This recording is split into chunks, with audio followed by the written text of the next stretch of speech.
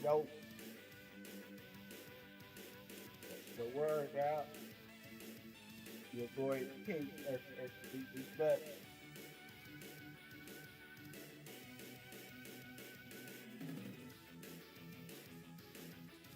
No, mission.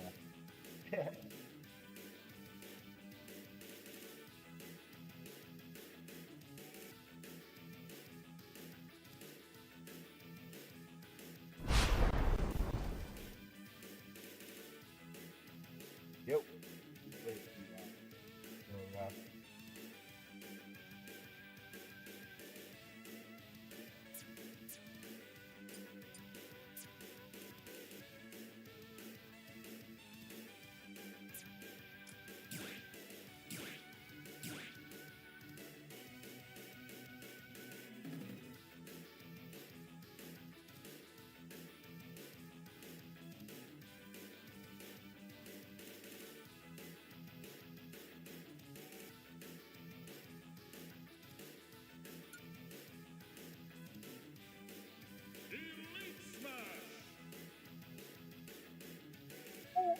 I just told my team I'm gonna be at 14 mil 500,000.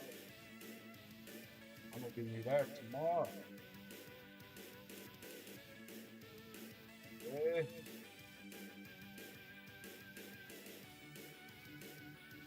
that'd be good. Tonight, will we get Falco in the beach now? I don't know. It depends on how the game.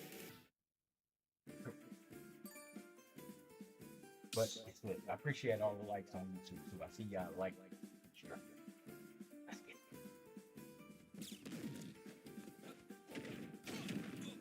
I just had to take a break from Smash yesterday. I couldn't stream it. I was just so pissed off. So I played some Mario Kart with them. Made me even more mad because all those is just some sweats on that fucking game. But other than that, cool guys, close to good. That might be okay. No, no.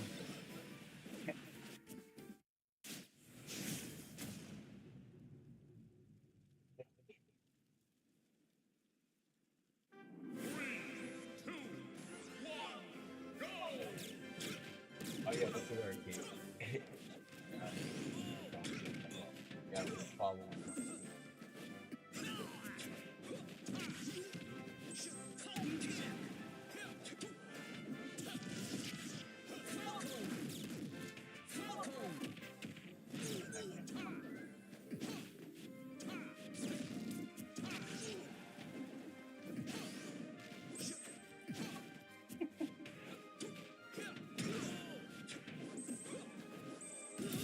Good stuff.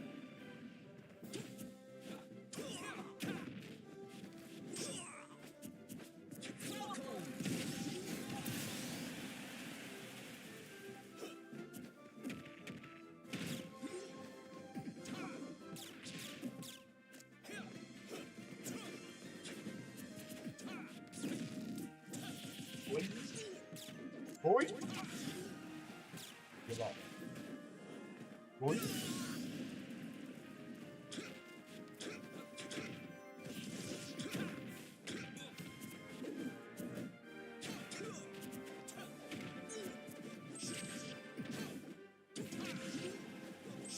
First match always determines how my night's gonna be in the game.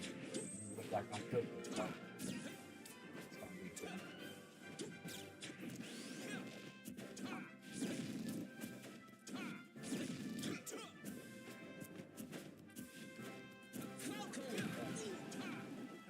Um,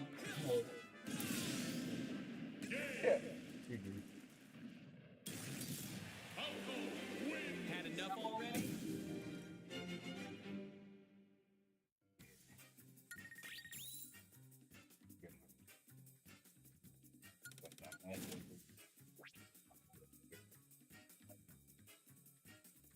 Show good sportsmanship in the game, because people be mad.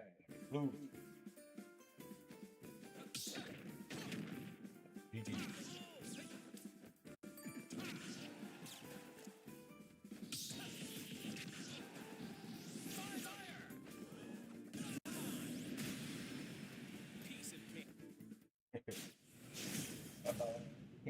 My boy.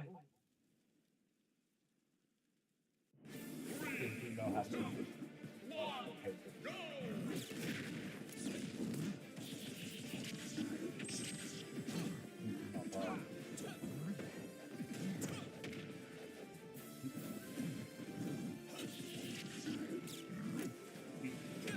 Wow, well, oh, damn, man, give me my little back there.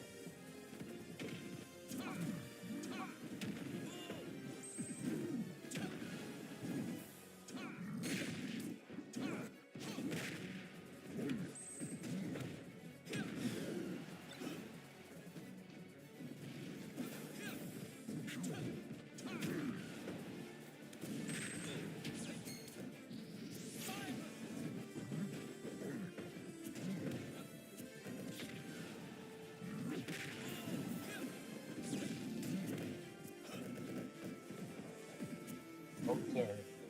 Did not fall. Yeah.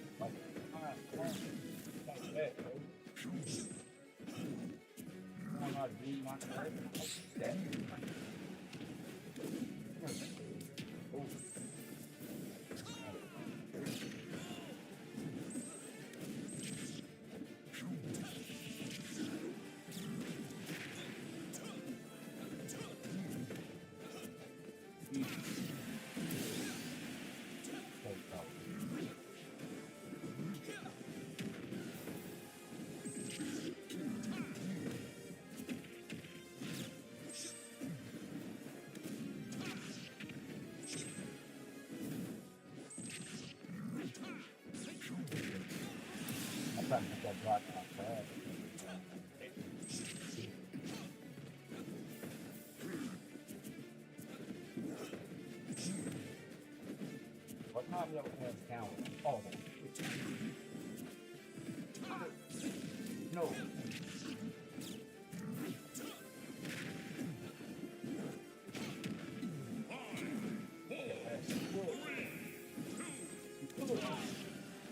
Oh, seven.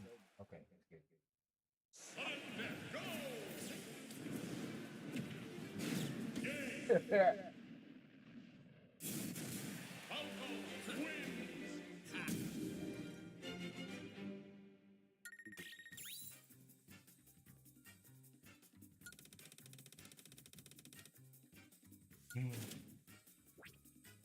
This ain't shit yet. They finna start making the games harder for you now. Oh, they finna match me up all the stuff.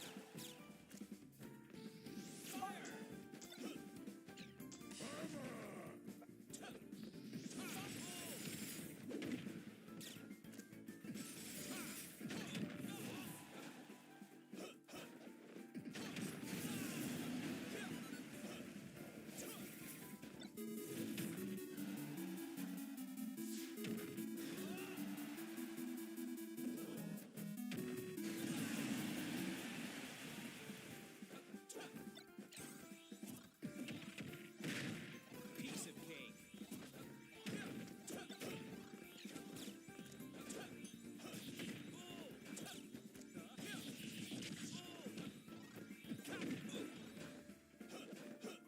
So we're matchmaking tonight, right? Come on, ready to fight.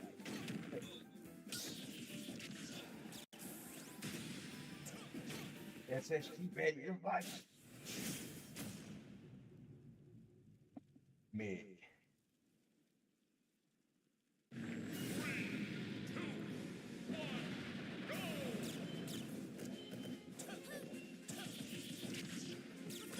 Fuck. A million times. Come here. Here.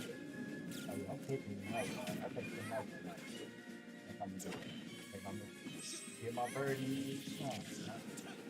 Great.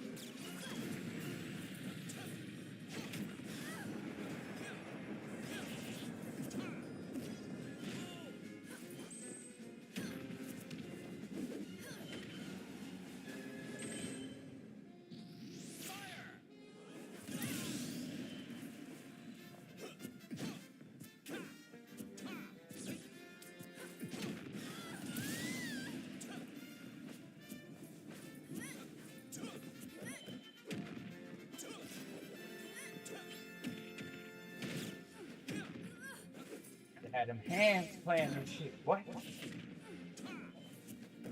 Real good. Combo system on her. But you do gotta have it.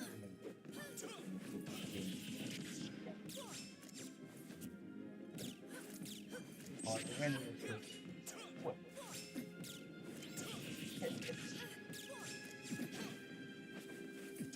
What?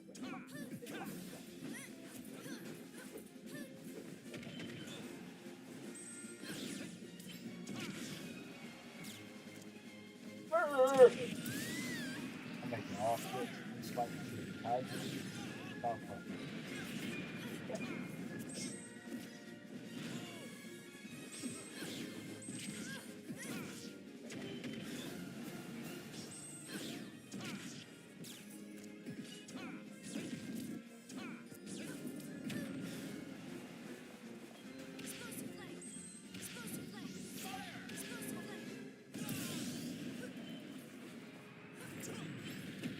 Kill them.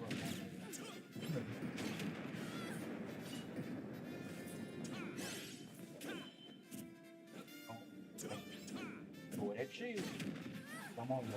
Come on.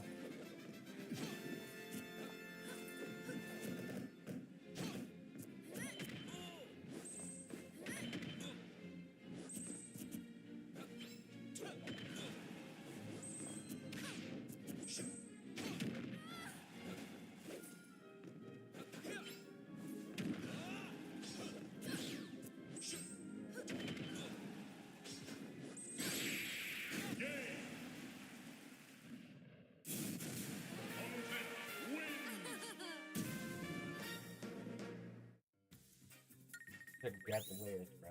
My ass thinking I was gonna get over there and get down there and grab it. He did though. Alright, so what we won 2 games from down 1, so that's good. That's good.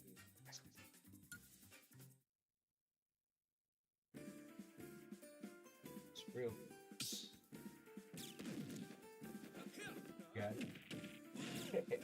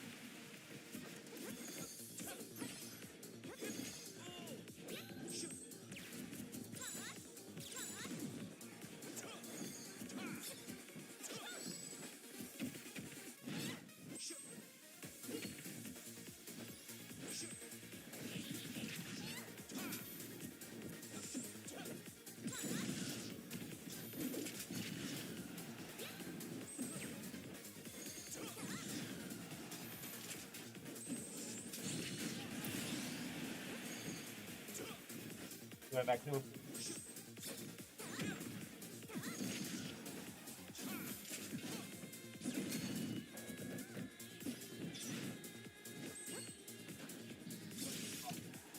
Ah, good, right?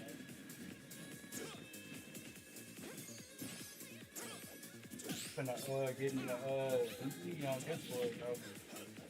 I mean, I'm good.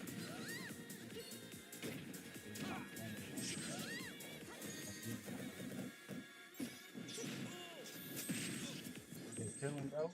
Good.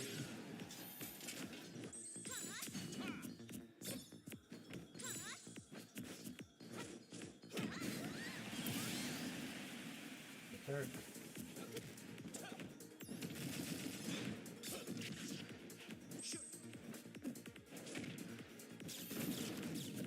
I was playing Mario Kart 8 yesterday.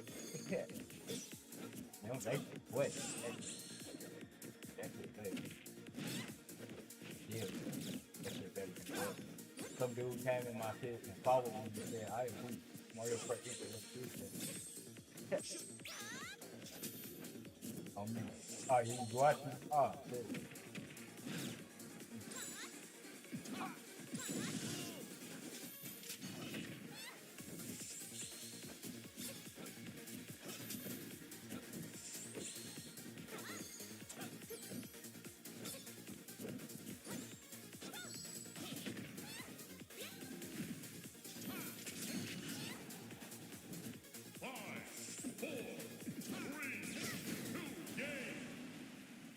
Damn.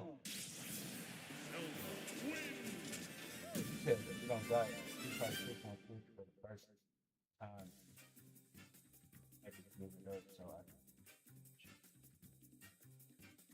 You talking about Street Fighter 6? What you talking about?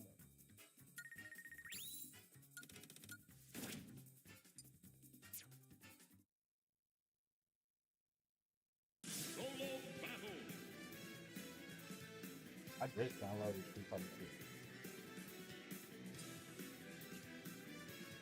Oh, you had it physical? Oh, shit.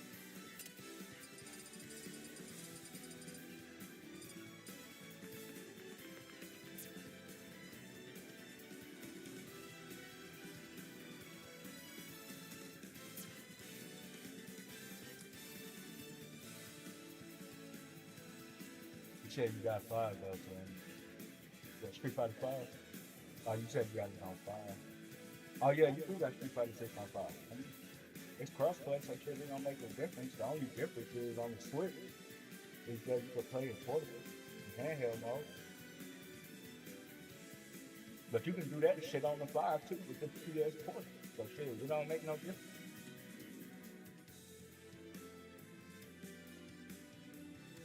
Yeah, one of my bros, he was playing Apex on his on his PlayStation Portal. He- that shit ran just like how I run on the Switch and handheld. It ain't no difference. Yeah.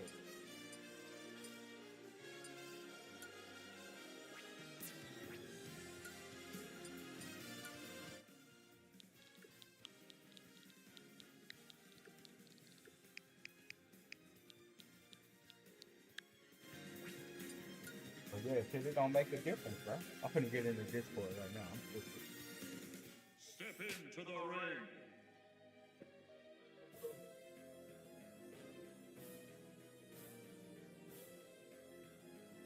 It's something wrong with my Discord on PC. That shit working the fuck out.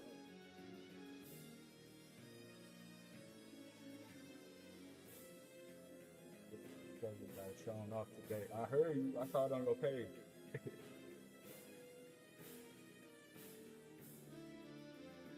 Yup, I got Rivals downloaded on me. I had downloaded that shit on my SSD. That shit was like 100 and some gigabytes. Like 20.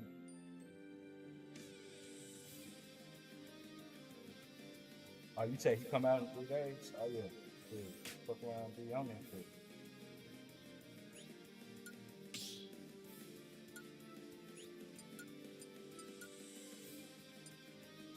Yeah, we fuck around and be on that shit. What you gotta do, you gotta pay to get him or something?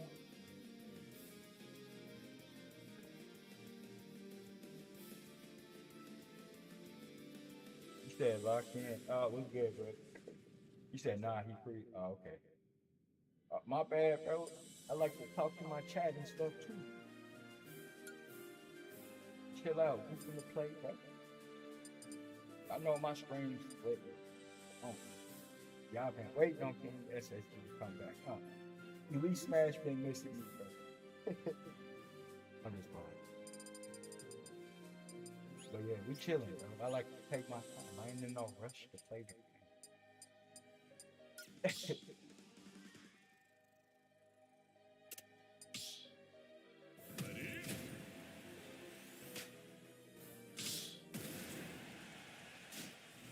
I'm wondering why my Discord ain't popping up. 3, 2, 1, go! I don't know. Come on. Yeah, all the heroes too.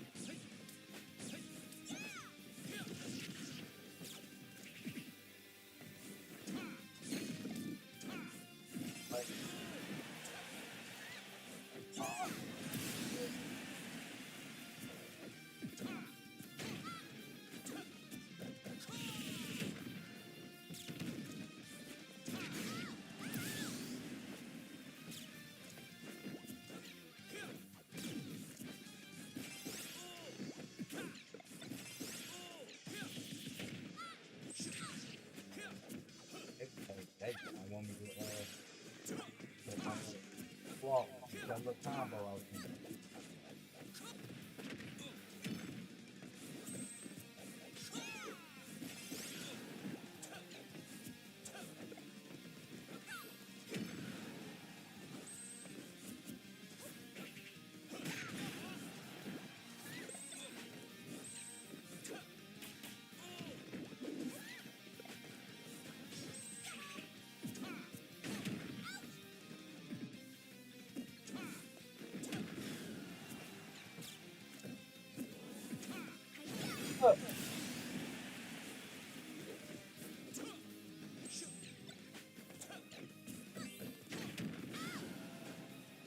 This lagging? What the hell going on?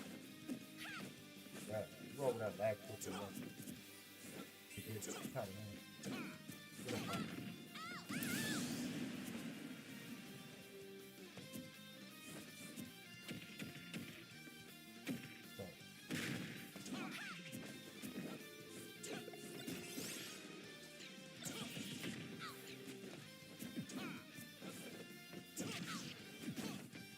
So, it ain't locked.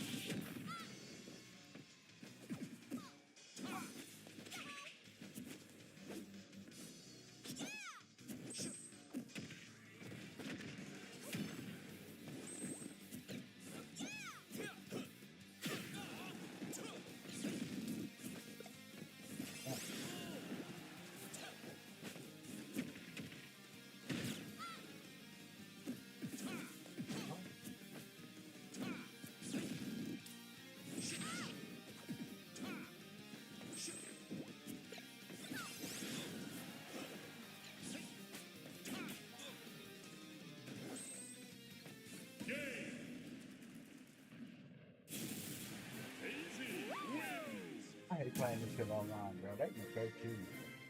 I promise you. I had an extra bump for everything, bro.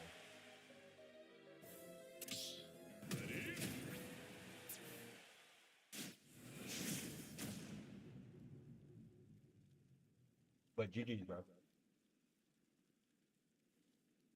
3, 2, 1, go!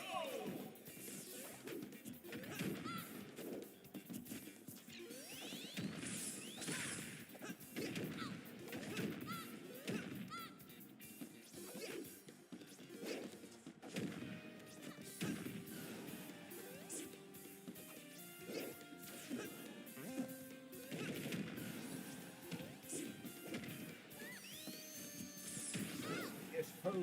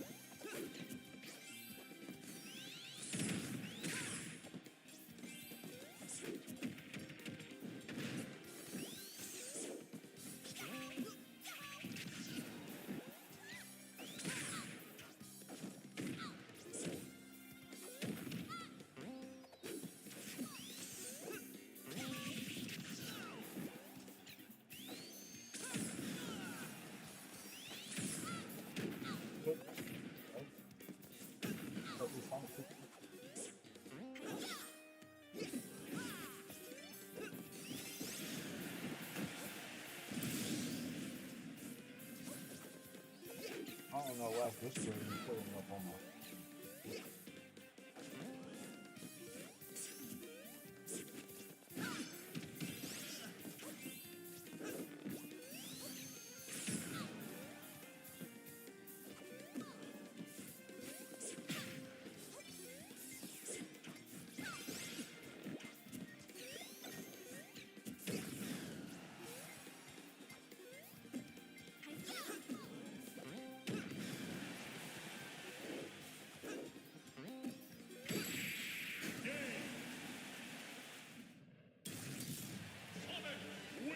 Piece of cake.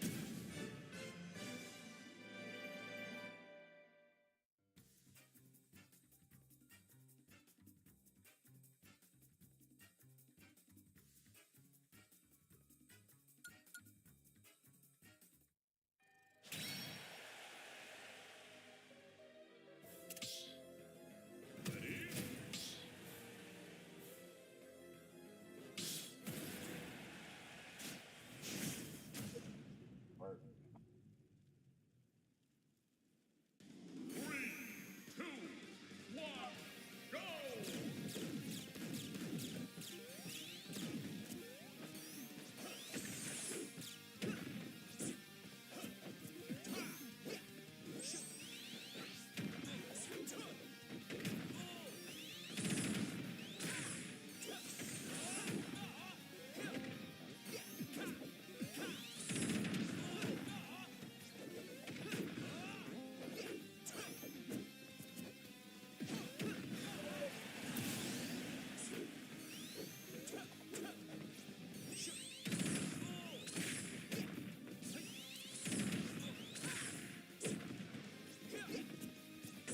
You look at this dude's Sonic, bro. It's not that bad.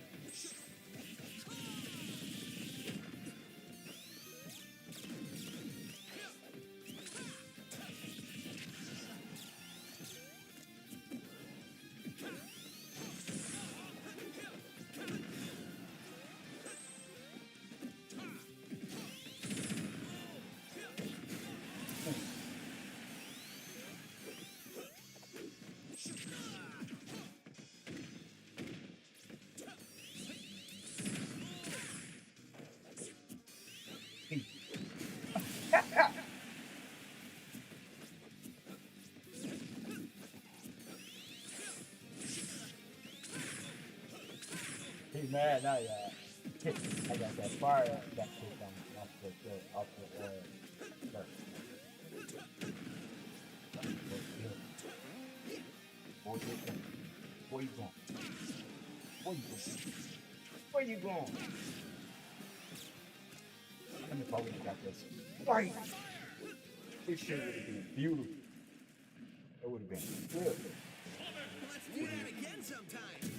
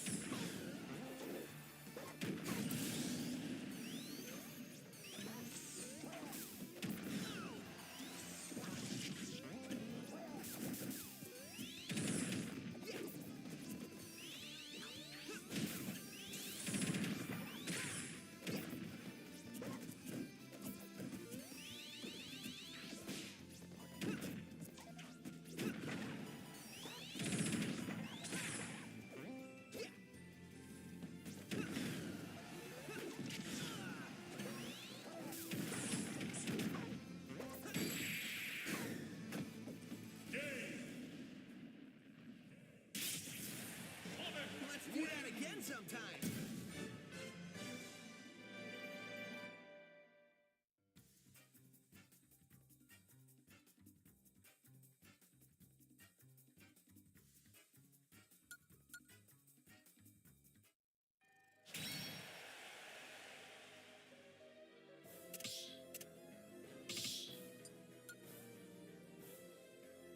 Choose your fighter.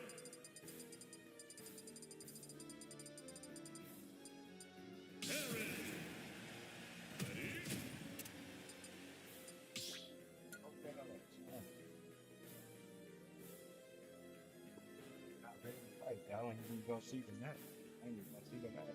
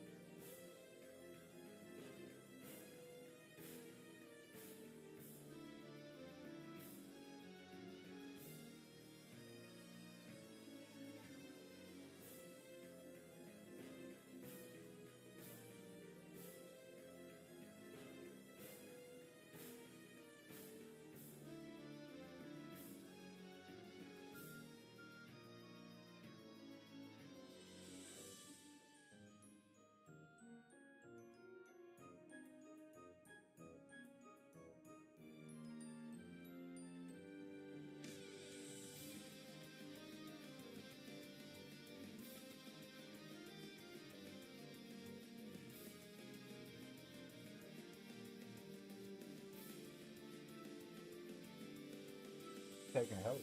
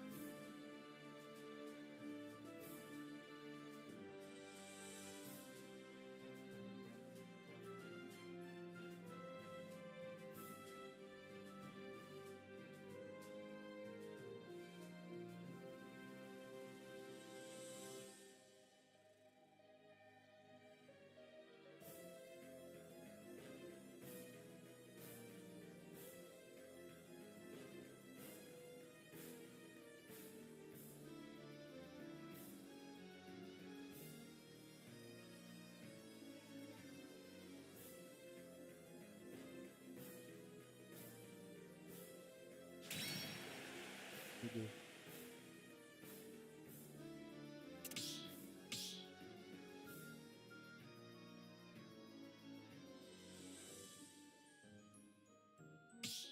Ready?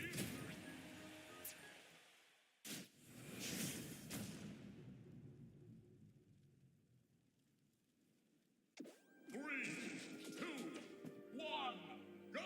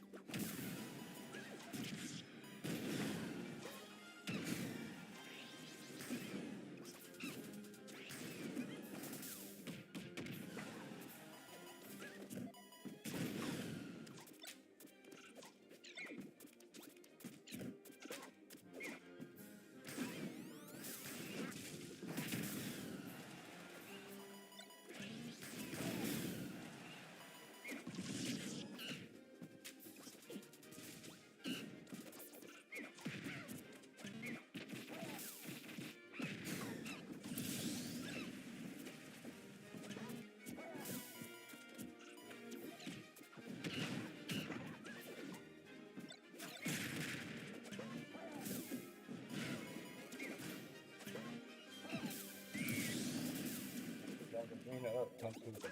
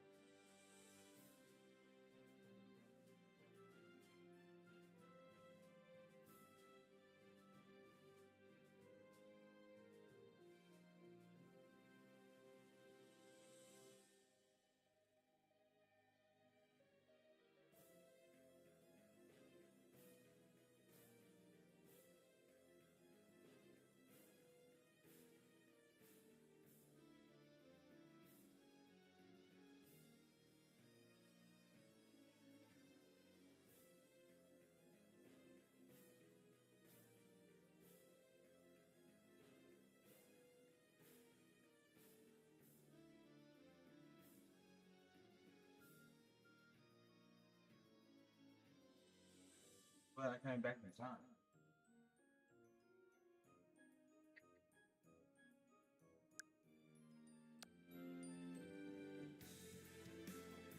Yeah.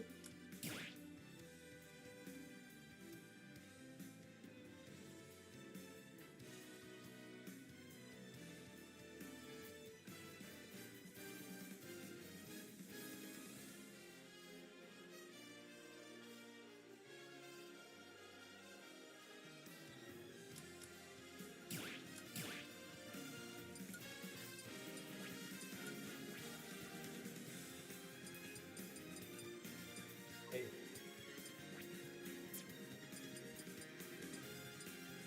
Dude, I like that shit though. I'm gonna join that shit.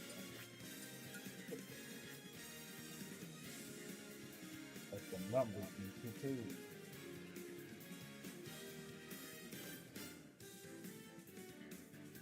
Step into the ring.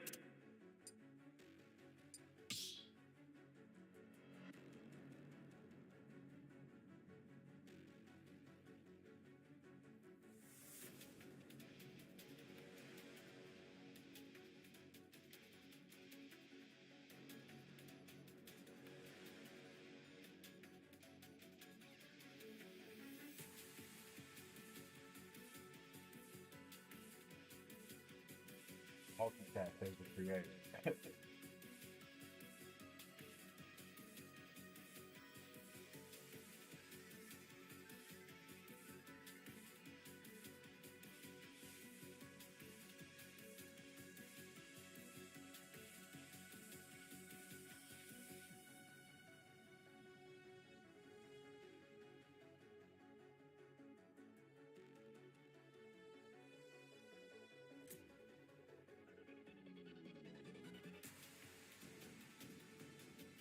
Man, how many stocks you got to send to, baby?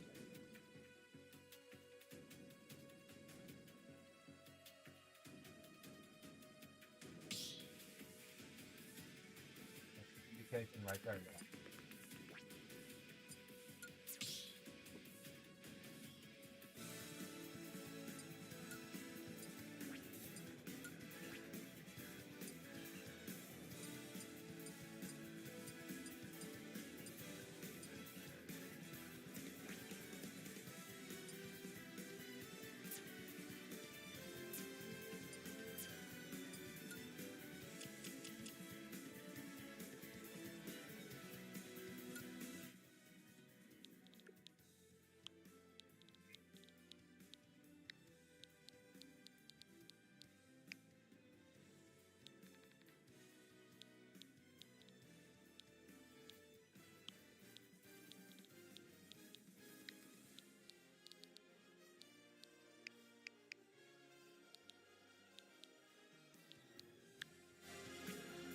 One kid, one of them.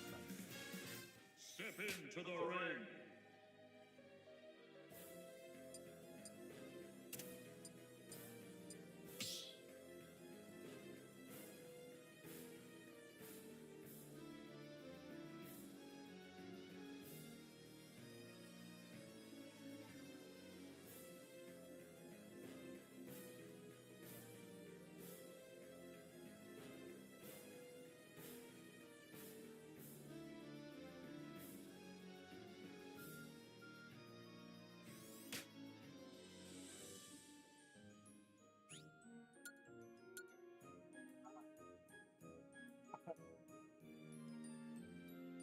I'm back through.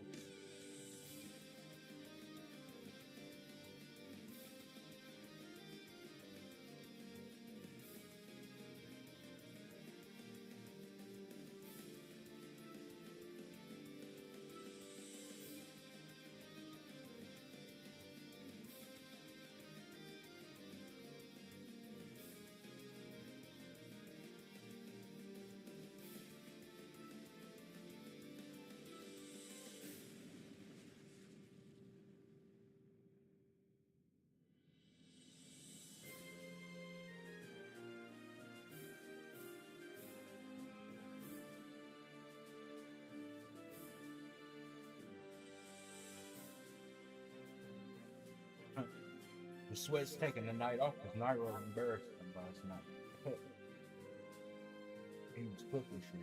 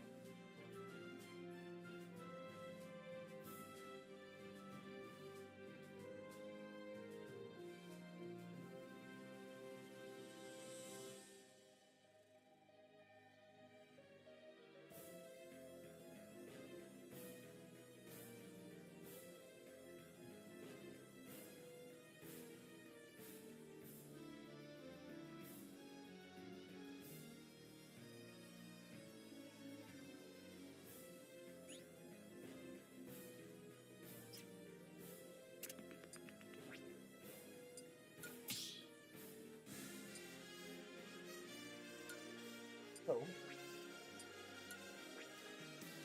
we're gonna find us one good streamer that's really streaming.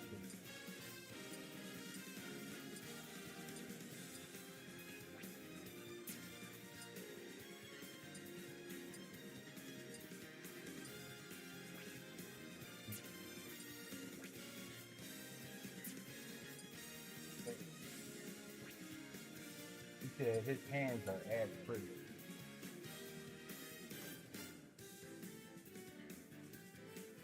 Step into the ring.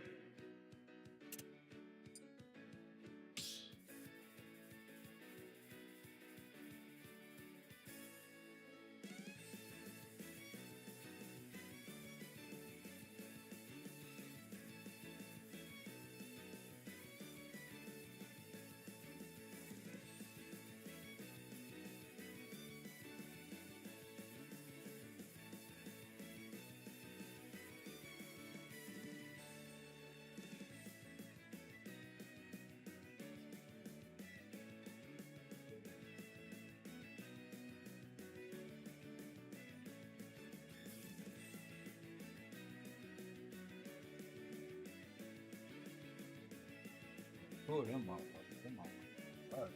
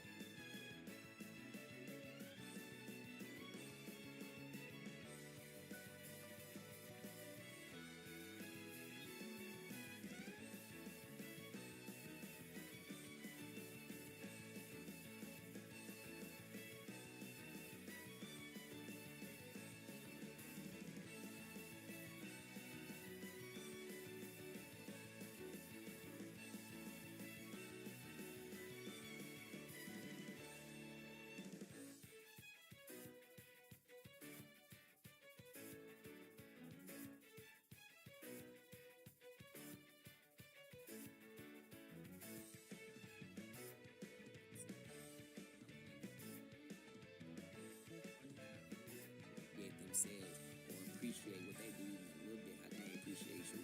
What's the word? Hire everybody. Carson, what's the word? God, Bella, what's the word?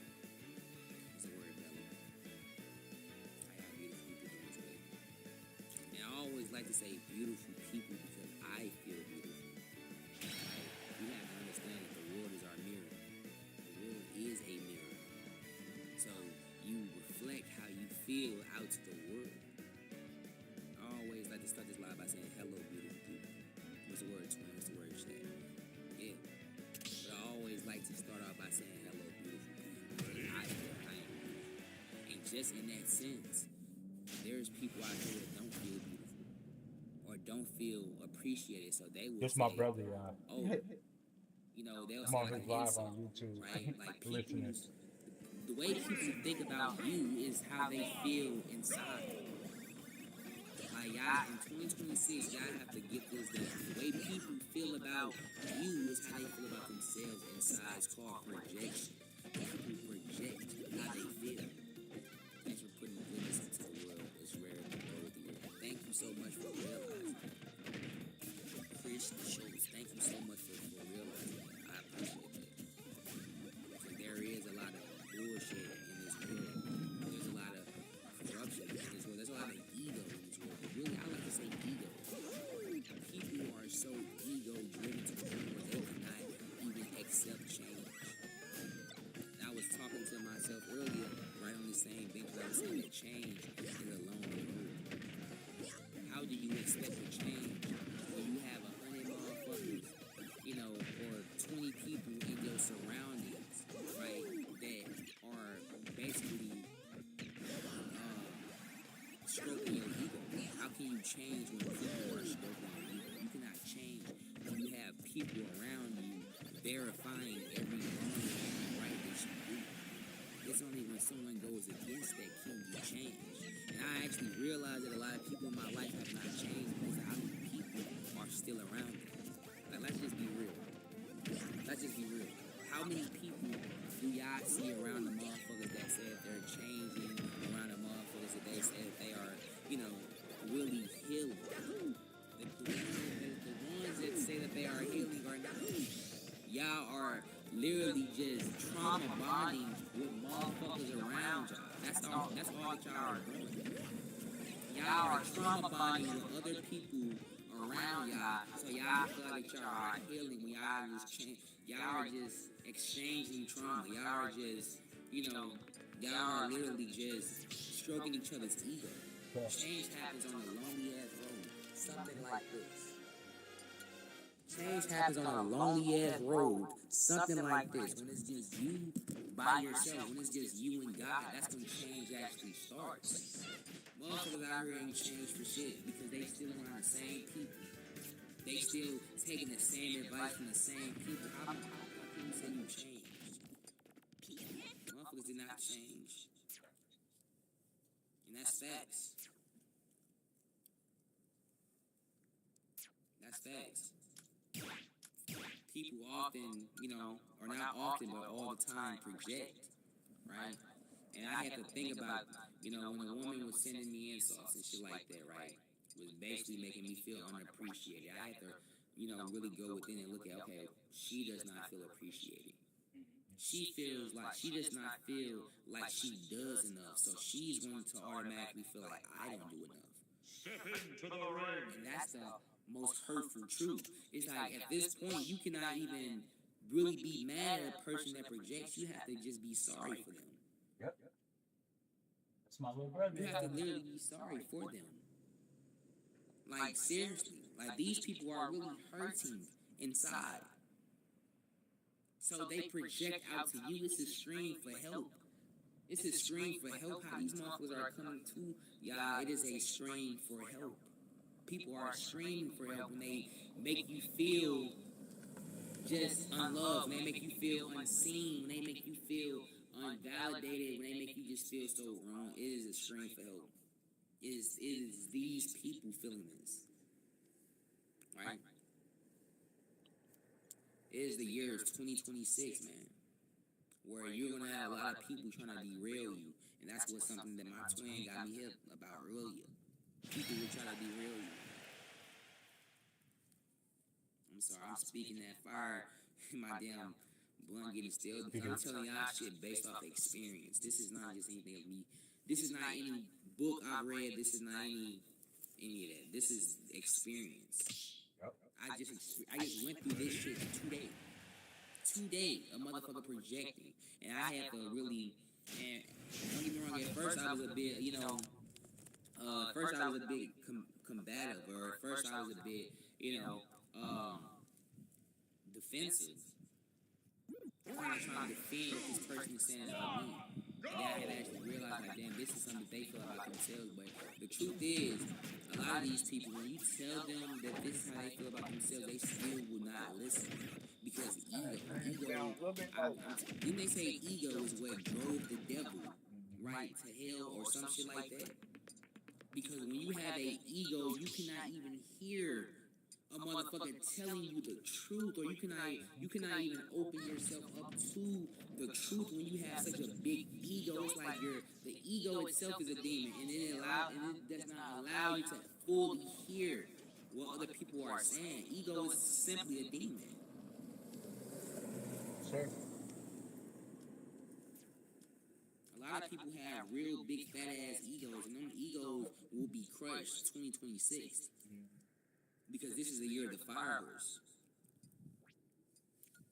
Where just like the horse, or just how the horse seeks freedom, just how the horse seeks to be free, with the fire representing ascension, freedom will ascend. Right? Freedom will ascend. So I just keep on doing y'all. Yeah. Y'all have to keep on doing y'all. On some real ass shit. This is a toxic ass world that we live in. A lot of times, people will try to make you feel how they feel. Yep. But as long as you know yourself, as long as you keep on doing the healing work, as long as you're changing, as long as you're not cheating yourself, do not ever feel cheated by anybody. As long as you are not cheating yourself, you will never feel cheated by anybody. Because you know that you didn't cheat yourself. That's why doing the right thing, that's why having integrity is such a big thing. Right? You have to do right even when nobody is looking. And that means healing too. Motherfuckers wanna often hop on this spiritual fucking path, but be around a whole bunch of motherfuckers wanting to rock and work crystals and shit like that. Motherfuckers have no idea how to even channel the energy from a fucking, obsidian. Or from a fucking, So why you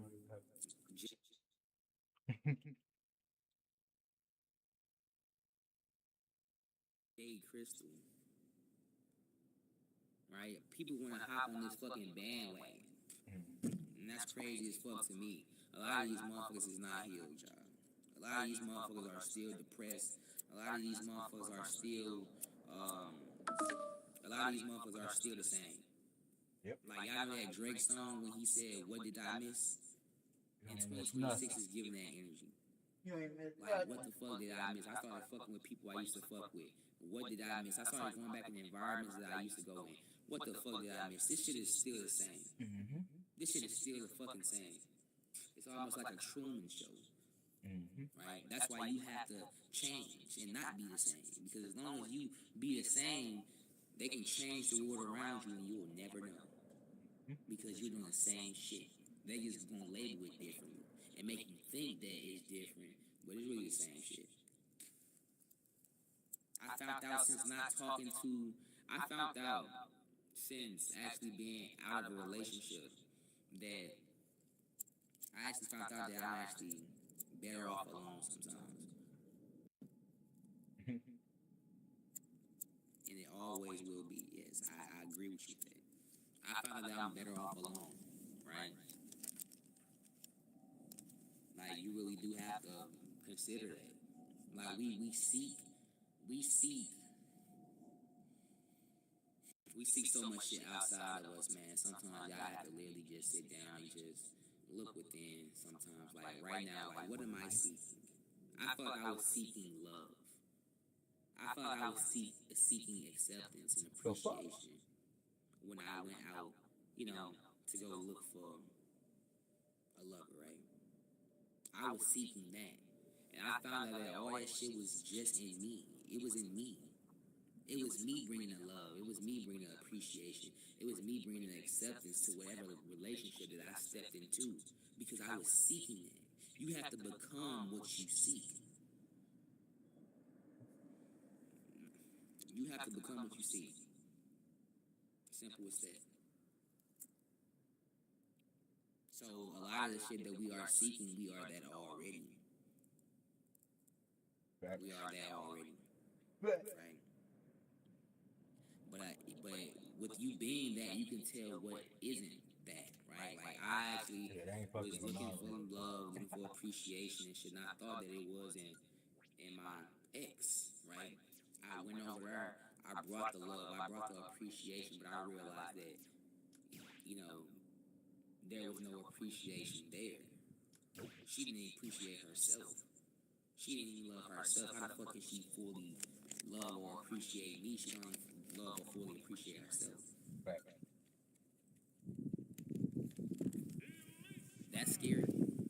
A lot of women will, or in men, a lot of women and men will do the most to make themselves look good on the external or on the outside. But when you take all that shit off, when you strip them from there, and you ask them to look in the mirror, and you ask them, do they love that? Do they appreciate that? What they are looking at. A lot of them don't. That's why they seek to change it. That's why they seek to put this hair up in their fucking head, right? Not saying there's nothing wrong with that, but that's why they seek to do shit like that. That's why they seek to, you know, look different. Because they do not like what they're looking at in the mirror.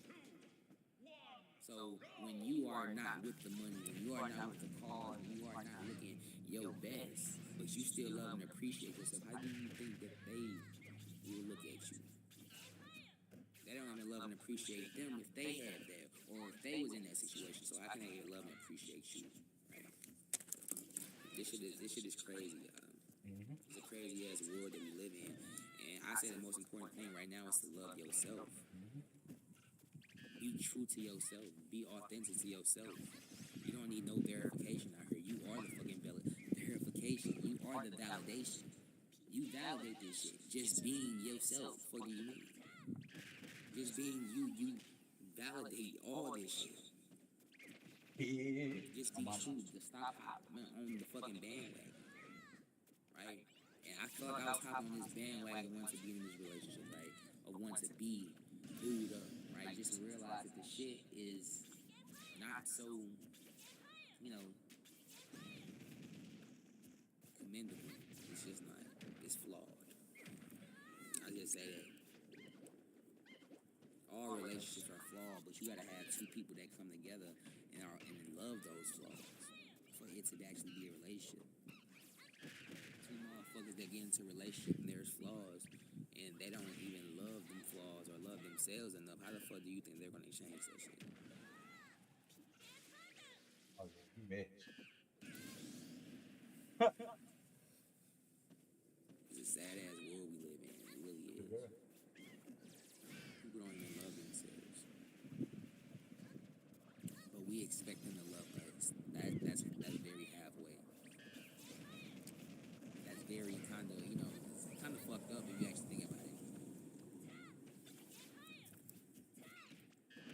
Mirror love you, I swear. It's fucked up if you actually think about it. Good shit. I want someone that loves themselves unconditionally. Right? And then maybe would they love you unconditionally. I want someone that loves themselves at their lowest. Maybe they will love you at your lowest.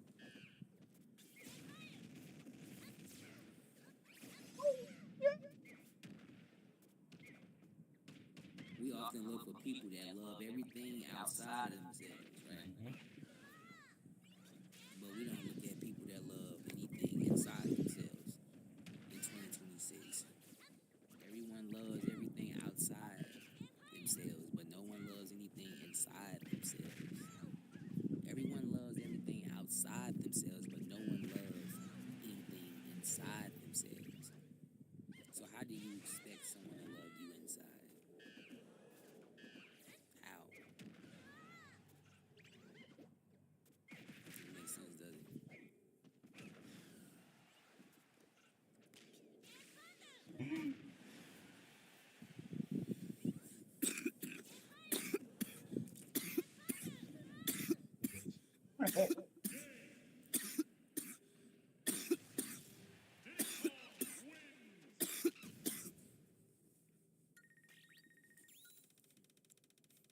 Yes, yes. What liquor store are you planning on knocking on tonight?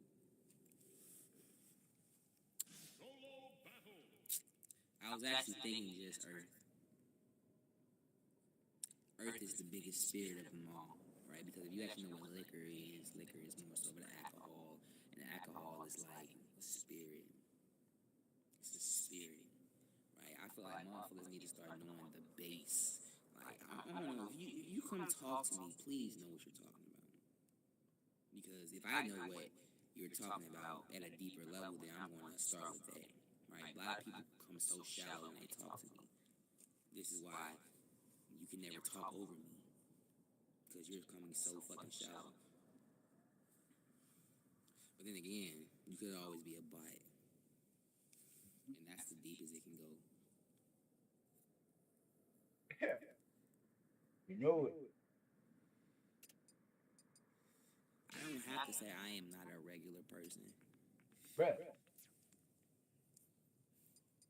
I don't have to say that shit. People feel that shit. If you want to stop being, if you don't want to be a regular person, stop doing regular shit.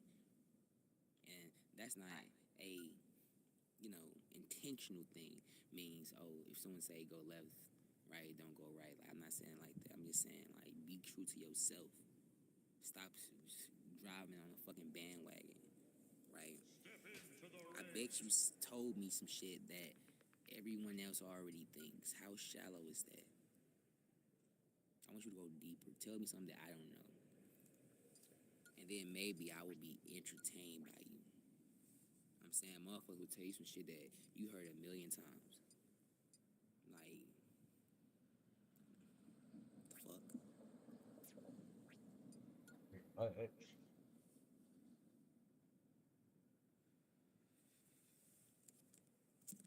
Step into the ring. Oh shit. My fault, chat. Phone on 18%. And again, I am sitting with my homie right here.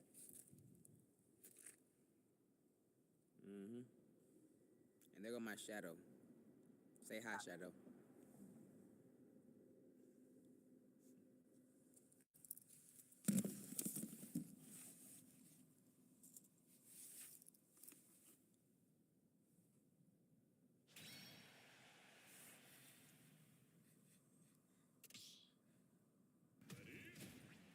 Hmm?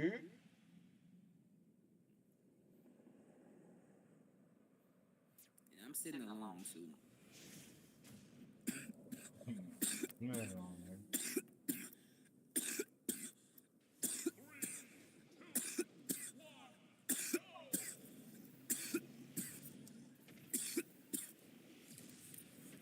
Because I always sit alone.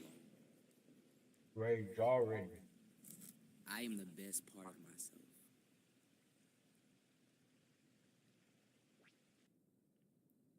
If that makes sense.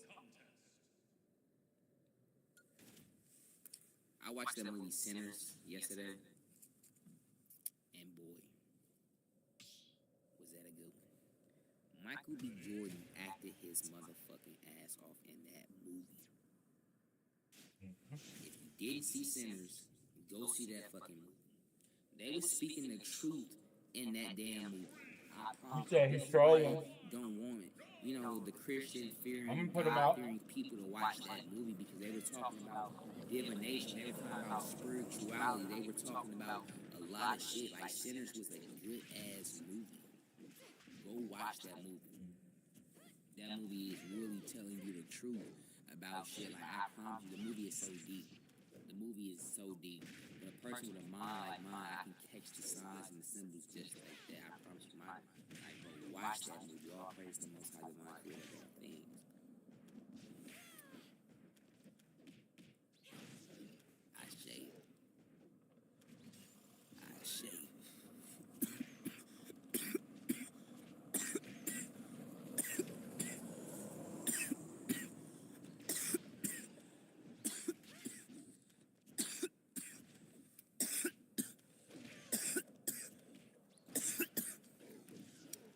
Watch that movie.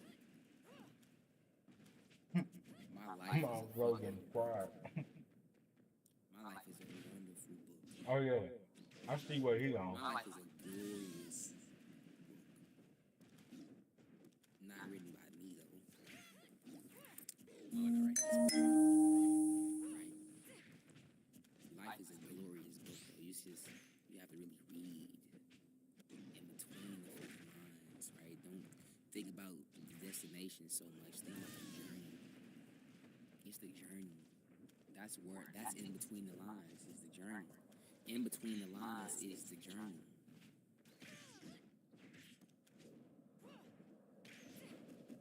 Think about it. When you actually read a book, right? If the word wasn't spaced out, you wouldn't know what the word meant. Cook 'em. It was like gibberish. But in between the lines is where it all makes sense. Is anybody fucking hearing me? In between the lines is where it all makes sense.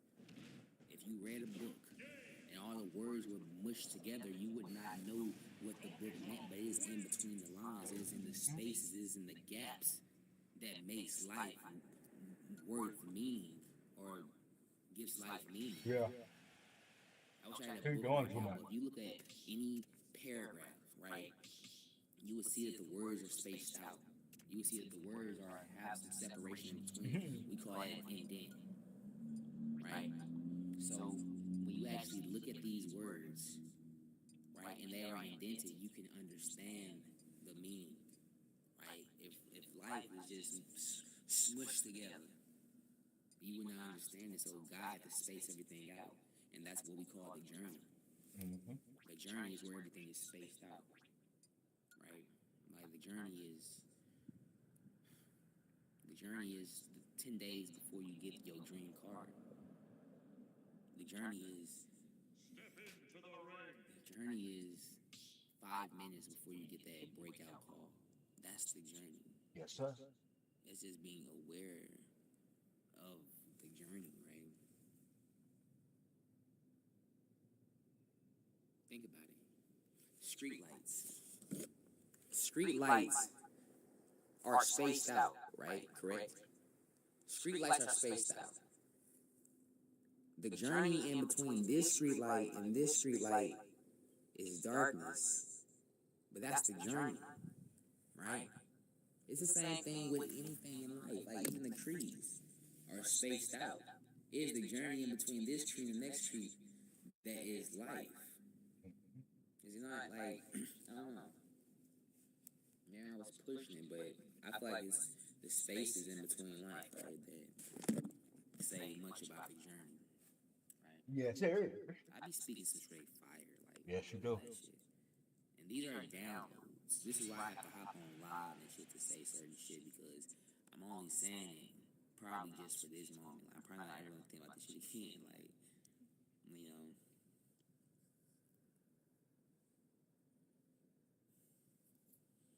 You did? GG?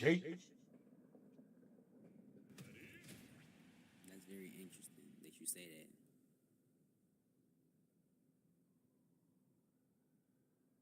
Yeah. But I don't even think you know what the fuck you're talking about. I disagree with them. I agree there are spaces in between life, but I think, yes, thank you so much for commenting. Thank you. Alright, I disagree with the phrasing of this. I agree there are spaces in between life, but I think these are better than the goals. The journey is the now. It always is the now, even when the goals are met. Wow. Yes, absolutely. Let me read that one more time just to make sure I'm making sense of it. I disagree with that phrasing of this. I agree there are spaces in between life, correct? But I think these are better than the goals. Okay. The journey is the now. It always is the now, even when goals are met. Master the now. The journey is now. The journey is now. Is my opinion. Thank you for no. That absolutely makes sense. Thank you, Astro Fungus. Like, thank you so much, for commenting and giving me some feedback. I be thinking that people just be, not listening to what the fuck I'm saying, but you are absolutely right. I absolutely agree with that. The journey is now, right? So how will we put that analogy and, you know, and how I phrase mine, because I believe that everything is connected, right? Even thoughts, right? Even if they aren't being met on the same frequency or point, they're almost there, right? So it's like, now it is darkness. Now it is dark. Right now it is dark. We know that. The space in between this light pole and this light pole is the journey. Because the journey is now. The journey is darkness, which is now. Now, if this was lit, then those would be off. And the journey between this light pole and this light pole would be darkness, in a way, right? Because they're both dark, and it is light in between them, right? Does that make sense? Right. I kind of felt like just, now is almost like you were saying, now is the journey. The journey is now. But it's like, what you're saying is absolutely correct. It's just making me just think even more about the connectedness between them, right? Between the journey of... So, wait. I got a question. If the journey truly is now, how do you know that you are in the journey? Because a lot of people in life feel stagnant, and they don't feel like they are even, because life is a journey. Journey is now, right? But how do you know that you are in a journey? Yes, just between you are between the goals doesn't mean that right now, this moment isn't the best moment of your life. True, but it is. Because how do I know that 5 minutes from now I don't die? Or how do I know 5 minutes from my life I don't win? Like, if now it truly is, like, now has to be the best time of your life. I feel like, right? I don't know. Now, what is now? I don't think we can. I think that we are trying to really define something so deep and so vast that even scientists, speculate about, right? And that's the thing about. We're talking about now. We're talking about a time that we're not even talking about time at this point. Yes, exactly. You don't know when you'll die, which means goals are great, but now it's better. True. Goals are great, but now exactly. Goals are great, but now it's better. Now is indeed better. So it's like, are goals really worth meeting then? Because there is an overall goal to die, right? And there is an overall goal of us as humans to succeed. What makes us feel like that we aren't succeeding now or successful now? Like now is so. Wow, this is the most time I said now in like a whole fucking day, right? Like, it's crazy. Like, now. If now is to answer your question of where is the journey, let me ask you a question. When do you fall? When do you fail at something? I think you fail when you stop trying. Other than that, everything is the journey. No. That makes a lot of fucking sense. Let me read that one more time. You said, let me ask you a question. When do you fail at something? I think you fail when you stop trying. Other than that, everything is the journey. Wow. So everything is the journey. Thank you so much, Strange. I appreciate you, man. Thank you. But yeah, no, like, for real, that makes a whole lot of sense. That makes a whole lot of sense. We fail when we stop trying. We fail when we stop trying. We fail when we stop trying. I feel like that's a lot of depth in that.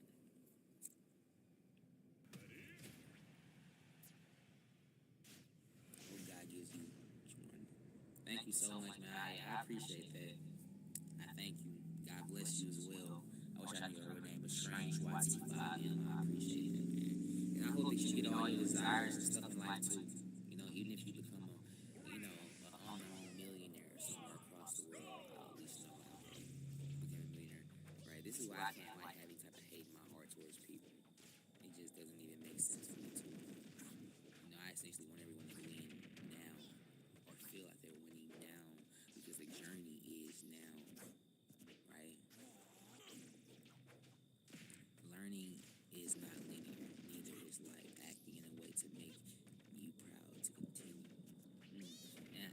what I think that life is. We're acting in ways to make us proud to continue.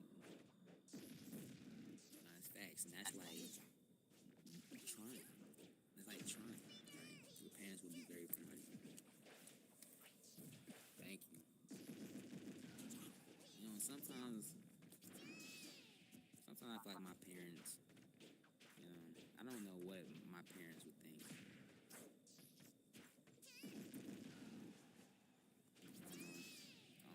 My dad's gone, right? But my mom, maybe when I get, maybe if I get rich one day, right? She'll probably be like, oh yeah, you know, you became successful, right?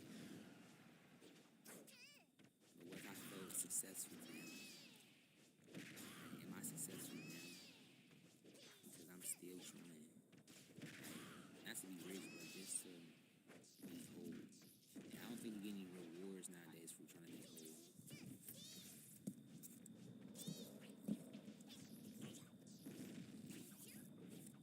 Yeah, I'm trying to see what finance percentage on. 13%. My phone's on 13%, guys.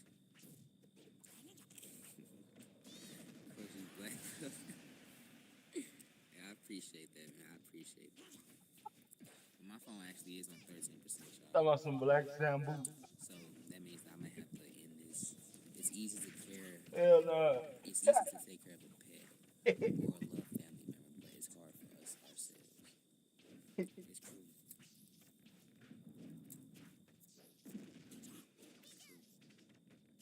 I'm sorry to hear about your father. I think the ability to personally search is very admirable. Thank you. I am only 24, right? But you know what? Thank you. I really take that to the heart so much. I appreciate the actual words. I really do.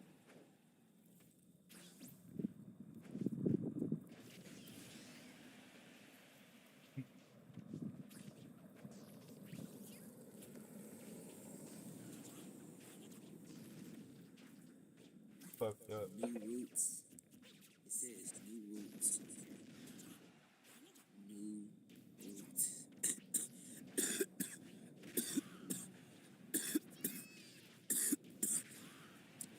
Wow. Color magic really does work. I'm sitting on a green bench. I kind of had like a little bit of problem up here, like up in this muscle right here, you know, close to my heart chakra, and it actually feels better now. Color magic is fucking legit. I stand that.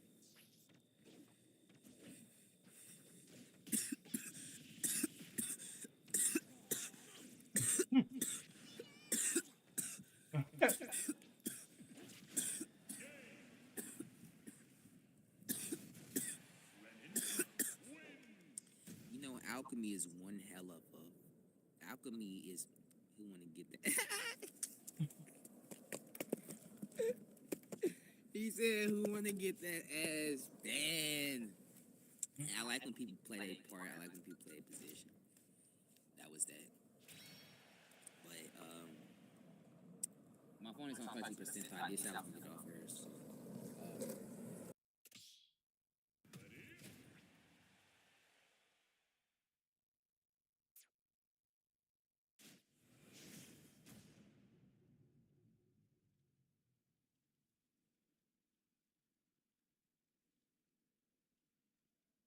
That's that, bro. They fucked up.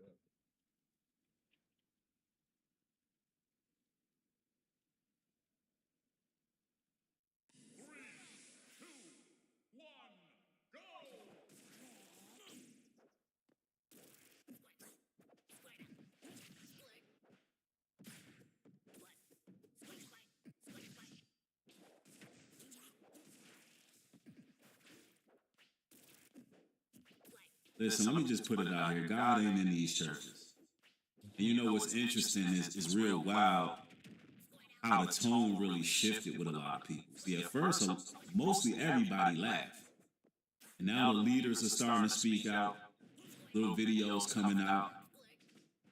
And now all the laughter becomes sin. That's how they get you. Wait till this Sunday go by. They're going to make everybody feel bad, guilt trip everybody like laughing at the Drewski skit is sin. That's the pattern they use. See, when the people see it first, your first reaction is the real reaction. But leadership have to reframe the moment, you know.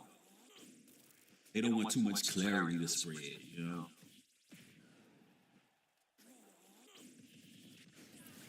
They don't want the congregation to recognize the routine that they've been doing. Imagine a mega church, majority of their congregation catch wind of this Drewski skit. The little theatrics ain't gonna hit the same. Them theatrics are just not gonna hit the same no more. They're gonna be sitting in that church looking at pastor like, man, why you got them tight ass pants on? Yep. Why you coming down like you Sting from WWE?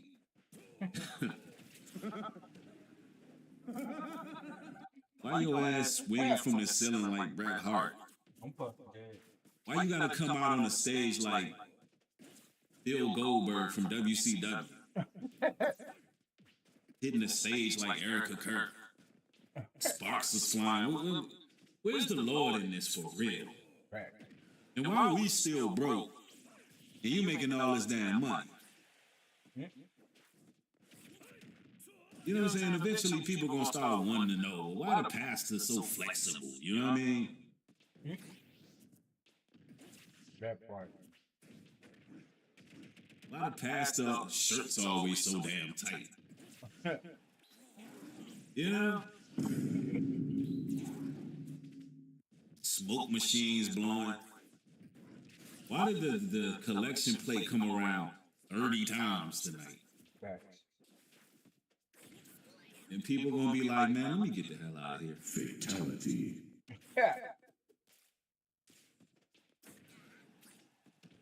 Look, God ain't in these churches. Let's just keep it 1,000. On my mama. Over on X, comments would continue about the skit, with one user writing, Look, he ready to crash out for white Jesus. I don't give a F. Drewski and all my friends who thought that ish was funny. F y'all. We don't mock God. Y'all good. Big facts. So you want to go cursing people out in the name of God. See, this is what the church be producing right here. They really believe that God is in these churches. They believe if you mock the mega pastor and you mock the church, you're mocking God. That's what they believe, y'all.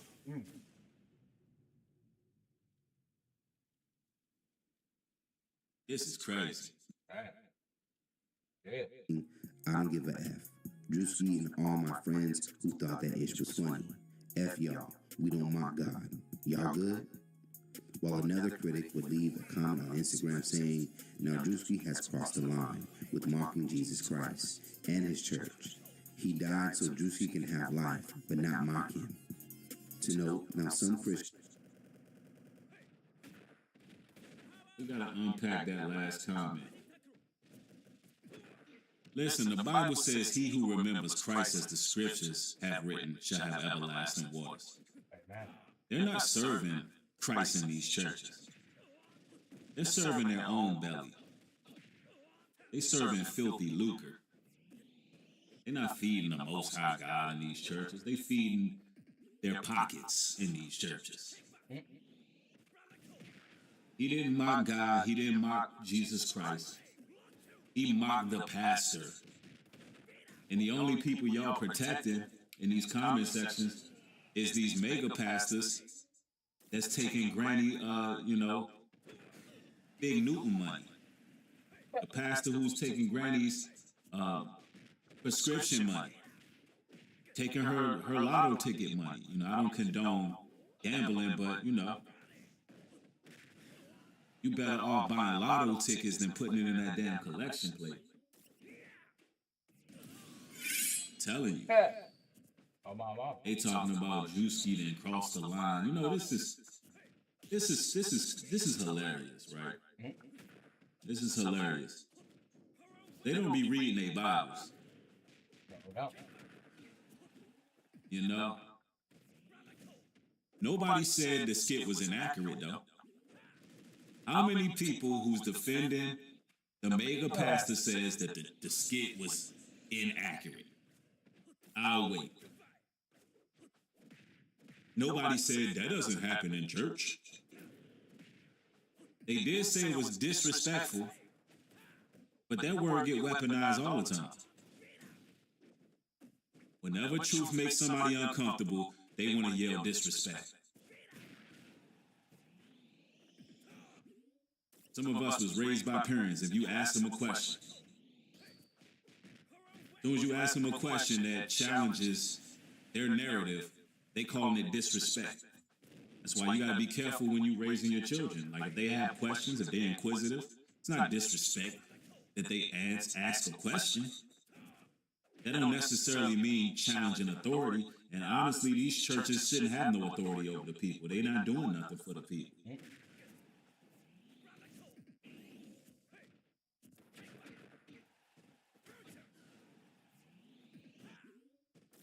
The question really should be, why did this skit resonate with so many people?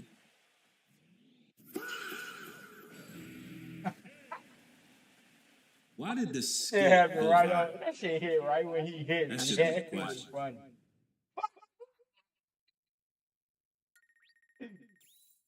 Hey, he did, bro. They tweaking talking about Drewski mocked Jesus Christ. No, he mocked the pastor. The pastors are the ones mocking Jesus Christ. So Drewski can have life, but not mock him. To note, now some Christians who may have attended these types of churches would find this skit funny, as one would comment on Instagram, if you were raised in a certain denomination, you know that these things, people walk unworthy among us. This skit is D and church kid approved. He can only mock what he sees. These leaders do better. Now when it comes down to Drewski's response to the backlash, it doesn't appear he's too bothered by it.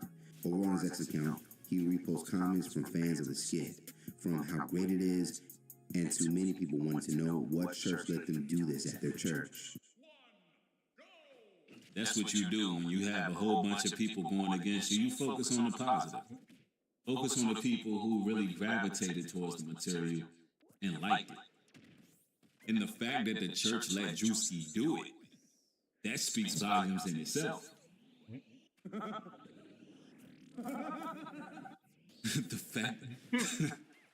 the fact that they let Drewski take their church for the money, because you know he had to rent out the space, you know he had to pay them.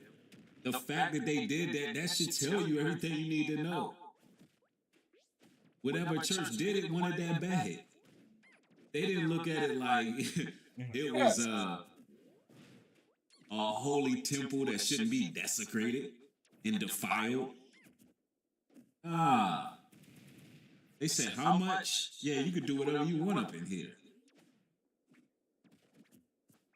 See, this reaction from people, it just proves how fragile the church system really is, you know? If it was really faith-built, the truth ain't gonna just shake when a comedian starts speaking and making jokes. But their faith is built on performance, titles, and image. And your whole formula is being exposed. The whole church formula.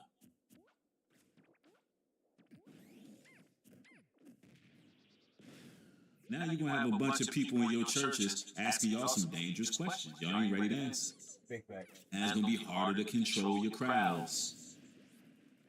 Because they're going to start looking at your ass as a joke. And y'all pastors up there, y'all are a joke.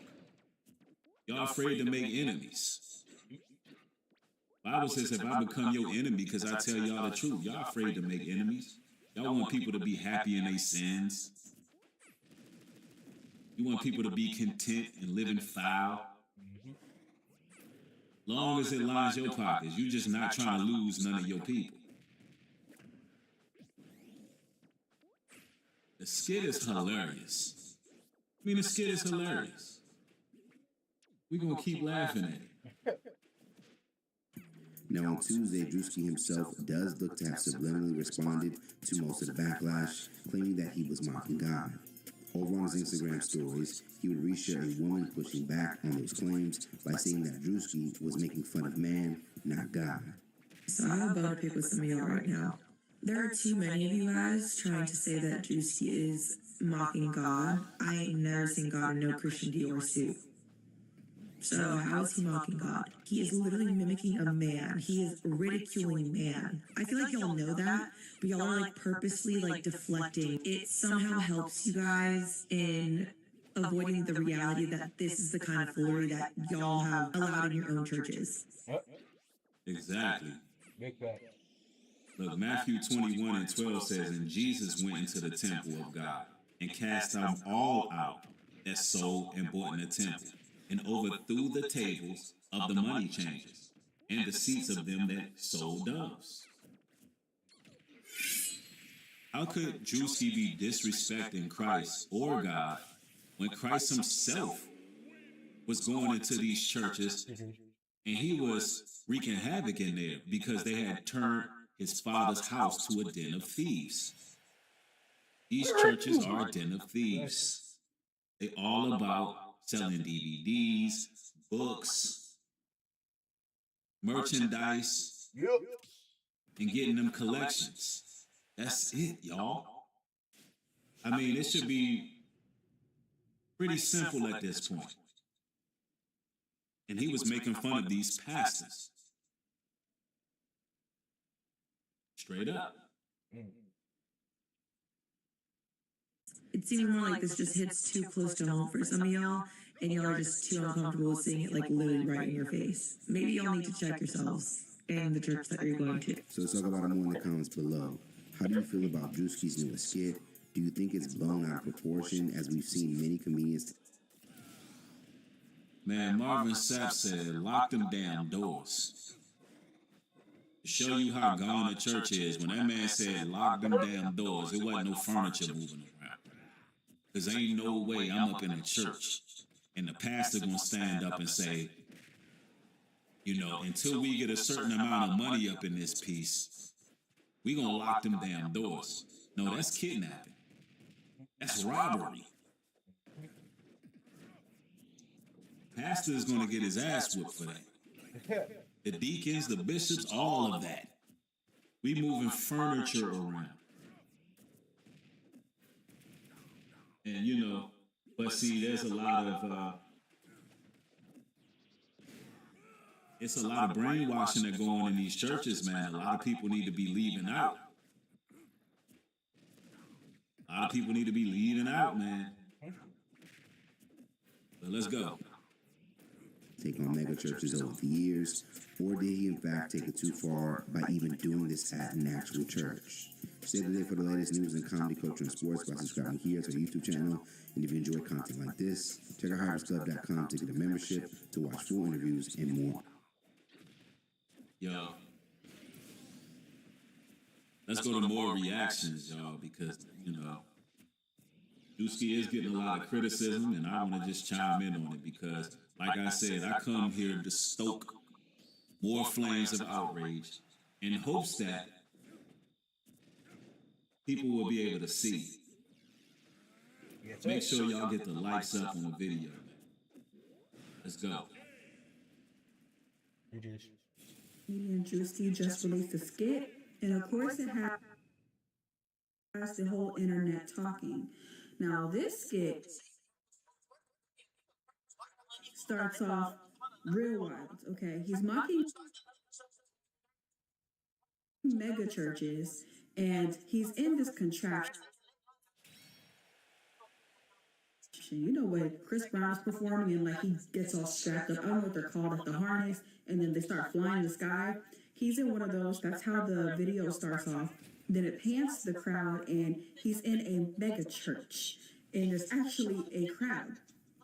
I immediately laughed so hard because I already knew what was going on for first 3 seconds, because I think it's true art. I know a lot of people are angry because, oh, he's mocking God, he's making fun of God, he's making fun of churches and the congregation. But to me, I felt it was very necessary because one thing about art and Drewski is actually an artist. He knows how to make people laugh, but also give us the ugly truth.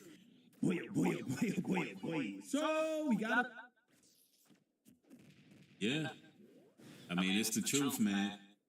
Drewski, he did the same thing with the NASCAR skit.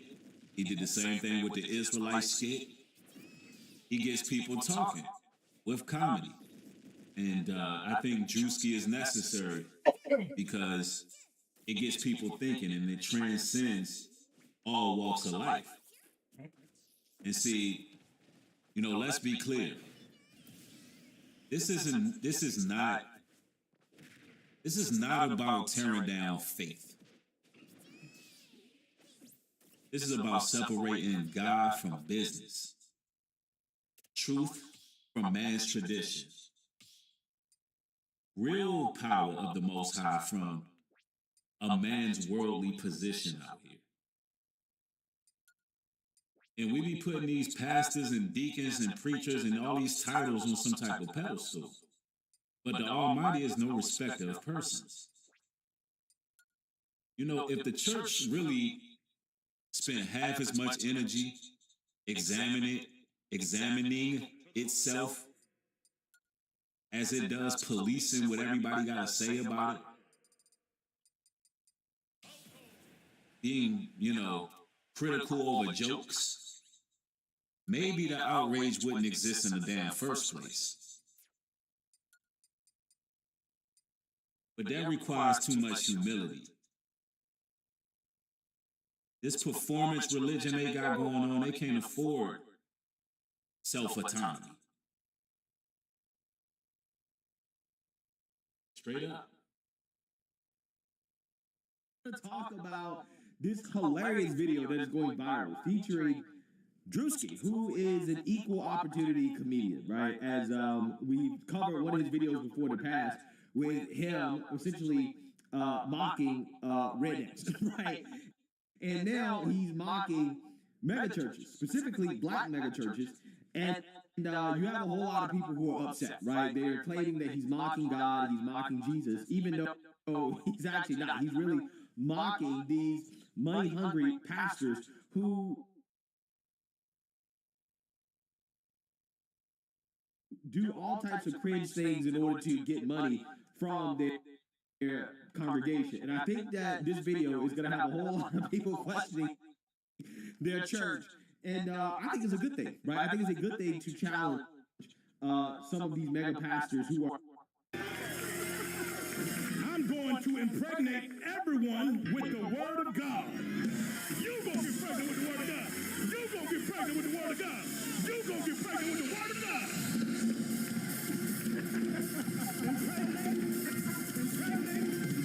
I had somebody in the congregation ask why I'm wearing Christian Dior and Christian Louboutin. Because I'm a Christian and I walk in the blood of Jesus. Hey, yo. This is wild, man. This is wild. But ain't that what these pastors be doing? Claiming that they can fix women who are barren, and they be using all these elaborate comparisons, trying to act like what they got on make them more blessed than everybody else. Ain't this what they do, though? It's what they do. Impregnated by the word of God. I mean, I would not be surprised if some pastors have said that before. The way he's saying this stuff, the whole cadence behind it, the theatrics behind it, is literally what they be doing, man. I don't know how this is exactly a comedy skit because, you know, people who already know the truth, we be laughing. And I mean, for real, man, as long as I can personally remember, I always knew there was something wrong with these churches. You know, rest in peace to my cousin Will. I remember we were sitting in church, and we used to sit there and joke and be like, man, we come here to learn the game. You know what I'm saying? Don't nobody got more game than the pastor. See, the pastor has always been a slick-talking dude, you know what I'm saying? Yeah, we looking at the pastor in the Rolls Royce. This is back when we were teenagers. It's like, yo, pastor got a Rolls Royce. But we didn't believe nothing in the church. We didn't believe none of it. We was in there because the women was looking good, and we was trying to learn some game, bro. That's it. That's it. We wasn't going in there for no spiritual nourishment. We didn't expect the pastor to really give us no word. That man was in there pimping. You understand?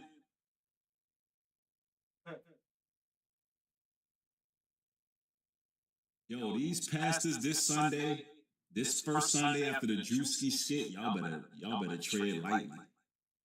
Y'all better tread lightly.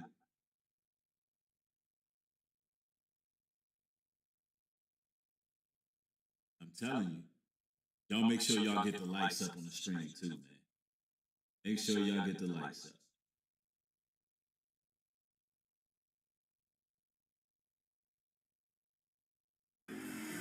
Give him some praise. I'm a question first. And I walk in the blood of Jesus. Give him some praise. Give him some praise. So we are raising funds for a project in Zimbabwe. Yes, we are trying to get our congregation over in Africa.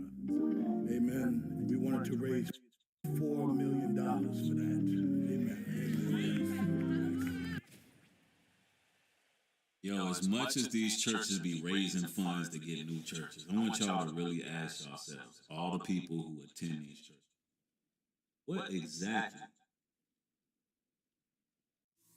are these fundraisers doing except building churches? What is it really spiritually setting the people free? Now, like, take a place like Zimbabwe. Man, they need clean water. They need rice. They need tangibles. What exactly is the church doing for any community that surrounds it? What does it do for any community that surrounds it? Nothing. Nothing. Look, we can take it back to the hoods we come from, man. What them churches done for us? It ain't like it used to be back in the day. You would see a church that looks like a cathedral. Pastor driving a Bentley.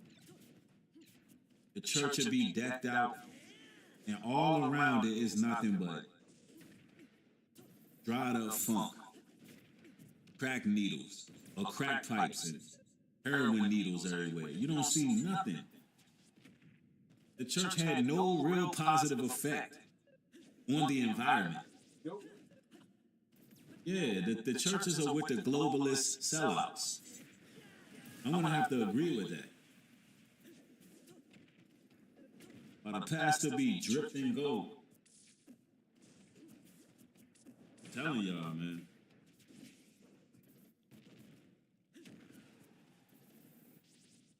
So. Hallelujah. That needs to appear today. We are not letting anyone leave until we reach our goal. Amen. Hallelujah. Life savings here. Give them some praise for that. They literally be locking the door. They be locking the door. When it's time for that offering plate to come around, ain't nobody leaving. Right? Ain't nobody getting out. They can collect every last dollar that they ask for. Right? It's just funny how that works. His life savings up. Apostle Richie said. Yo, that's what they do, man. People be giving that life savings up. And the pastor don't give a damn if you give your life savings. And what's crazy about this is the backlash that this skit is getting. It proves Drewski didn't go too far. He went far enough. He went just far enough, y'all. It touched a nerve. It exposed everything that they do. It reminded people that God was never impressed by the theatrics.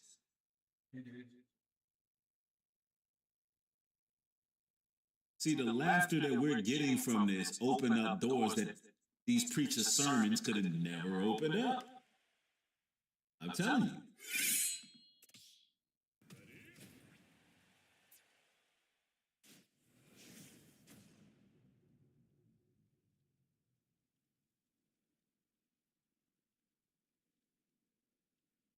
is, baby, can you help me? I said, can you help me? I said, can you help me? I'm gonna finish this word here, and I'm gonna do the Christian version. Don't worry about it. I'm gonna do the Christian version. I'm driving this Bentley Bentayga because I believe in Christ.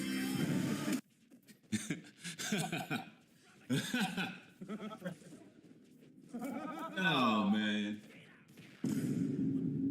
I'm driving this Bentley Bottega because I believe in Christ. Yo, this is crazy, son. This is wild. Yeah, he pissed him off with this one, man. He cooked the church, man. He cooked them, y'all. Let's go, man. This is fun.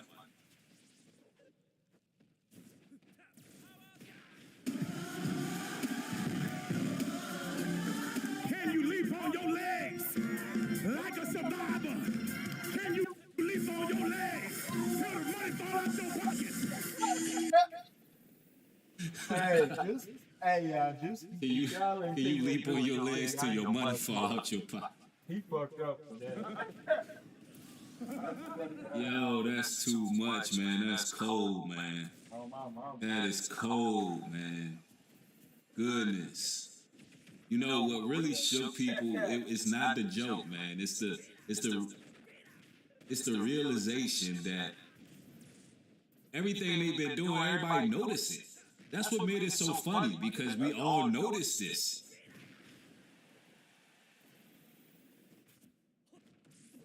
Once you can predict when the pastor gonna get his influx in his voice, it's over. Because they be using witchcraft the way they talk, man. Those little influxes and cadences. But once you can predict when the pastor's gonna use his voice a certain way or say a certain thing, you know, and then the music cues, and then they pause for a round of applause. Then all of a sudden it's fake tears. Then you got your breakthrough moment. Can't forget your breakthrough moment. They're gonna come with that. It stops feeling spiritual. And then it starts feeling like, oh man, this is cap. This is all scripted.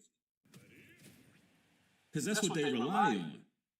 They can't really survive off real biblical awareness because they don't know the word. Them people running these churches, man, they go to theologian seminary schools and they get a whole script of what they're going to preach from sermon to sermon. From Sunday to Sunday, which is pagan, by the way. The real Sabbath day would be Saturday, Friday, sundown, Saturday, sundown. But the pagans worship the sun. But they can't really rely on truth. Once the mass manipulation wears off, these pastors gonna be losing money, man. People gonna be leaving these churches in droves. Yeah, y'all had Mace up there. Y'all remember Pastor Mace? Come on, man. Mace was up there shucking and jiving. And now what he doing? He doing a podcast. Mace went to that theologian school to get to the bag. And now he's on YouTube doing his podcast, getting to the bag, talking about worldly things, talking about rat beef and sports. Because it was a hustle the whole damn time. It was a hustle the entire time, y'all. Because, listen, they know it's good money in finessing people.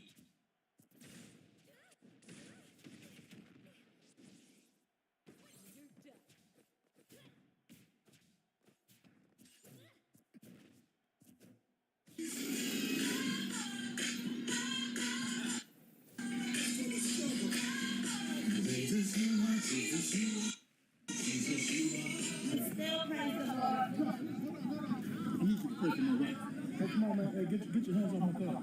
You gave tithes and offering? No. Back the fuck up, man. Praise the Lord. I need you to pray for my wife. Hey, come on, man. Hey, get your hands off my car. You gave tithes and offering? No. Back the fuck up, man. What's wrong with you, man?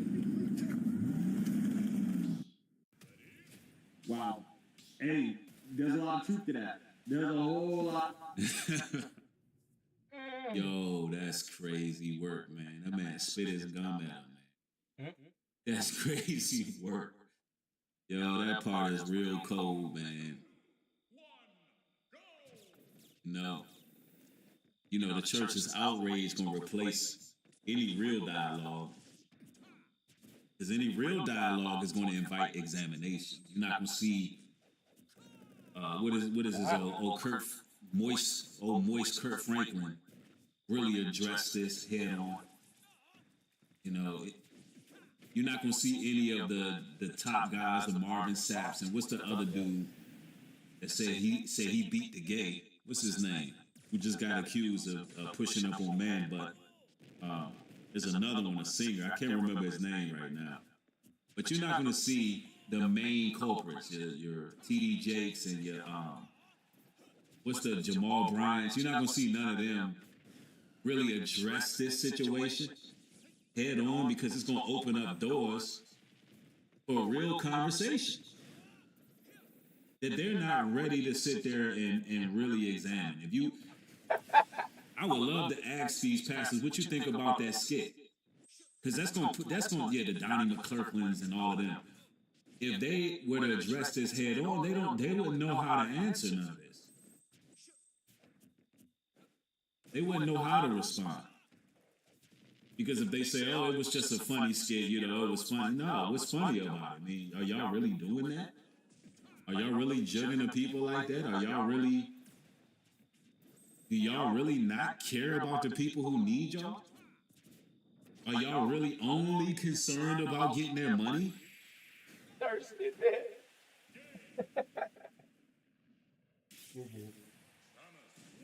See, it's safer for Christians to just go ahead and shout, man, that Drewski skit is wrong.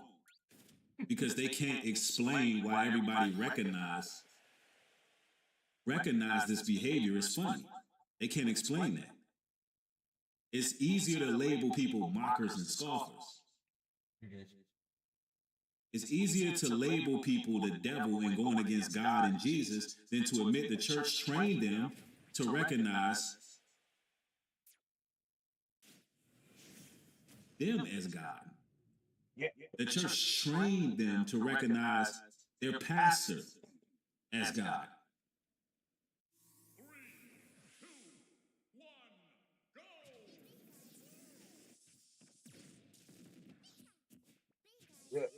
And then the church want to keep asking why people leaving. Why people refusing to listen to them. They think people don't believe. They think people that stop believing in the Most High. No, they stop believing in your damn show that you put in. They stop trusting what y'all talking about. How they gonna demand? How these pastors gonna demand loyalty and they can't even take accountability? Big facts. People's lives aren't really changing in these churches anyway. But let's continue. Let's continue. A lot of truth, and because there's a whole lot of truth, people upset there accusing Drewski of mocking God. Am I the only one that didn't find that Drewski video funny? Like, it's just something about how y'all make fun of Christianity but leave every other religion. Like, that's so weird to me. Y'all don't say nothing about nobody else, but when it comes to the church, y'all be ready to criticize and do the most. Do literally the most. I hate it. And if that would have been anybody else that would have made that video, I would have not found it funny, because this Christian's up in the comments laughing. He's up there mocking. Yeah, and he's up there mocking God, and y'all just like, yeah, because he's not mocking God, he's not mocking Jesus. He's mocking the pastors who are mocking God and mocking Jesus. I mean, let's be real. This type of stuff, seriously, this type of stuff creates atheists, right? In my opinion, I think that some of these pastors engaged in this type of clown show is what turns people off from Christianity. And Jesus Christ comes again, and every eye. Yo, somebody really hung from a zip line like Sting off WCW? I'm fucking dead. Nah, cuz.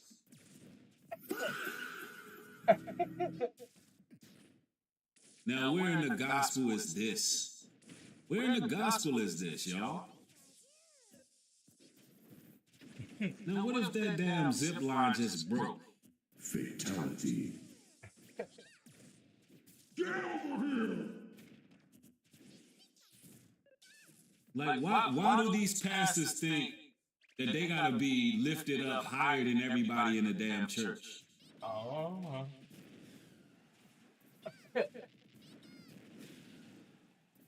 They think that people gotta look up at them like they some type of angelic force. See, that's psychological right there. They want them looking all the way up. They gotta damn near break their neck to get the word of God. They looking straight up at the ceiling to try to get the word of God.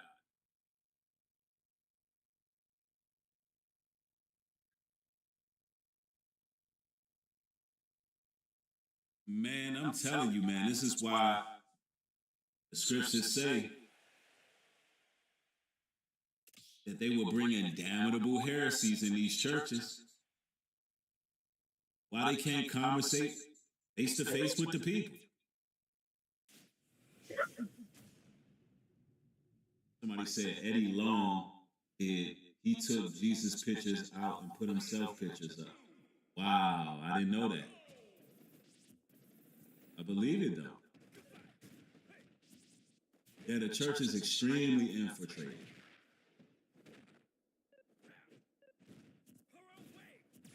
Yeah, he's ziplining across the whole damn church.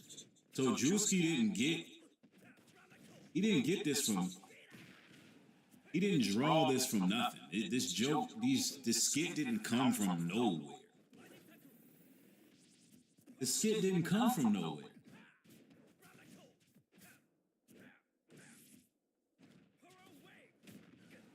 We'll see him when he come again. So here's our question for you this morning, brothers and sisters. The simple question is this right here. Are you ready? Are you ready for his return? This is what they actually doing out here, right?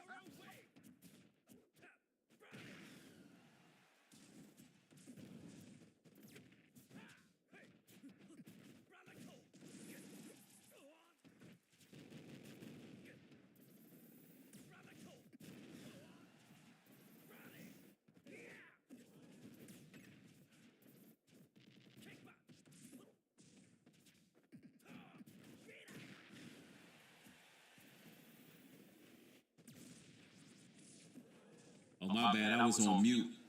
My bad, y'all. But let me read Lucky Donna's comment. She says, I literally had Pastor Jamal Whitehead in my inbox teaching me how to scam before he got arrested.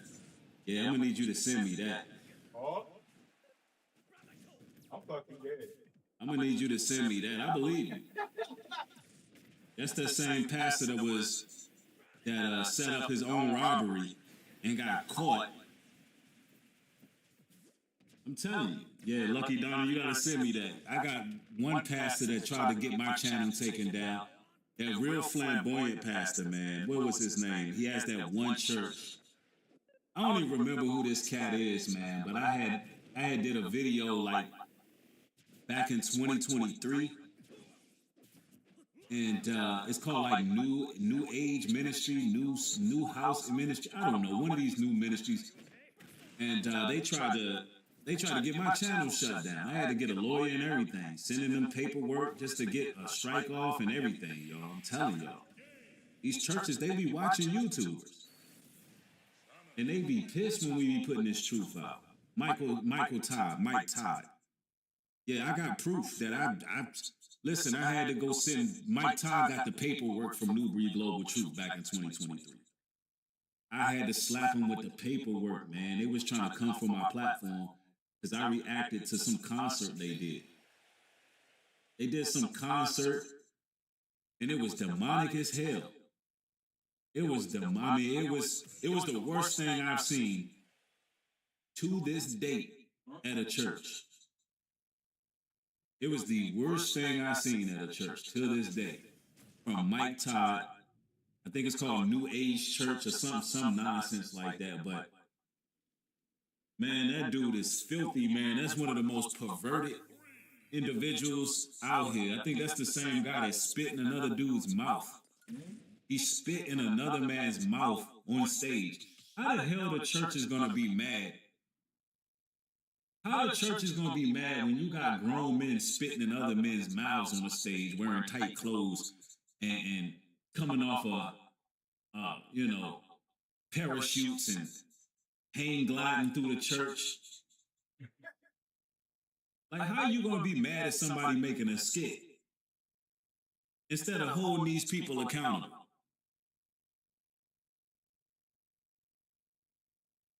Like, the church is done. If you still up in these churches, I don't know what to tell you.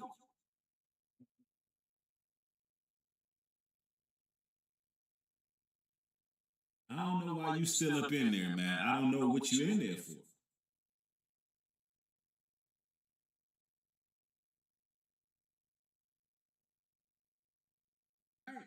So, I mean, it's true. It's the truth, but some people can't handle the truth. If he had any respect for the name of Jesus, he would not be saying the things he would have been saying in the video. And I couldn't even... Jesus is not his real name. The Bible says that the Messiah is going to come back with a name that no man knows when he returns. And feel free to share that scripture in the chat. He's going to come back with a name that no man knows. There was not even any J's before the 1600s. There were no J's in the English language. His name would have more than likely started with a Y. Now, of course, when we call on the name of Jesus, the Most High will wink upon our ignorance because, we don't know. Or we haven't known when we were ignorant to that. But, come on, man. You got to get historically acclimated and understand that his name couldn't have been Jesus. That's a Roman name. His name was not Jesus Christos. His name would have more than likely been something like Yeshua, Yeshaya, Yahawashah, something closer to that. But nonetheless, Drewski wasn't disrespecting Christ. He was disrespecting the pastors he was mocking the pastors who actually do disrespect Christ.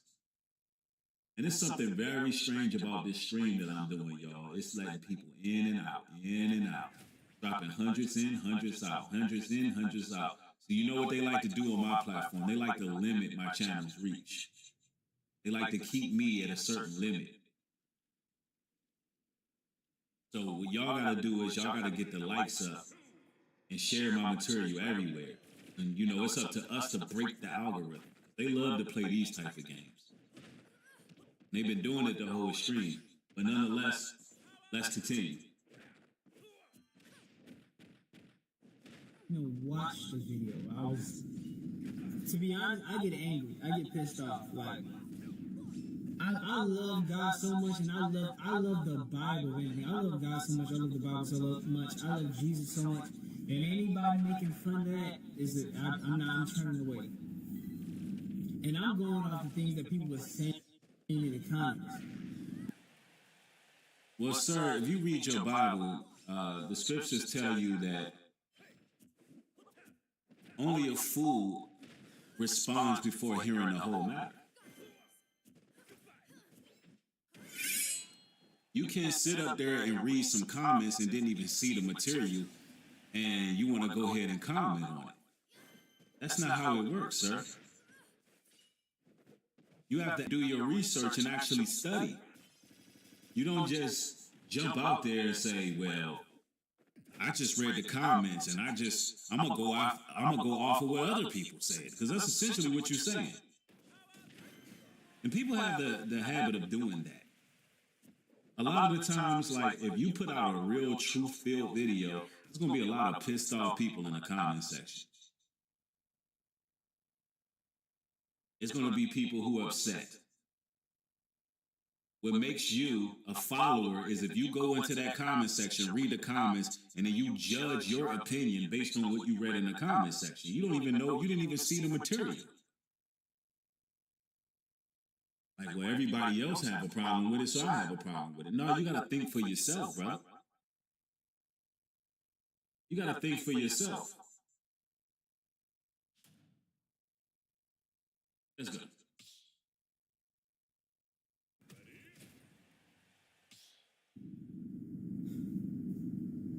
But what Drewski did was blasphemous, and I'm praying that he repents, and I'm praying to God Almighty that he shows favor and mercy to Drewski.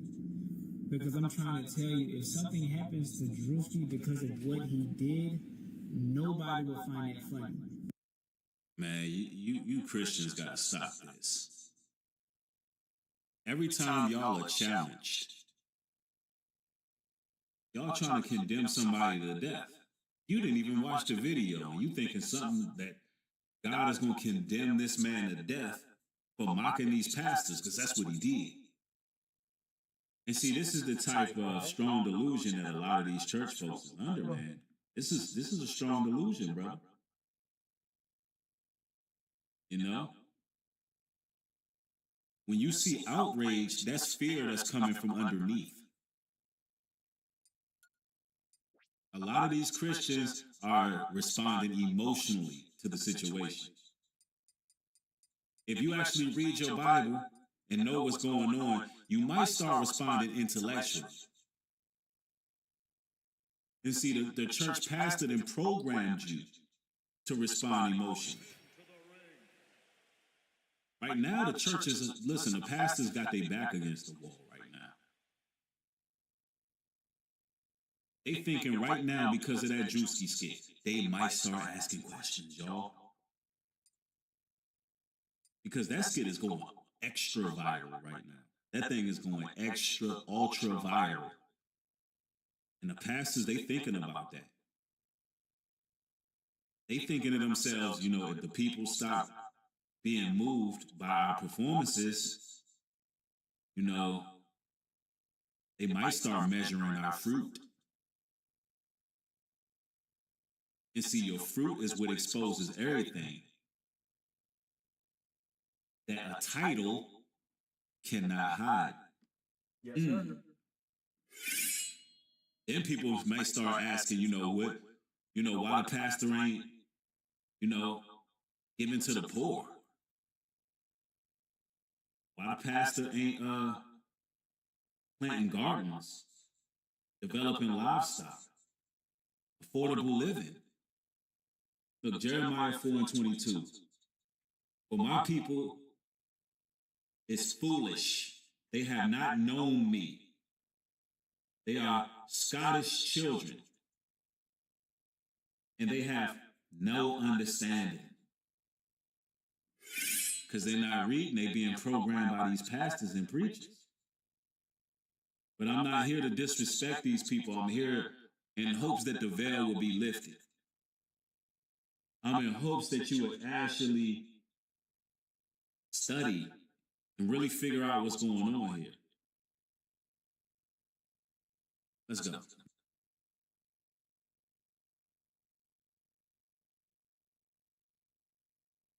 People will be scared and shook up.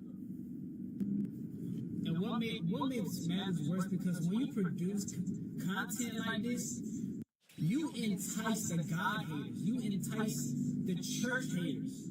Like you're making this content for people to laugh at the church when the church is the bride of Christ. Oh man, the delusion is, wow, the delusion is strong with this one, Lord. Lord, the delusion is strong. Goodness. All right, give me the patience, Father, to help this brother out. Give me the patience. I'm telling you. All right, so he says that the church is the bride. Sir, that's not what the scriptures is talking about. Not what the scriptures is talking about. You got to get out that pagan church, man. And see, this is the doctrine that they're teaching the people, that those churches are the bridegroom. Somebody said it in the chat. It depends on what he sees as the church. Exactly. The church really is the Most High's people, his chosen people. It's his bridegroom. The lost sheep of the house of Israel is his bridegroom. His people who have been disenfranchised is his bridegroom. And those who believe in Christ, truly believe in Christ. Not these physical churches that are under a 501c3 tax exemption that went through a theologian seminary school.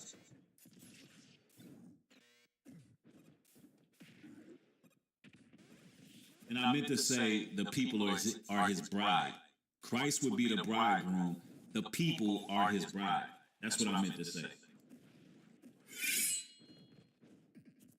Even the Bible says that church would not be in four walls. The Bible says that when two or more gather in his name, he's in the midst. So it doesn't have to be four walls. It doesn't have to be that for it to be a church. Right now we having church because what we're doing is we expounding on truth right now. We're having church up in here. Yeah, the temple of God dwells within us. That's straight up.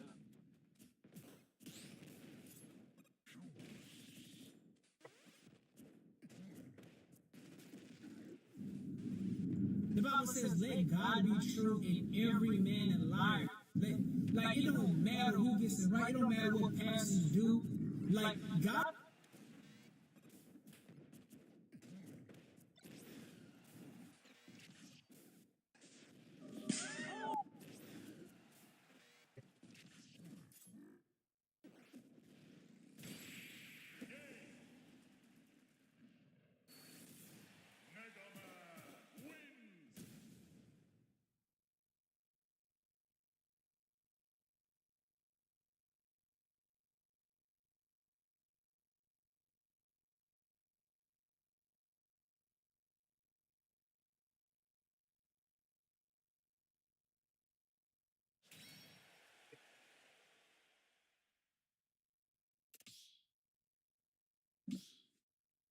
Man, I'm sorry I was muted out. Man, I'm telling you. I muted myself out again, trying to keep the audio regulated. But as I was saying, y'all know what I was, some of y'all probably know what I was saying, but this man just said, it don't matter what the pastors do. How in one breath could he sit up here and say, the Most High is the truth and every man is a liar? And then turn around and say it don't matter what the pastor do. That's the strong delusion I'm talking about. If those pastors are in there exploiting the poor, taking advantage of the ignorant, taking advantage of people who don't know the truth, then why doesn't it matter? That's the type of brainwashing that goes on in these churches. That right?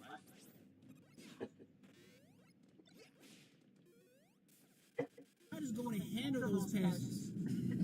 And you making a mockery out of pastors, you're a hypocrite because you're yourself not perfect either. Nobody. I mean, this is the definition of a lukewarm Christian. This is the definition right here. The pastors aren't perfect, but you're not perfect either, so they can rob from the poor. They can manipulate and twist scripture. They can change the word of God. They can make assertions. They can jug. They can finesse. Because nobody's perfect, we can't judge. Man, I tell you, man, this is the mind frame of these Christians, man. It's bad. It's bad. 2 Thessalonians 2 and 10. With all deceivableness of unrighteousness in them that perish, because they receive not the love of the truth, that they may be saved. They don't receive the love of the truth that they may be saved. They want to be deceived. I am convinced that a lot of these Christians want to be deceived.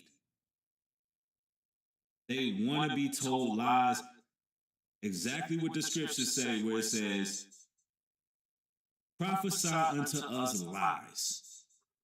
Teach us smooth things. Jeremiah 23 and 1. Woe be unto the pastors that destroy and scatter the sheep of my pasture. Most High said, woe be unto them.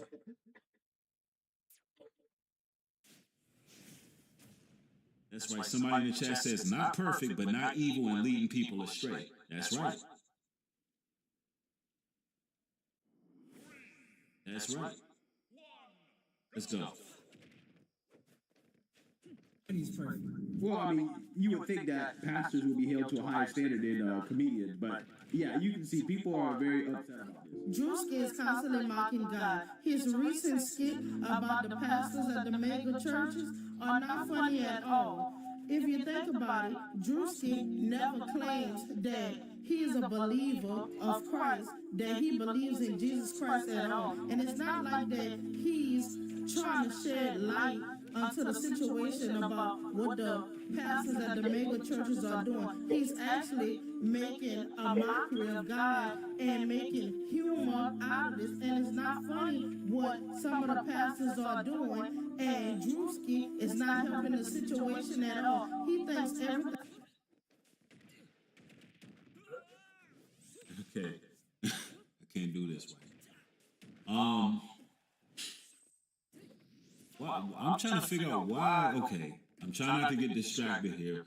Why does she have her hand on top of her head like that? Like, what am I missing here? Like, what is she doing? Is she gonna do this the whole time she's talking?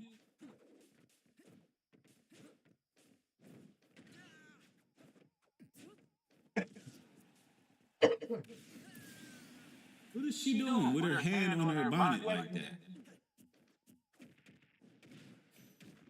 Is this AI?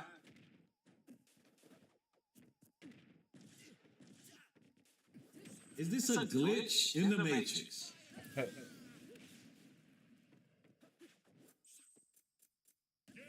Somebody tell me this is AI, y'all.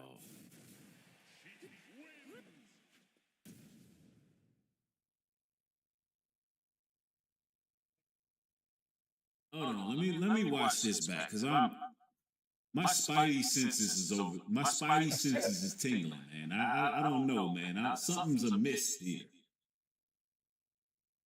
Something is amiss. I'm gonna play this back real quick. Funny at all.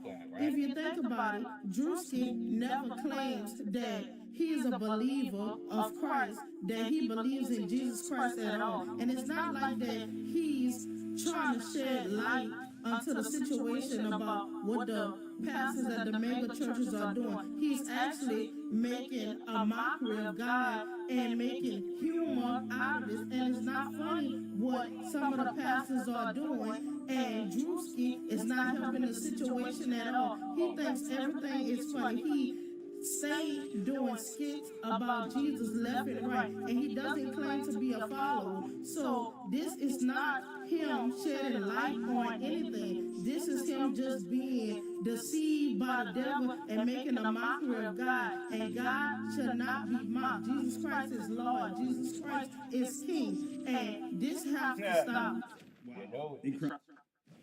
Yo, I'm gonna go ahead and say that this is AI. But for the sake of understanding, we know that the church has made a mockery of itself. And that's already been proven that the church had made a mockery of itself. But I'm going to go ahead and I'm going to say that this is AI, allegedly. I don't know why she would be talking with her hand on her head like that the whole time. The blinking and the mouth movement looks a little suspect to me. I'm fucking dead. I don't know. Perhaps she could have a filter on her face. Could be a filter.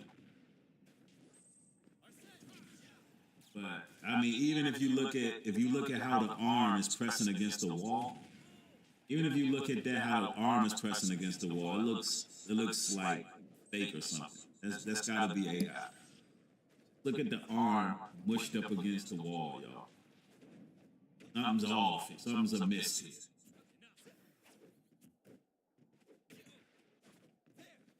Yeah, or it may be just some type of filter, and she's trying to keep her face still. Maybe she's trying to keep her head still so she doesn't move outside of the frame of the filter.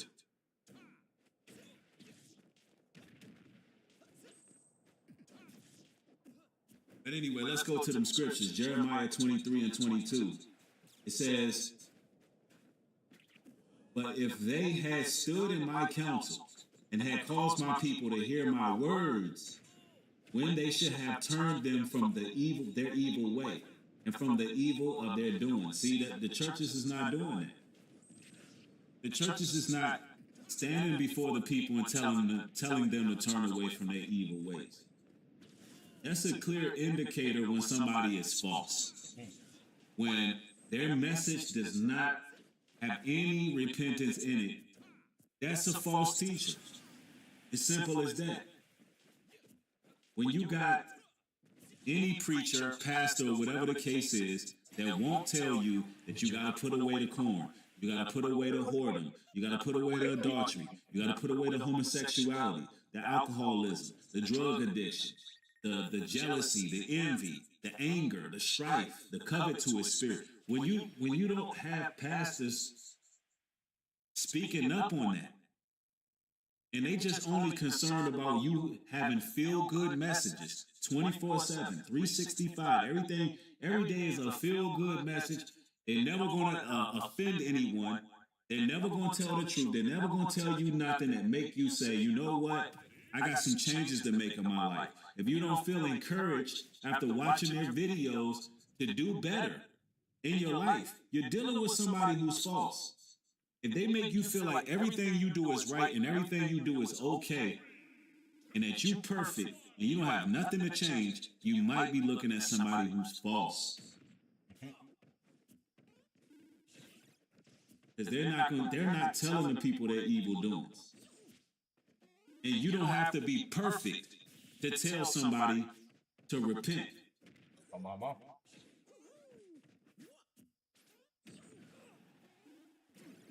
Just like we telling the pastors to repent. Jeremiah 17 and 9. The heart is deceitful above all things and desperately wicked. Who can know? Right? The Most High is the one who seeks out our hearts. Sure.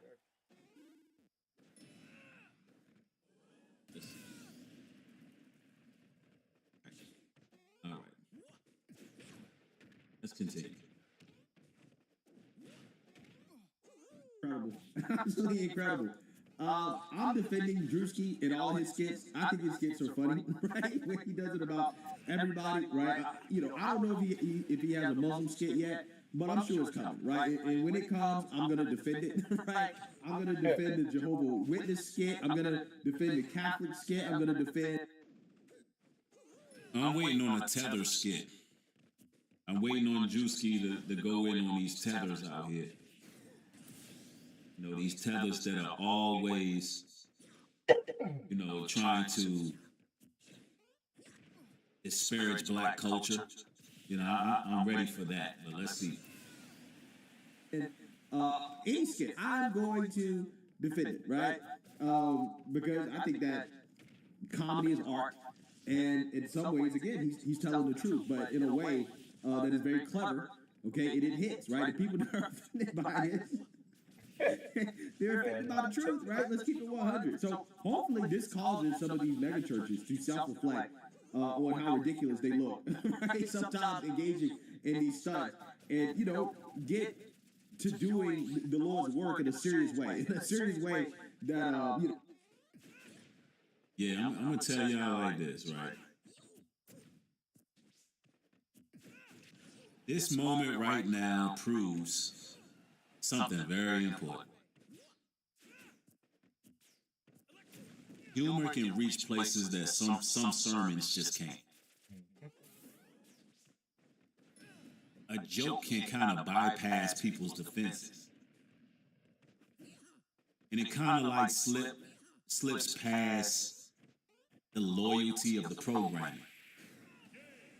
Once the truth lands, no amount of rebuking is going to stop it.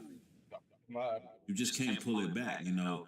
That's why laughter can be dangerous, especially in a system built on fear. You know, people in the churches are afraid to lose relationships. They're afraid to be ousted from the churches. They're afraid that, you know, they won't be accepted by their peers and so forth. And you can really tell who feels threatened by now just based on how fast they tried to shut Drewski down. Right. Nobody prayed for him. Nobody said, you know, hey, brother, let me teach you something. There was no reflection. There was no correction, just outrage. Just emotional outrage coming from these Christians. Was in that film. Just warnings that don't be surprised if God put you to death, Drewski. That's what they saying. Where's the correction? Just emotional rants to try to garnish some type of guilt because you got loyalty to these damn churches. Every one of those reactions only confirm what we already felt.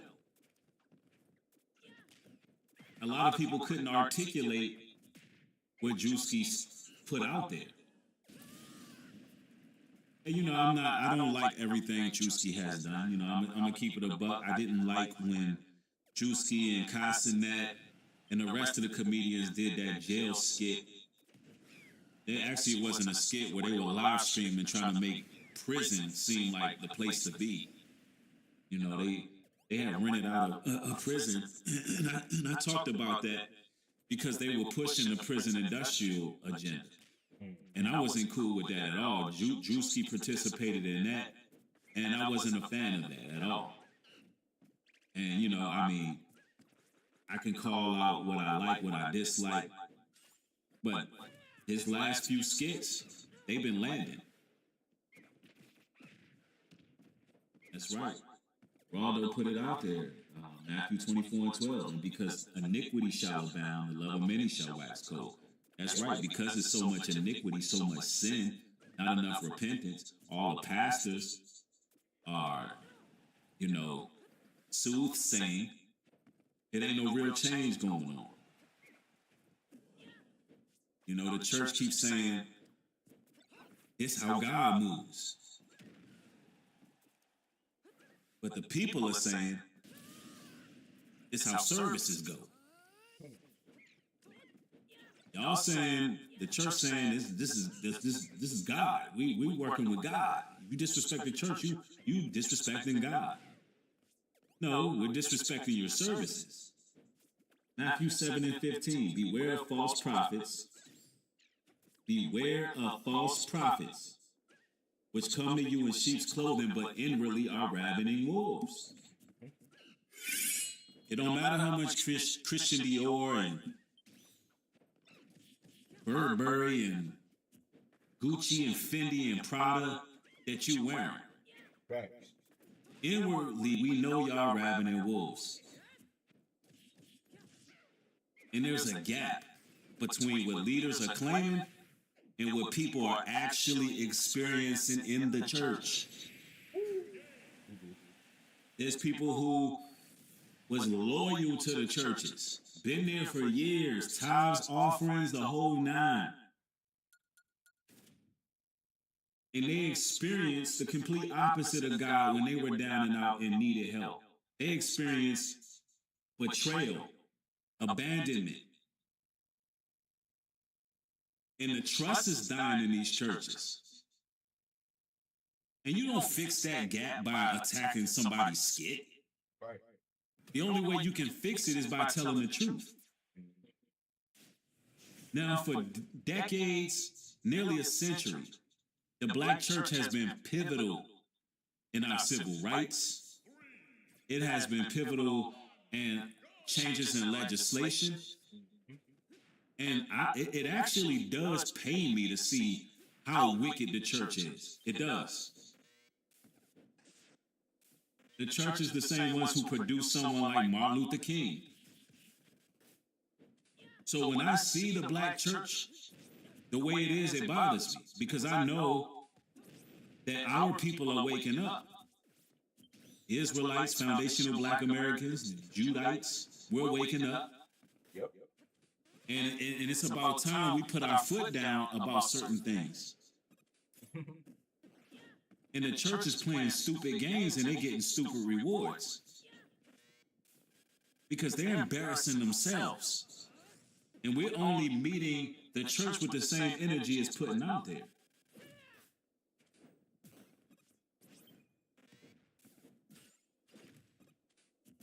And it's going to be outrage that continues, but not because faith is under attack, but because control is slipping. People are seeing the difference between the truth and routine, authority and authenticity. And once that distinction is made, there's no going back to just blindly participating. You can't go in the church after seeing a skit like that and just ignore your pastor pulling up in that Benzo with the 20-inch Lorenzos. You can't just ignore your pastor coming down, coming out of the stage with a whole light show looking like a damn Travis Scott concert and think you about to get the word of God. It's a laughing stock. It's a joke. It's a joke. That's why the Drewski skit has so much appeal. Because it really highlighted the current state of the church. And guess what the current state is? A damn joke. Anyway, all praises to the Most High. Listen, much respect to everybody who joined. I just thought I would touch up on this particular topic. I want everybody to have a blessed evening. More material coming. Y'all stay safe out there. Make sure you like, comment, share, subscribe. With that being said, shalom and...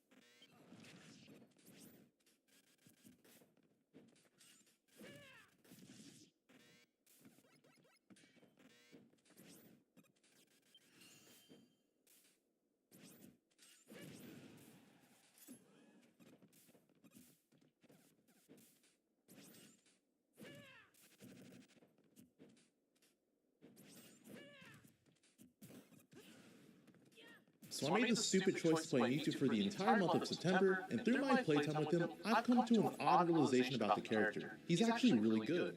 Mewtwo has a moveset that I would consider to be top tier. He has amazing range on his attacks, which also have low cooldown, making them pretty safe and difficult to punish compared to other characters. He has a strong and versatile projectile that can not only take stocks itself, but can set up into other attacks that can do that as well. He has a wide range of ways to close out stocks at low and high percents. He's a very fast character with great mobility, especially when you combine his teleport and other options that add to his movement. And he has amazing damage output thanks to his combo game, and his attacks in general just doing a lot of damage on their own. So then why is he incredibly low on the tier list, you might be asking? Well, that is because Mewtwo has some terrible flaws that to many completely overshadow his strengths. In this video, I'm going to talk about why Mewtwo is not only incredibly good, but also incredibly bad. Reminder, if you enjoy Smash content or video essays, to drop a like on the video. It helps me out a lot. So if you play or keep up with Ultimate at all, then all of Mewtwo's flaws are pretty obvious. He's one of the lightest characters in the game and has a gigantic hurt box, meaning not only does he lose stocks easily, but he's significantly easier to hit than most characters in the same weight class as him.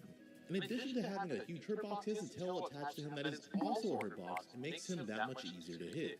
Mewtwo has been in 2 other Smash games before Ultimate, which are Melee and Smash 4. I'm mainly going to be comparing Ultimate Mewtwo to his Smash 4 counterpart since he was top tier in that game, and it's a good way to explain what he's currently lacking.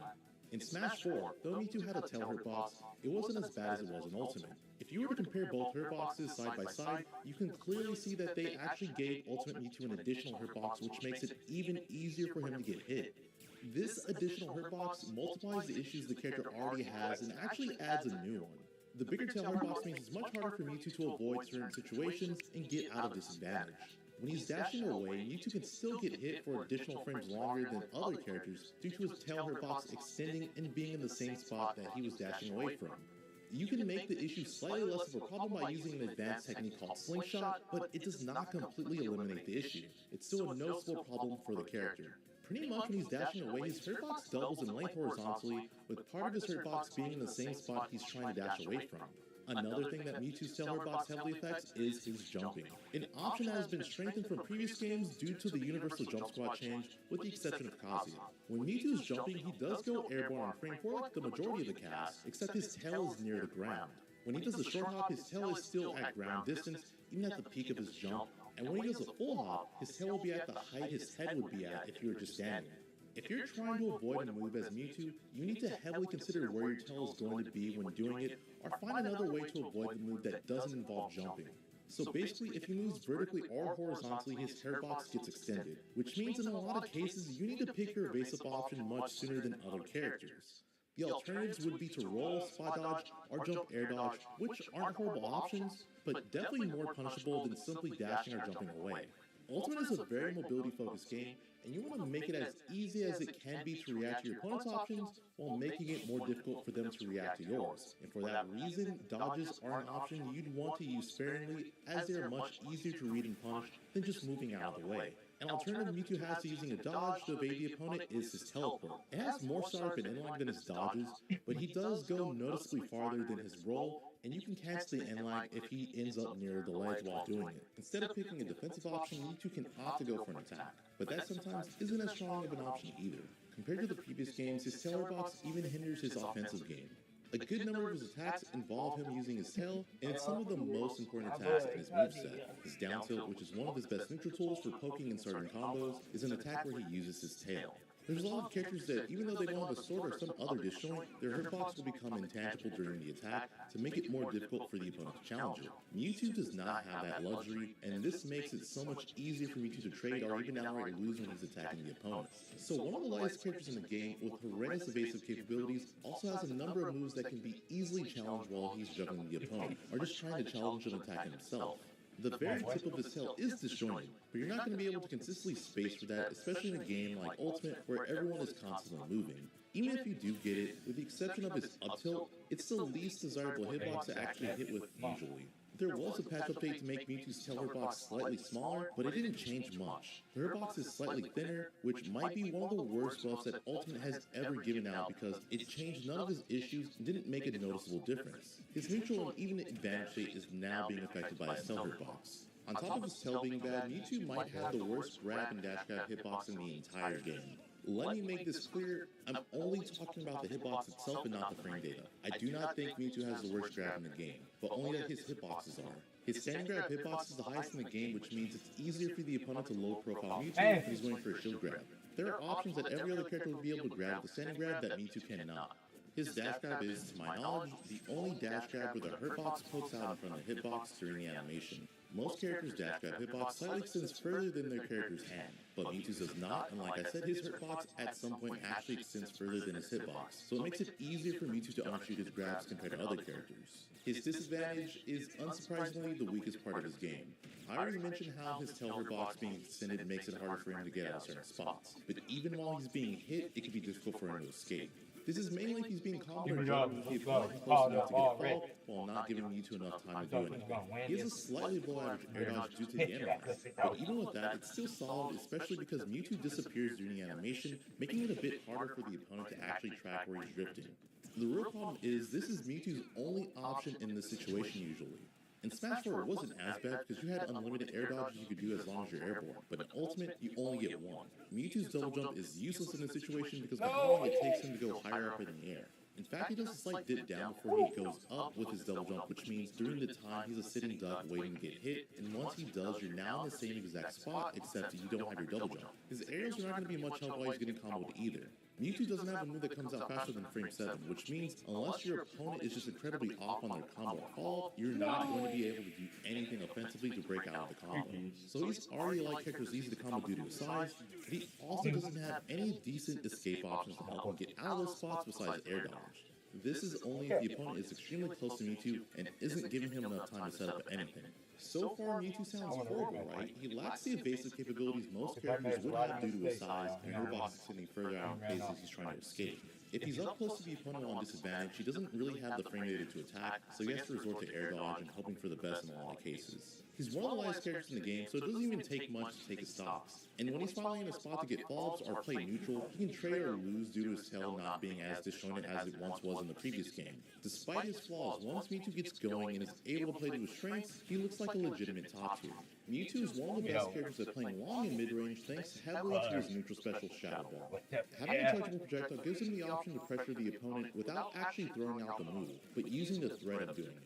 If his projectile is charged enough, Mewtwo is able to use it to challenge and beat out most characters' attacks. Even if they shield the move, it's safe enough to charge to a certain point and allows Mewtwo to further pressure the opponent if he wants to.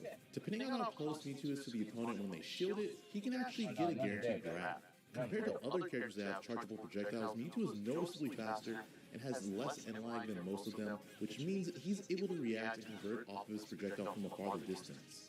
He can even react or make a read on the opponent trying to avoid Shadow Ball and punish that option. If Mewtwo is facing another opponent with projectiles, he can counter that option by reflecting it with his side special Confusion. Not only does this move reflect projectiles, it's also a command grab. It's a rather unique one since it keeps the opponent right in front of you. Told you I'm making my montage, bro. At low percents, it's typically not as good of an option since it leaves you at frame disadvantage, meaning your opponent can act first after the attack ends. But at higher percents, Mewtwo gets frame advantage and can even get a forward fall and take the opponent's stock. Kieran made a video talking about this in further detail, so I'll have that link in the description. Outside of Shadow Ball, Mewtwo has some solid moves he can poke with. His best tool in this situation is his down tilt, which has great range startup and end lag. It's one of his best combo tools at most percents, and can be used to set up into an attack and take the stock. Because of how fast it is, it can be difficult for the opponent to whiff punish, so it's a good option to throw out, especially against opponents at mid-range. Forward tilt is another option Mewtwo can use to poke with, but it's typically not as rewarding as down tilt unless the opponent is at a higher percent. Forward tilt has more range, can be angled up and down, is strong enough to take the opponent's stock when you land the move, especially the sweet spot, but it has more end lag. Dash attack is a strong burst option Mewtwo has to chase down the opponent that has a pretty disjointed hitbox in front of him. The sweet spot can take stocks at higher percents, and can even be followed up off of at low percents. The sour spot has less knockback, making it easier to get follow-ups from. Though he's not as great up close compared to mid and long range, Mewtwo does have some strong options to pressure the opponent with. By far, Mewtwo's best close range option is his forward air. It's a decently disjointed hitbox, very safe on the shield, can close out stocks at higher percents, and can combo out it when he hits the opponent with it while landing. To make it easier to understand how good this move is, Mewtwo's forward air is basically Cloud's back air, except it has less range, but in return it has less startup and more knockback. Though Mewtwo's grab hitboxes aren't great, it's still very usable, which adds to his close range game, and he has some great throws if he lands it. He has one of the strongest back end throws in the entire game, so he can make closing out stocks less of a struggle at higher percents. His forward throw is one of the most damaging throws in the game if he connects all the hits, and at lower percents, he can get a potential follow-up out of it.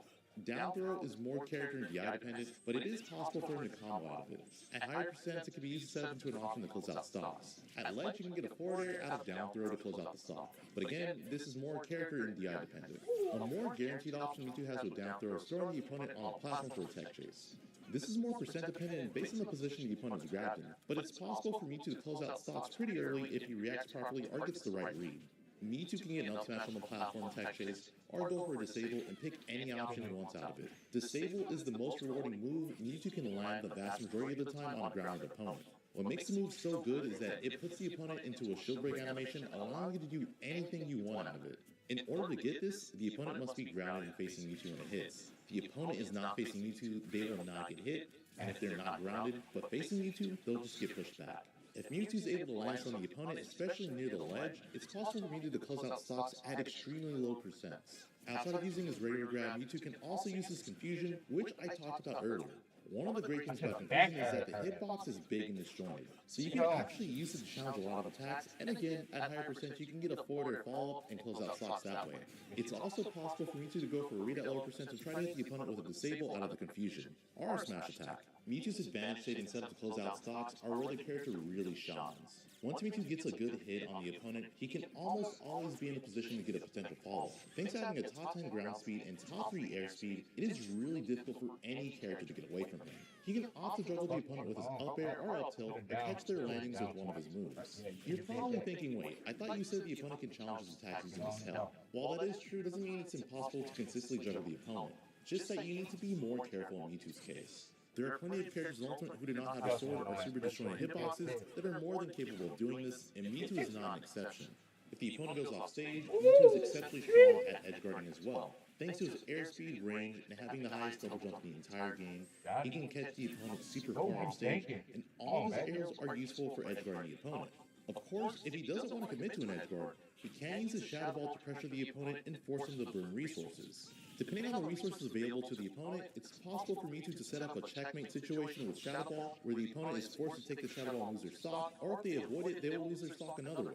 In terms of two-framing, Mewtwo's options there are also very strong. He can do a down air on stage which hits well below the ledge and can spike the opponent. If it doesn't spike and he lands a sour spot, it's possible for him to combo off of it depending on the percent. Downward angle with forward tilt and down tilt can hit below the ledge too. In my opinion, his best overall option to two-frame the opponent is his down smash. It's a strong move to close out stocks, and what makes it such a strong move on top of what I already mentioned is it has very little end lag. To put it into perspective, Mewtwo's down smash has the same amount of end lag as Meta Knight's forward smash, except the hitbox is more active and has less startup. So basically, if Mewtwo fails to two-frame with down smash, he still has enough time to react and ledge trap the opponent. It should come as no surprise that his ledge trapping is really good too. Basically, he has all the moves he can two-frame with to pressure the opponent hanging on the ledge. Like with two-framing, down smash is exceptionally good at covering get-up options. Depending on the character, it's possible for Mewtwo to cover every get-up option standing at the right spot with down smash. Shadow Ball can cover all get-up options at a distance as well, and depending on the character, fully charged Shadow Ball can hit the opponent hanging on a ledge. Overall, it's a great option to cover everything, and it's good at baiting the opponent into picking a get-up option. The other great thing about Mewtwo's advantage state is that in all scenarios, it's possible for him to get a read on the opponent and go for disable. It can be used on get-up options to catch landings, and because you can do it at footstool, it's possible for him to tech chase footstool disable the opponent. One of the most nocturnal ways to land disable is with the use of Shadow Ball. Depending on the charge in the opponent's percent, he can get a footstool disable after the hit. So I know that I said that if Mewtwo's in disadvantage and the opponent's close enough to get a follow-up, there's not much you can do about it. On the other hand though, if the opponent is far enough away to allow Mewtwo to do other moves, he actually has pretty good options and mix-ups to help him get out of a bad spot. Because of his amazing airspeed, he can drift away from most characters if they chase him in the air if he's being juggled. He has the fastest teleport in the game with pretty low landing lag and can edge cancel it, which reduces the landing lag it would have. Confusion can help delay his fall and mix up his landing timing. If he can get his double jump out, it can be a very strong mix-up tool since he can cancel the startup with one of his special moves or directional air dodge, and you can even make his double jump go higher by using his neutral or side special near the end of the animation. In order for a side special to make his double jump go higher, you need to use the side special before double jumping and then use it again after he double jumps. Offensively, if you can get his down right, it can help him land and be a good reversal tool, especially since the sour spot hitboxes the opponent upwards and can lead to a stock if the opponent is at a high percent. Offstage and on the ledge, Mewtwo has some pretty solid options to reverse to the opponent. Mewtwo can use his back air and up air to poke through the stage and hit the opponent if they're standing close to the ledge, which can allow him to avoid getting ledge trapped. He can also use confusion if the opponent is standing close to the ledge. Disable can work too, and if it's timed properly, can be an incredible reversal option since Mewtwo has intangibility frames on its startup. Shadow Ball is also a really good option to throw out to occupy the opponent while he's recovering. If the opponent goes off stage to challenge Mewtwo, he can use his confusion, aerials, or his fast teleport to avoid the opponent, depending on how close to the stage he is. And it should go without saying, but due to his high double jump, air speed, and fast teleport, he has a really good recovery. Mewtwo, in my opinion, is the most extreme version of a glass cannon Ultimate has ever seen. His moveset, when it works, is one of the best in the entire game thanks to how easy it can be for him to rack up percent and close out stocks in just about any position. On the other hand, it can be just as easy for him to get hit into a vortex that's difficult to escape, which is magnified by Mewtwo being the lightest character in the game. In addition to ranting about Mewtwo myself, I got Suzune, the best Mewtwo player in the world, as well as Notbay, the top Mewtwo content creator, and someone who helped teach me the character give their opinions on Mewtwo. I wanted to do this after I finished recording to see if they had any differing opinions than me. So, let's see what they think. Alright, so I have Suzune, the best Mewtwo in the world. Thank you for doing this. How are you doing? Yeah, I'm good. Thank you for inviting for this video. Thank you for, doing this. So I guess my first question I want to ask you is, how good do you think Mewtwo is competitively? That's a good because most of people underrated this character, but in my opinion, he's quite good, like top 50 or 40 maybe, but not the top tier character as like top 20, but then, but he's quite good. Okay. After playing him, he definitely felt better than I thought he was too. What do you feel is holding him back from being better than he was in Smash 4? Because Smash 4 he was a top tier. Yeah, because he had a better air dodge, Smash 4. He had like foot throw down too from an air. But in this game we don't have. So maybe we should add more like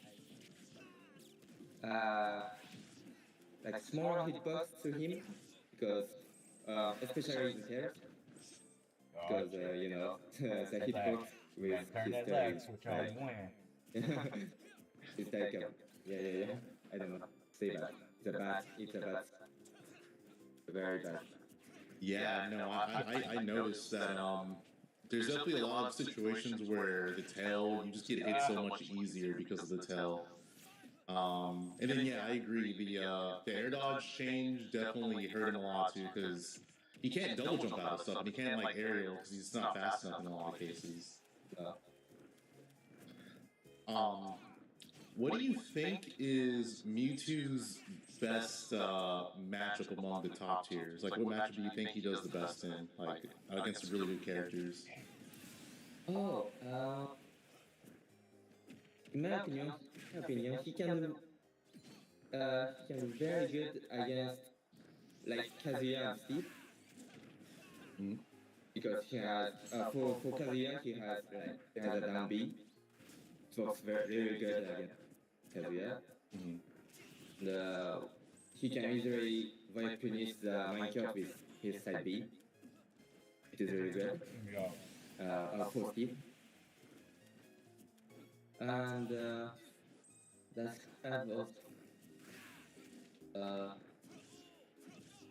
Mimi, against Mimi it is okay too. Because he can edge guard really good. His red guard is very good. I don't know. What was the top tier of this game? Wait. characters. How do you feel he does against Luigi? I feel like that's like a pretty common or pretty popular as well. Luigi, I think it's even. Even? Okay. Yeah, he's yeah, because the same thing with Kazuya because he has can like Japanese grab the that be can right too with the NA. Sure. No. So but it's Luigi, so I it's try to drag it's down not him easy, like I but did. yeah, he can in win. last Okay, fight. yeah. And then for the down B, because Kazuya's auto turnaround just makes it easier, right? Because you can't avoid it. Yeah. Interesting though, because I didn't really expect you to say Steve, just because I feel like a lot of people are very, I guess, they just think so highly of Steve, right? Oh, it's really bad, but you think Mewtwo does well. Maybe because I play a lot against a good Steve in Smash 8 and with some good friends too. For example, Lucky. Okay. I know the matchup, so maybe it it's special. Maybe it was special. No, that makes sense. So you mentioned some matchups you think he does good in. What matchup do you think is his worst, or do you think is really bad? Oh, this is easy. Fox or Falco. Fox or Falco? Okay. Yeah. And maybe Link, Palutena, and Ken. Okay. You said DK. DK? Okay. Yeah. And you said Ken? Ken, yes. Okay.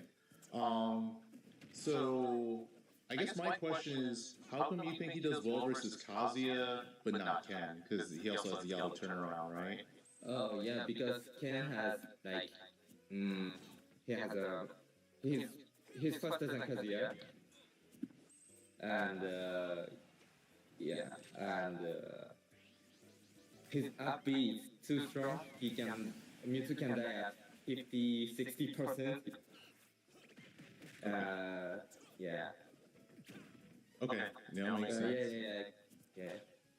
I just want to say, because I've been playing Mewtwo a lot, you saying Link and Donkey Kong is validating, because I hate those matchups as Mewtwo.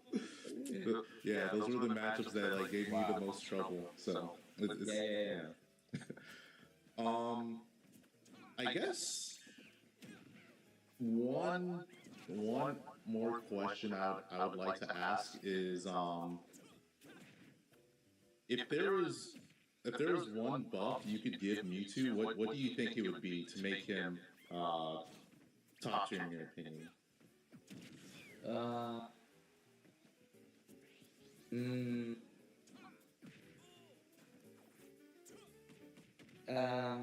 Yeah, it's very difficult. Yeah, to make the we have. I think to make him top tier, we need to give him a smaller hitbox on his tail.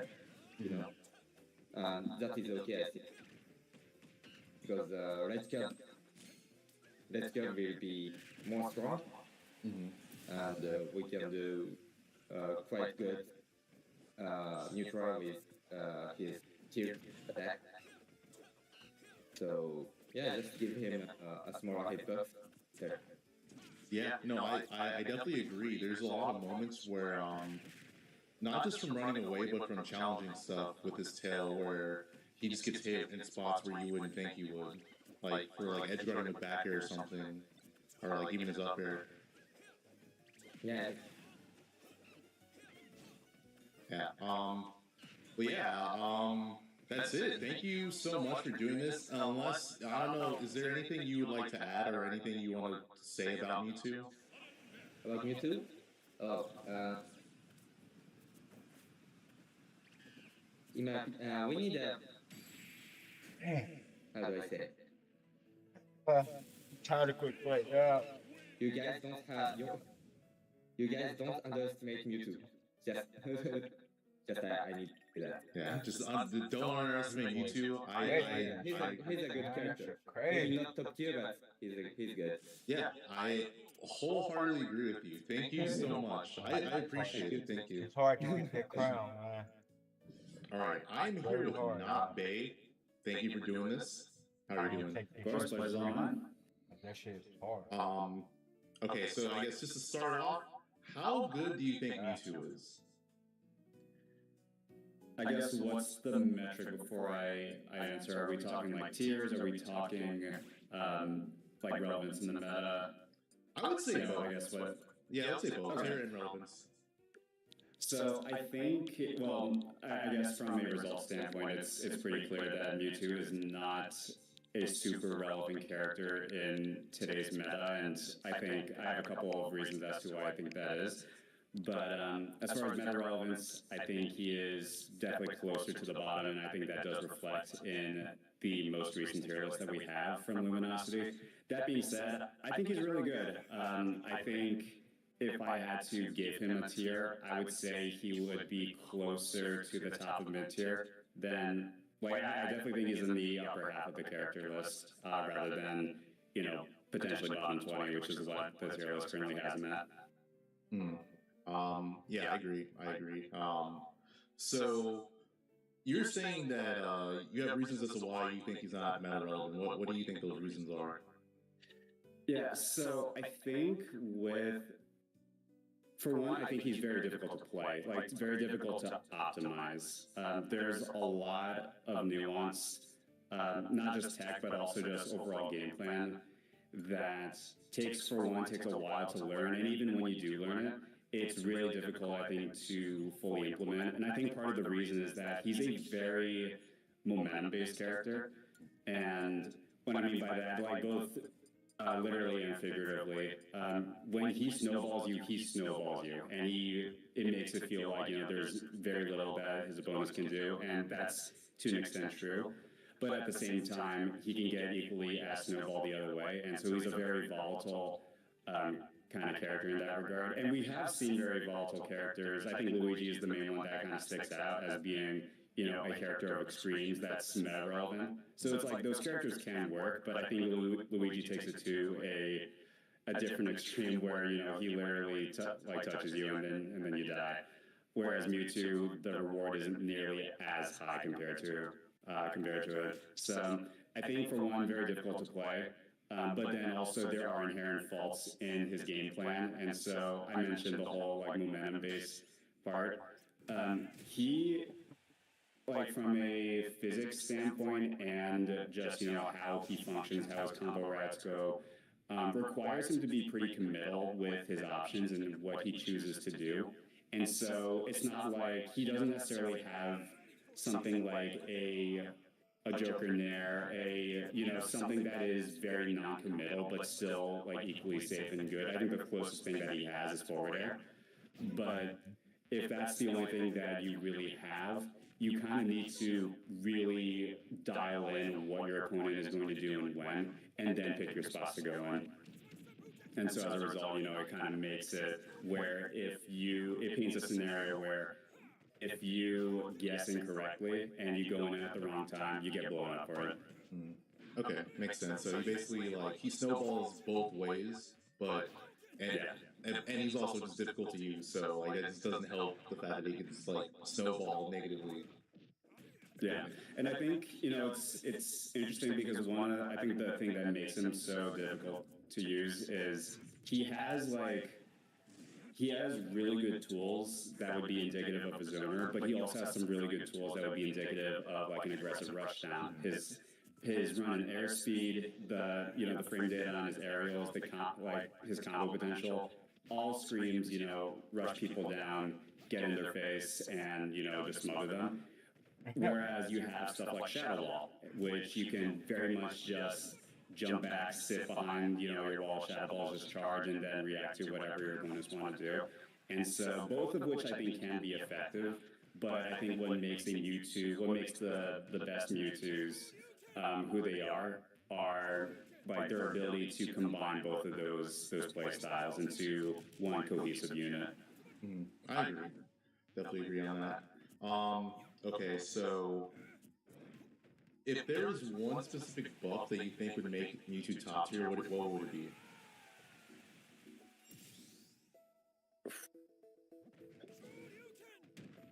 See, I had an answer, and then you said top tier, so I'm rethinking it. Okay, yeah, no, take your time. I think, yeah, I mean, obviously, I think my hot take is that buffing or removing the tail hitbox and upping the weight are, I think, the two most common buffs that I see people ask for. And while I think they would be very good, I don't necessarily think they would equate to a top tier.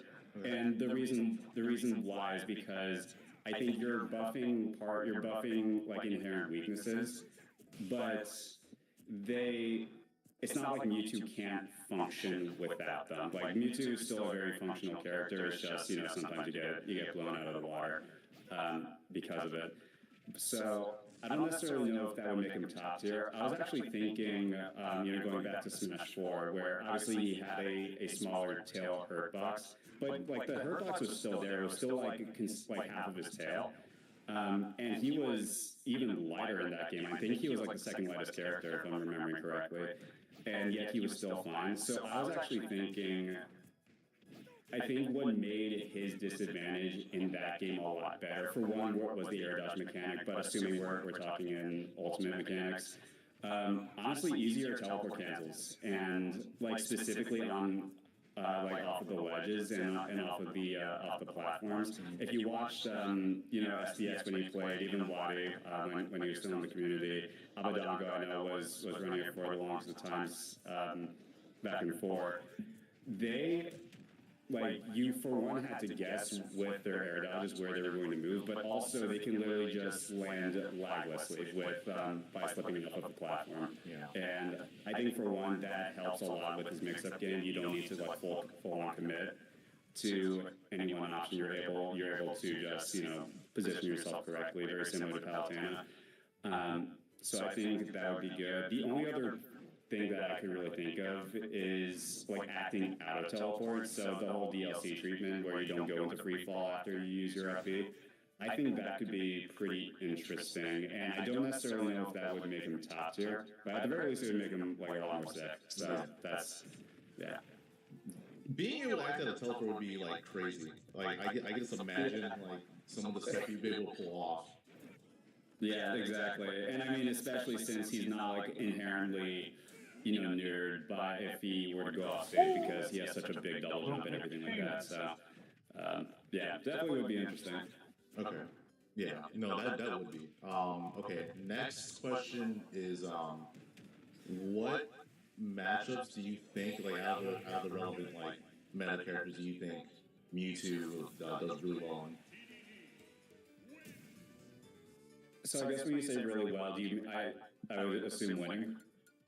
Winning or close to even. Doesn't have to be a hard winning matchup. Yeah, it's interesting because I think and this might be my other hot take for the day.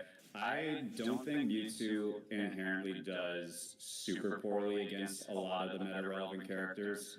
I think all the matchups are pretty winnable. Obviously, they're still Mewtwo still loses in the grand scheme of things, but it's not nearly as bad. I think the only one that's really, really bad is Fox, but that's basically it.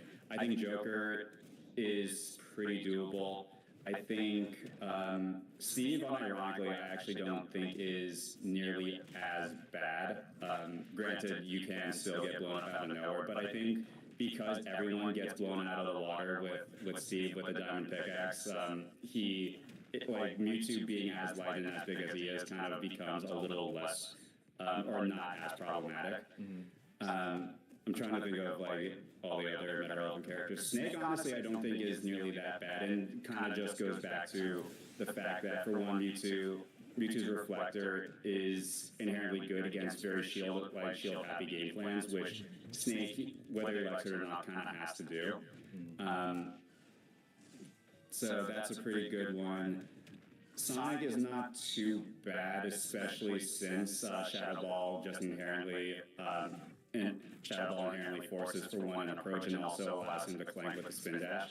So that's also not too bad, and Mewtwo has the speed to keep up with him. The ones that I actually think he wins or is like genuinely even. I know she's not nearly as relevant. Lucina has always been the big one. She's always been like pretty just a fine matchup. I don't know how meta relevant Shulk is still. It's been a while since I watched the tournament, but I've never really had huge issues with Shulk. Even like in my like watched state where I'm not competing anymore, I like still have the tournaments like for the fun of it, and I still have like taken sets off of people like Solar too. Like, you know, to my knowledge, they're still pretty relevant Shulk players. So yeah, Shulk I think is a good one. I'm trying to think who else. Game & Watch can be a pain in the ass, but at the same time, I've also snowballed Game & Watch is pretty well. But like again, the moment that you just kind of can't use Shadow Ball, which is a huge part of that matchup. But yeah, I don't know. I read a lot. I don't know if that answered your question, but yeah, no, I mean, you gave me you gave me like detailed like matchups that you think he does well, so that's good. And then I guess the other way is like, which matchups do you think is like just his absolute worst? They're not meta relevant, but just like his worst matchups. Yeah. So Fox, I think is like by far his worst matchup, and it's for one, Fox just outboxes him, so like Mewtwo's inherent ability to rush people down and get in their face. You can't really do that with Fox in that game plan, so that inherently means you're pigeonholed into, you know, basically playing a little bit more of a defensive and camping game. And even then, Mewtwo's out of shield options, especially compared to what Fox has on shield, is really bad. And so really the only thing that you have, it's still a very snowballing matchup because the moment Fox is off stage and trying to recover, Mewtwo should be taking the stock, in theory. But at the same time, the number of times that you're going to be able to get Fox off stage is few and far between, and usually you're just running away from him, trying not to die and get tailed. In terms of other characters, I know. So for the longest time, I've always thought that Falco was really bad. I've kind of come to terms with it. I also do think I'm a little biased against Falco because I have Tilde in my region. So that's always been. I mean, I've lost track of how many times I ran into his ass online and just gotten stomped by him. But Falco, very similarly, lasers prevent us from camping behind Shadow Ball. Frame 1 Reflector being as good as it is. Falco's damage output and ability to kill really early on a big body is super good against Mewtwo. And so again, very similar to Fox, the only thing that you have is edge guarding. I think those are his worst too. Link has been a popular one amongst Mewtwo's, being like a very problematic matchup. Obviously, he's not necessarily relevant. I've come to terms with that one. I actually don't think it's nearly as bad. Yoshi also, a lot of his hitboxes have a lot of priority, and so usually ends up beating Mewtwo out. But and also with the whole edge guarding thing, with his double jump having super armor, it's a little bit more difficult to edge guard him. So, but I think the Spaceys in particular are, like, I would say, the more problematic ones. Okay. Including Wolf or just like Fox Falco? Wolf is not as bad. It's definitely still a -1 at the very least, but Fox and Falco are definitely, like, there's a gap between those two. Okay, yeah, makes sense. I guess, is there anything you want to say, I guess, regarding Mewtwo, or anything you want to share for the video? Anything that, I guess, so I think maybe one of the most common questions that I get is, how do I get good with Mewtwo? Is like, is there one bit, simple trick? And I think my main answer to it always is there isn't a trick. I think the main thing that I do is just you gotta learn the character. I have become over the years a very adamant from the perspective of like if you're going to learn a character, you have to learn, like any character can work, and I like even at like the levels that I currently play at, and even I mean at top level, I think is when really the tier list starts to become a little bit more impactful, because now we're assuming we're assuming optimal levels of play. 99% of the population is not even at that level, or 99% of Smash players aren't at that level, and so, and even at that level, we still see players like Anvil, like Susan A. We see former players like Reverend, like get number one in their respective regions with Mewtwo. So the character very clearly can work, and I genuinely believe that I'm listening to for Mewtwo, Larry Lurr. It's literally just one top player away from why Mewtwo like really is being bad a but relevant broken. character. And so, and I mean, we kind of see this also with you know, specifically the rising characters like DK. I know Falco had a mini resurgence like midway through Ultimate's lifespan. You know, like characters are always like, you know, rising and falling depending on which characters or which players are picking them up. And so, and I don't think Mewtwo is any different. I think just because there isn't anyone playing Mewtwo right now at the top level doesn't inherently mean that he can't ever get there. I agree. I mean, yeah, like his toolkit's amazing. I'm sure players who play him will figure out ways to like not make his flaws as bad. But yeah, he has potential. 100%. Yeah. All right, well, Not Bae, thank you for your time, and I appreciate it. No, thanks for having me on. This is awesome. And that is it for the video. I hope you guys enjoyed. If you did, make sure to drop a like on the video. It really does help me out a lot. And also consider subscribing to the channel. Thanks for watching, and I'll see you next time. I'll watch all the top players, you know. All right, today, chat. My boy, right here, Nago. We got ourselves another 10v10, the first one of this year. Well, first of all, I'll be fighting against Shark. You know, bro wants to change his name more than Chase on in his tag on Smash Ultimate. So what was it? It was like whoa, whoa, whoa, whoa, whoa, whoa. Like, what the fuck is whoa, whoa, whoa, whoa? Like, so I always gotta clarify who I'm playing against, because they want to change, you know, change the name every damn day. So I'm playing against Chase. I mean, Chip playing against Shark. See? You see what you did?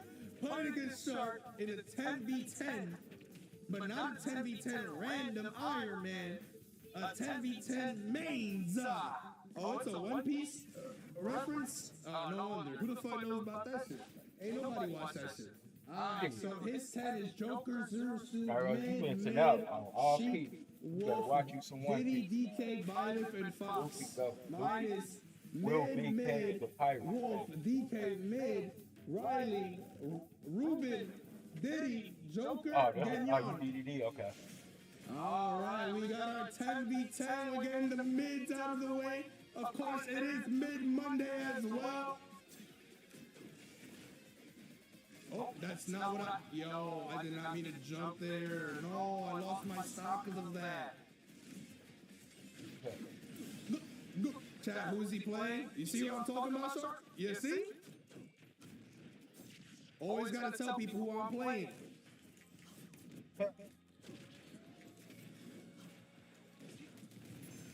Worth.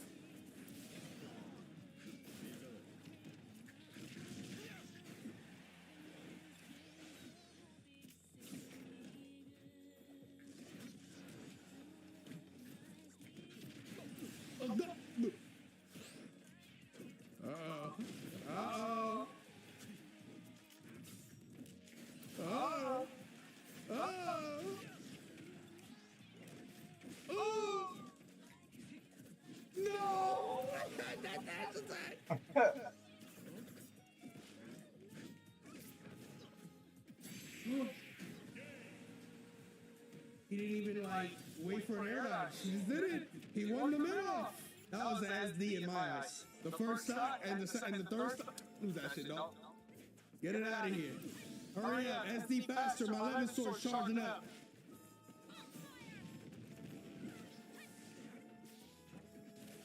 What?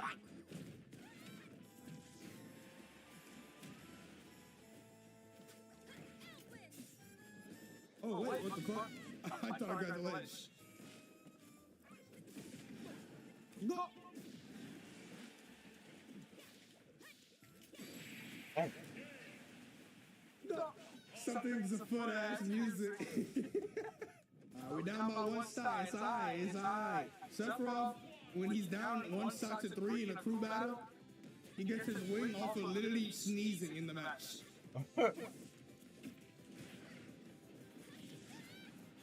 Boy, that boy Nairo loves Sephiroth mid ass. No! Bad time with my 11 sword.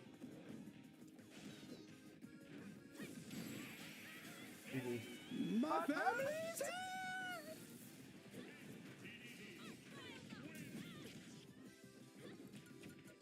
What the auto turnaround? Hacker gamer. Oh my god, I can't hit him with anything like solid. You gotta play your best in the town.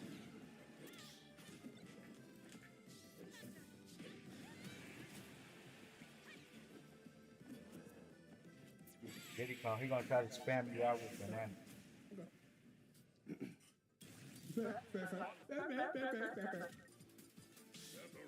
Sephiroth. Yo, Soko. Give me 1 second, Chief. Give me 1 second, Chief.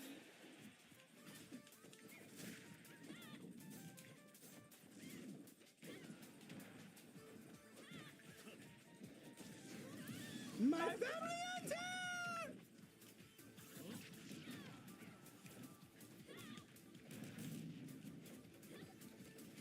No way. Oh my god, that killed me too? Yo, the fact that he crouched. What? Here we go. Here comes the bullshit.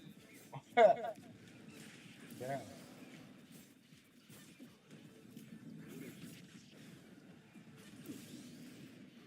That wasn't supposed to be misselect. Bro.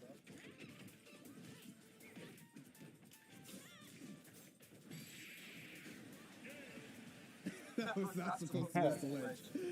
It's just not looking too good, but it's okay. It's okay. It is okay. I'm getting my worst characters out the way. The mid-ass characters are getting flung out.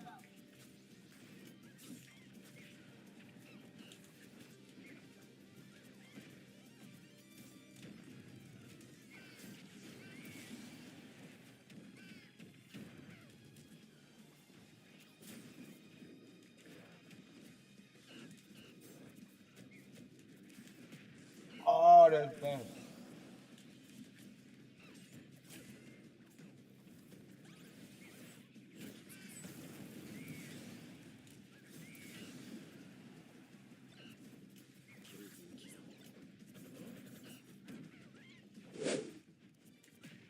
Oh, gang. 23. Appreciate that follow, bro. Okay. That's fine. There's a really unfortunate reason I got shield broken. Yeah, I know. Your infinite spot dodge stopped for one moment because you scarred. You fucked up your thumb a couple weeks ago, so some inputs are hard for you to input. So you couldn't roll in, but you can do retreating areas all day consistently. Interesting. Yeah, appreciate that follows, bros.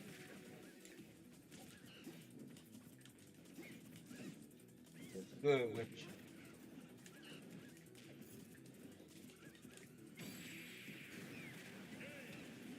Back at even. I heard that retreating area is coming, asshole. For the spirit of Monkey Monday, he put DK in his rooster. Yo, that did not spike.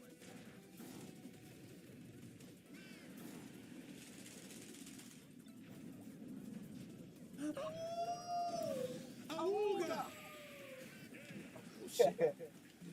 Oh fuck, you killed me.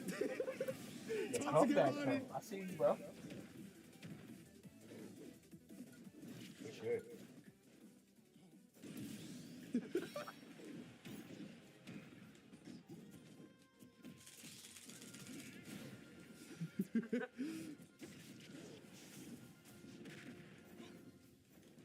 Buddy. Appreciate y'all chilling with your boy. King Flex HD. Hit that like button for me on YouTube. appreciate y'all on the Twitch side. What's up with y'all on the Kick side? Chilling. You could have got that other sock here in SD, dog. Yeah, I will say, you said you couldn't roll in, right? But that didn't stop you from air dodging away. So you just stopped the port. I want to do a post stream. Oh, so you want to join the wolf pack, huh? And do one of his bot invitations. That shit gonna be lit. Swiper, no swiping. Swiper, no swiping. Swiper, no swiping. Oh, man. Looking at. Okay.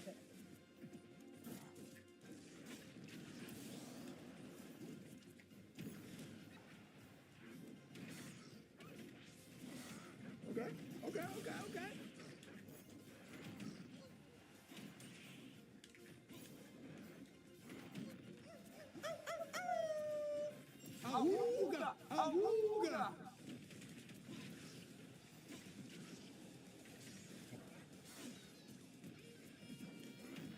Oh, no way!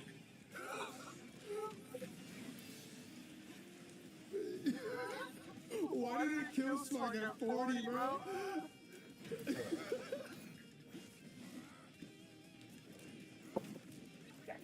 No! That would have killed that launch too. Yeah, you're right. That's probably why. They forgot to update the kill spark percentage. Riley, the dig master.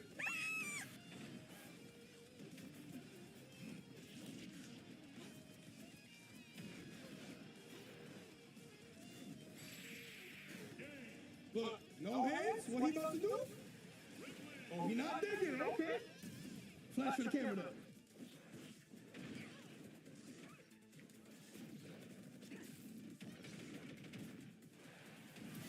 Ooh, my jump actually might have killed me.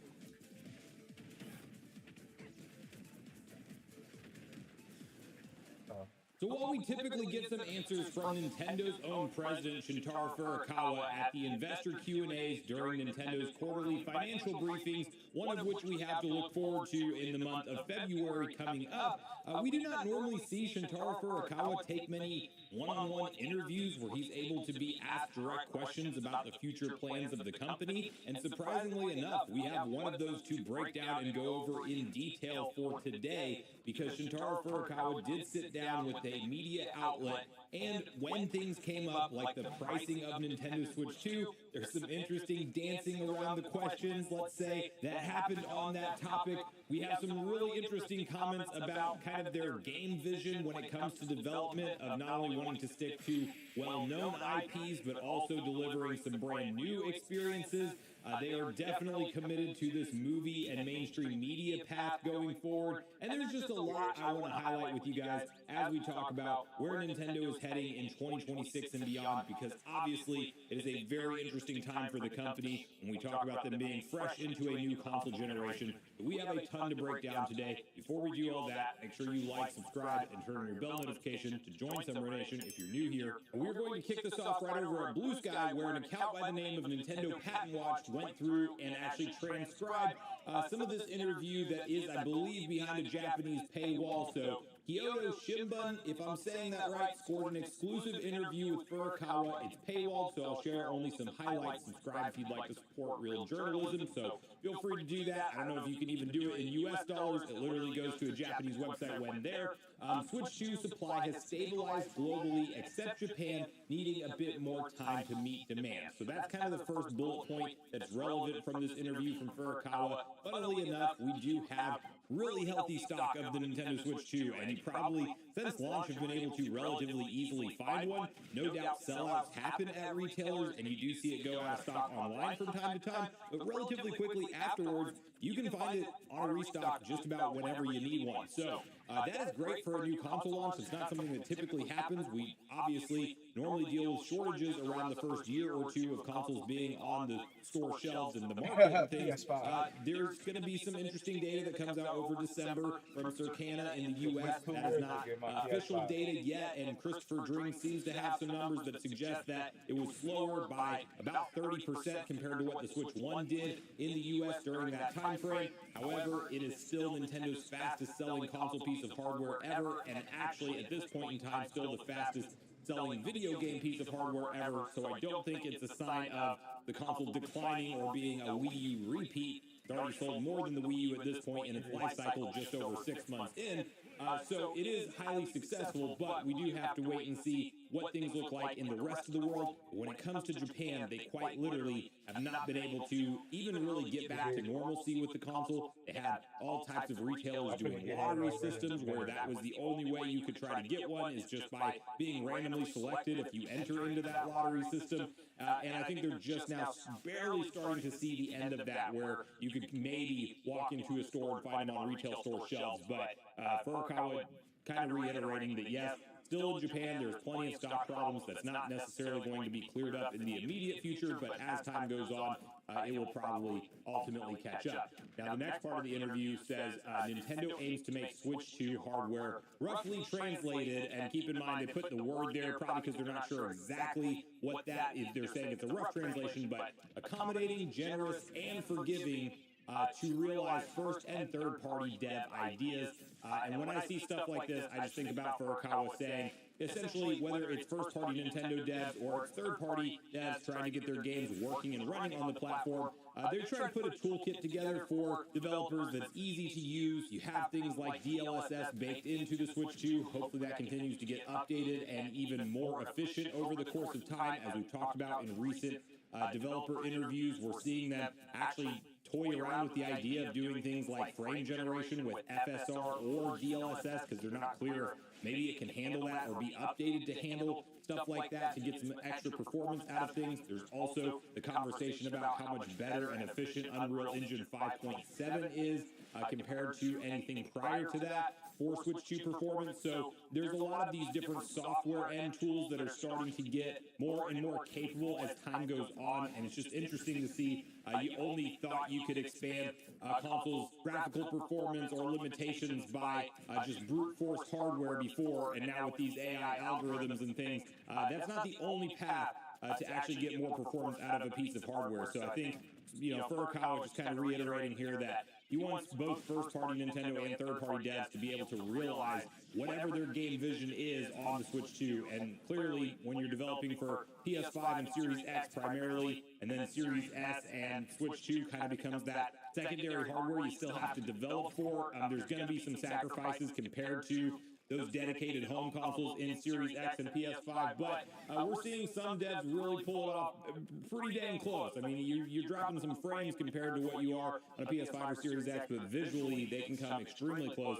Looking at a port like Resident Evil Requiem right around the corner in February and how that's looking and running on the Switch 2 so far, like there is definitely some impressive things that can be pulled off with Switch 2 still being a hybrid form factor console, and we have the leaked data mine info of Monster Hunter Wilds, which is a game that really struggled on other platforms, and it appears that they already have it working at some level on the Switch 2 because there's literally menu text that show the Switch 2 version of the game and things. So anyway, moving on, continuing from there, we move into this whole RAM conversation, which is a big talking point for the price point of Switch 2, especially in 2026 and beyond.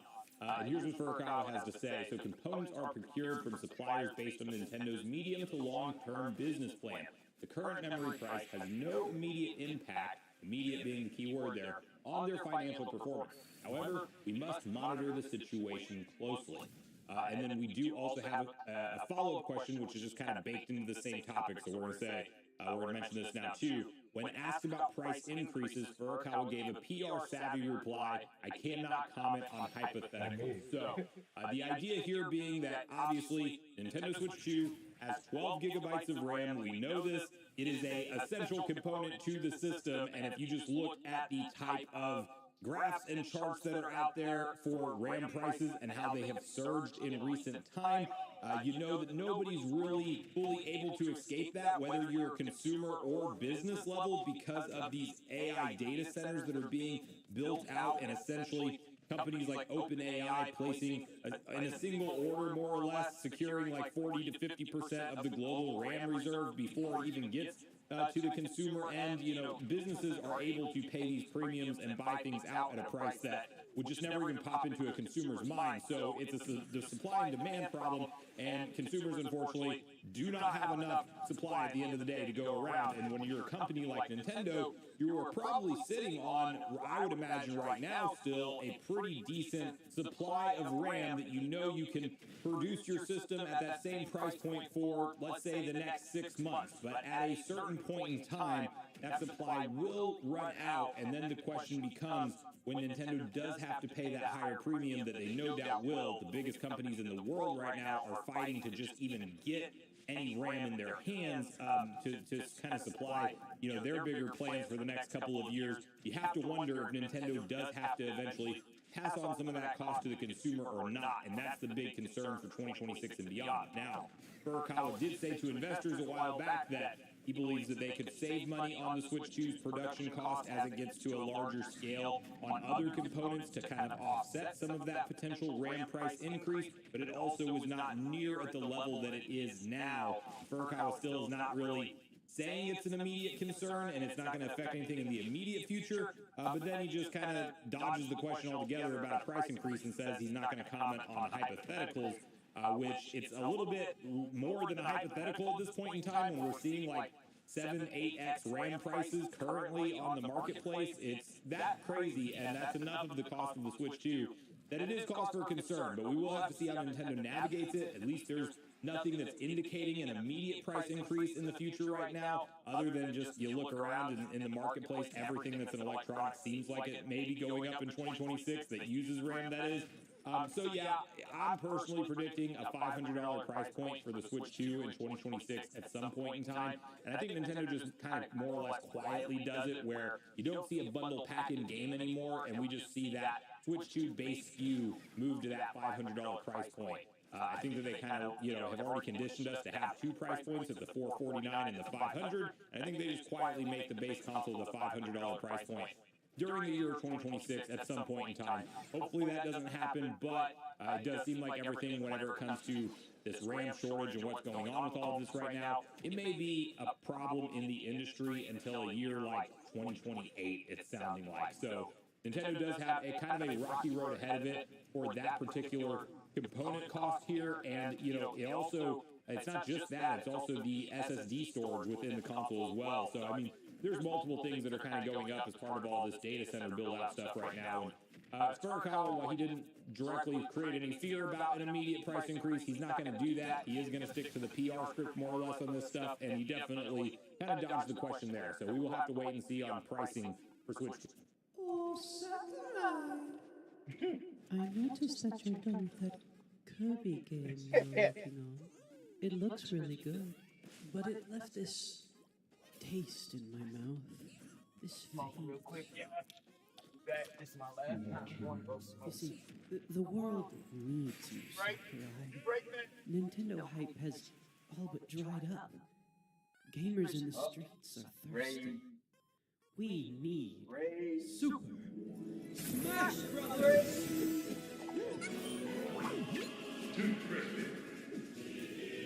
I am beyond ready for the next Smash hype cycle to begin, and it's not that I wasn't satisfied with Smash Ultimate. How could you not be? Many have asked, how can you possibly top this game? But as long as gamers live and breathe, there will be pipe dreams, mouths frothing for the debut of fans' most wanted newcomers. And of course I have my list. So before we get that fated announcement that this series will continue with a new entry on the Nintendo Switch 2, here is my list. These are the top 10 characters I want to see in the next Smash Bros. Game. Some are realistic, some may be less so. But there isn't a character on this list that I don't think at least has a chance. And if you agree with any of the characters on my list, why not smash that subscribe button? Because being that Smash is probably my favorite game series of all time, I have a lot more to say about the potential next installment. Let's get into it.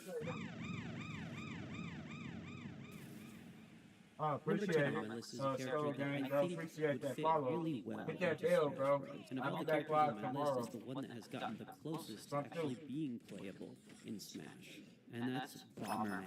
If I'm being frank, I haven't actually spent a whole lot of time playing Bomberman games. But it's one of those characters kind of similar to Mega Man, where Bomberman games have always been on Nintendo consoles, to the point where he's kind of associated with the company in a way. I love Bomberman's character design, and I think he fits in really well next to the other Smash characters. They teased us so hard with that Mii costume. Of all the Mii costumes that were in Smash Ultimate, Bomberman's was definitely the one that looked the most realistic, to where you could kind of suspend disbelief that you were playing as Bomberman. But I really want him to make his actual debut. One of my favorite characters to play as since the Brawl days has been Toon Link, because I love spamming those bombs. And I would love if there was a character that was just everything about them was all just different types of bombs. Obviously, Bomberman is that character. He's got the look, he's got the gameplay, and I think he has the icon status at this point to deserve a spot in the next Smash game. I'm going to kind of throw out a couple of ideas for this one here. I've long been disappointed by the representation of Pokemon in the Smash games. It seems that newcomers are always whatever's the newest at that time. In Brawl, we got Lucario. In Smash 4, we got Greninja. In Ultimate, we got Incineroar. But Pokemon games come out a lot more often than Smash games do, so there's some gaps in there where they miss some generations. The most disappointing to me is Generation 3. And honestly, even Gen 2, Pichu doesn't really feel like it fills that role. My most wanted Pokemon newcomer is a Gen 3 rep. You could go with a one-off Pokemon like a Sceptile or a Blaziken. Personally, my favorite Pokemon are always the weird ones, and they're never the ones that are actually going to make it into Smash. So if I'm being realistic, I think probably the best case scenario is if we get a Hoenn Pokemon trainer. Mudkip, Grovyle, and Blaziken. And I think this is the only combination of the three that works. Of the three, I think Grovyle would probably be the most unique gameplay-wise, but I think Blaziken could really be fun too. Mudkip, maybe similar to Squirtle, but it just kind of has to fill that role. Alternatively, I would also like to see a better representation of Gen 2 with Umbreon and Espeon. My favorite Pokemon game of all time is Pokemon Colosseum, which is kind of a Gen 2, Gen 3 game. And man, to have that represented in Smash would just blow my mind. And with how popular Umbreon and Espeon still are, I don't think it's that crazy. Yes, I want Waluigi in Smash, and no, not for the memes. Waluigi has genuinely been one of my favorite Mario characters, like my entire life. Believe it or not, my first Mario game was Dance Dance Revolution Mario Mix, and Waluigi was the first boss of that game. And I think Waluigi's dance moves kind of imprinted on me. Waluigi's gotten a lot of love and a lot of hate when it comes to Smash discourse, and I get both sides. Because yes, I am a Waluigi lover, and I can see why people don't think he's interesting or important enough to get his own spot in Smash. For me personally, he's just always been a core part of the Mario cast. He may not have any of his own games, he may live in the spin-offs, but I do think that could be a cool way of representing some of those spin-offs. References to the Mario sports games, Mario Kart, Mario Party. A lot of those games don't have any kind of representation in Smash, and Waluigi is the guy to do it. But more than anything, I think it would be fun if they just got weird with Waluigi. That's what I love about Waluigi. You know, Waluigi is for people like me who aren't into the Marios and Luigis of the world. I like the weird guys, the oddballs, the tall, lanky, weird ones. Waluigi is one for the freaks. So if they are to include him, and I really hope they do, I think he has probably one of the better chances of any of the characters on my list. I hope they just go weird with him. I'm kind of shocked that Paper Mario hasn't already made his way into Smash Bros. Mario being the biggest franchise for Nintendo, and Paper Mario being one of the most unique spin-offs of that franchise, Paper Mario feels like a huge omission. Of all the characters on this list, Paper Mario is the one that I will be shocked if he doesn't make it into the next game. I just got done playing Paper Mario The Thousand Year Door, the remake on the Switch, and that really feels like the perfect starting point for this character. I think including timing into the moveset would be fun. Of course, his hammer should play a prominent part in it. And there's so many different transformations that you could do as a part of his moveset, like folding into a paper airplane, a boat, incorporating his partner's abilities into his moveset. I'm picturing Koops as a standard special, Vivian as a shield, Bobbery as a smash attack. There's so much fun moveset potential there. And when you're fighting in the boxing ring, the Great Gonzalez. Come on, it's perfect! It's perfect! 10 years ago, there was a Smash Bros. Snub that is still getting under my skin. Because there's a character that joined the fight in Smash 4 that, though he is the player character, was not the face of the franchise. Because everybody knows, the true icon, the true face of Animal Crossing is Tom Money-Lovin' Nook. To me, as an Animal Crossing fan, there was no question as to what character should be representing the franchise before they were ever added to Smash. Sure, the player character has a memorable look, but it's Animal Crossing. It's about the animals. And before Isabelle came in and charmed everybody and batted her sweet little eyes, Tom was the man. At this point, with Animal Crossing just completely blowing up with New Horizons, they have to add more Animal Crossing characters, I feel. And Tom Nook is a no-brainer. Everybody sees him as a kind of a villain anyway, even though he's not really. But I want to see him swinging around some bell bags, pushing you around with his furniture, sicking his nephews on you. I want to see him out of that final smash and getting his scrappy little raccoon fingers on the battlefield. If you haven't played the earlier Animal Crossing games, you haven't seen that look that was in his eye. The look that says, I own this place. I own you. And I think it's about time he owns some people in Smash Bros. My only fear is that they will use his more modern design. I'm sure that they will. They'll give him the sweater. I've never been a fan of the sweater. Just please give me an alt where he has the classic blue apron. Please! Okay, this pick is a little out there, but hear me out. Sakurai is all about adapting different styles of gameplay into Smash and making them all come together seamlessly. A game series that I've gotten into in the last 2 years that has just blown me away with its unique gameplay is Katamari Damacy. I love these games. And the reason I say it's a little out there is because Katamari, not as big or as iconic as a lot of the other big third-party characters that have made it into Smash, but considering Nintendo's relationship with Bandai Namco, I don't think it's impossible. But the Prince of All Cosmos is a dream pick for me.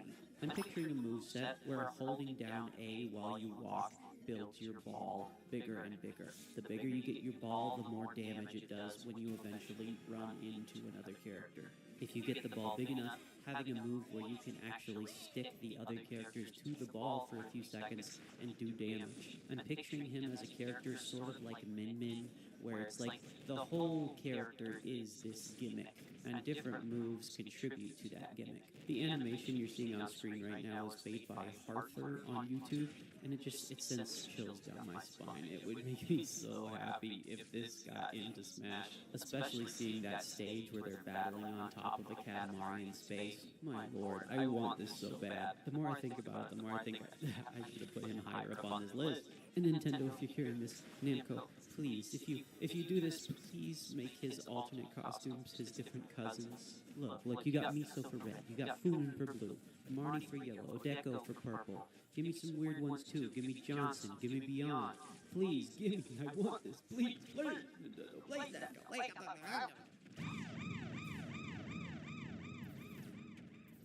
How do we have Richter in this game and not a second Sonic character? Sonic has really gotten a short end of the stick, being one of the first third-party characters in Smash. You'd think Nintendo still has a grudge over the console wars the way they've treated him.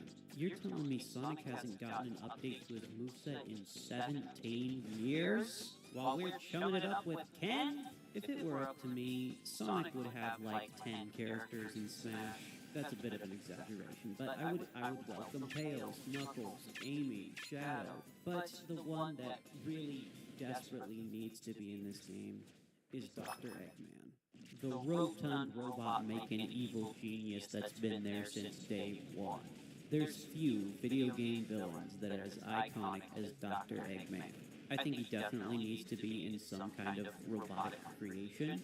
Eggman does kind of look a little weird when he's just walking around on 2 feet. Personally, I think the perfect way to do it would be to have him be in his mech suit from Sonic Adventure 2, which is probably his most iconic playable appearance. I want that satisfying feeling that you had holding down the button to lock onto like 20 different targets in Sonic Adventure 2, and then just letting them all blow all at once to be faithfully recreated in Smash. But when it comes to Eggman, there's so much you could pull from, decades of appearances and references that could be put into a very loving moveset for this character. Here's to hoping Smash 6 is the game that gives us multiple Sonic newcomers, because Dr. Eggman, while I want him to be where it starts, is not where I want it to end. Back in the days of the Smash ballot, there were 2 characters that I'm sure I cast multiple votes for. 2 of my longest running dream picks that have been at the top of my list since I was a wee Smash-loving boy. One of them, King K. Rool, actually made it into the game, and I was over the moon. The other, I was fooled. During the lead up to Smash 4, a YouTuber named Artsy Omni made a very convincing fake leak for Rayman.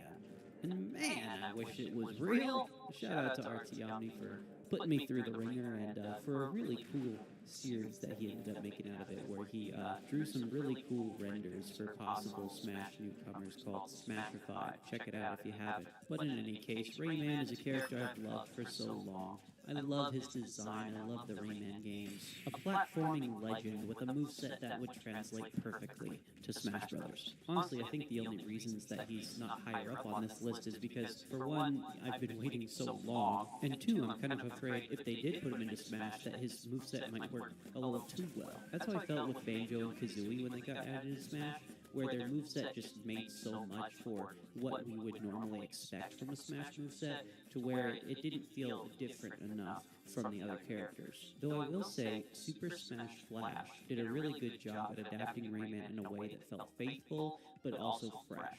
I especially appreciated his plum throwing move. I really hope that they add Rayman at some point, because I know at this point Rayman just isn't as popular as he used to be, and I don't know what Ubisoft's plan is with him going forward. They seem to be a lot more interested in the Rabbids, which honestly, listen, hear me out. I am totally cool with a Rabbid being a part of Rayman's moveset. Okay? Okay? Sue me. I would like that. I like the Rabbids, but not in place of Rayman. I want them as a part of Rayman. Okay? Not replacing him. Because that's how they started. The Rabbids were just supposed to be an enemy in the Rayman games, but became their own thing. Nintendo's involvement with Ubisoft when it comes to Smash, it's so confusing to me, because you have a Rayman trophy in Smash 4. You have the Rabbid costume in Smash Ultimate. Like, they're so close. Come on, just do it. There is a Nintendo series that I know, I get it, it's not very popular. It hasn't hit its stride yet, but it absolutely 100% deserves it, because the Rhythm Heaven games are perfect. It's one of the only Nintendo series that consistently, every single game that's put out, is a nearly perfect game for what it is. If you're a fan of music games, rhythm games, check Rhythm Heaven out. It is so charming, so wacky and goofy and fun, and it needs to be represented in Smash beyond just a couple music tracks. There's a chance that during the development of Smash 4, that the chorus kids were in consideration for a spot in that game. You can check that out in one of my older videos where I talk about all the characters that were cut from older Smash games. And I'd be fine with that. I think more than anything, Rhythm Heaven, I just want it to be represented by a character. Personally though, I've put a lot of thought into this, and I think the character that makes the most sense is Karate Joe. Not just because he's a bipedal human character that would make a lot of sense for a normal Smash moveset, but because looking through all of the Rhythm Heaven games, he's the one character that is consistent amongst all of them. I'm picturing sort of an amalgamation character. Yes, I think Karate Joe should have his normal kind of punching pots kind of moves, but I think all of his specials, smash attacks, etc. should all be references to other rhythm games. Maybe the Chorus Kids are a side special. Maybe his up special is a Q-Bird of Happiness. You could so easily incorporate so many references and little motions from different games into Karate Joe's moveset. And look, I know this idea is probably near impossible, but if they took what they did with Steve and gave every single stage a grid where he could put his blocks all over the stage, could they do the same with every music track? And make Karate Joe's moveset actually dependent on the beats of the song that's playing? It would be amazing! I know that that's a stretch, but man, would it be incredible. I'm just happy if a Rhythm Heaven rep gets into this game, the amazing Rhythm Heaven music gets into this game, and I can at least pretend to attack to the music. And I genuinely think if there's any series that could really use a boost from the recognition that comes from getting a character in a Smash, it's Rhythm Heaven. More people need to play this series. It is so good. Almost every genre of video game is represented in Smash Bros. In some way.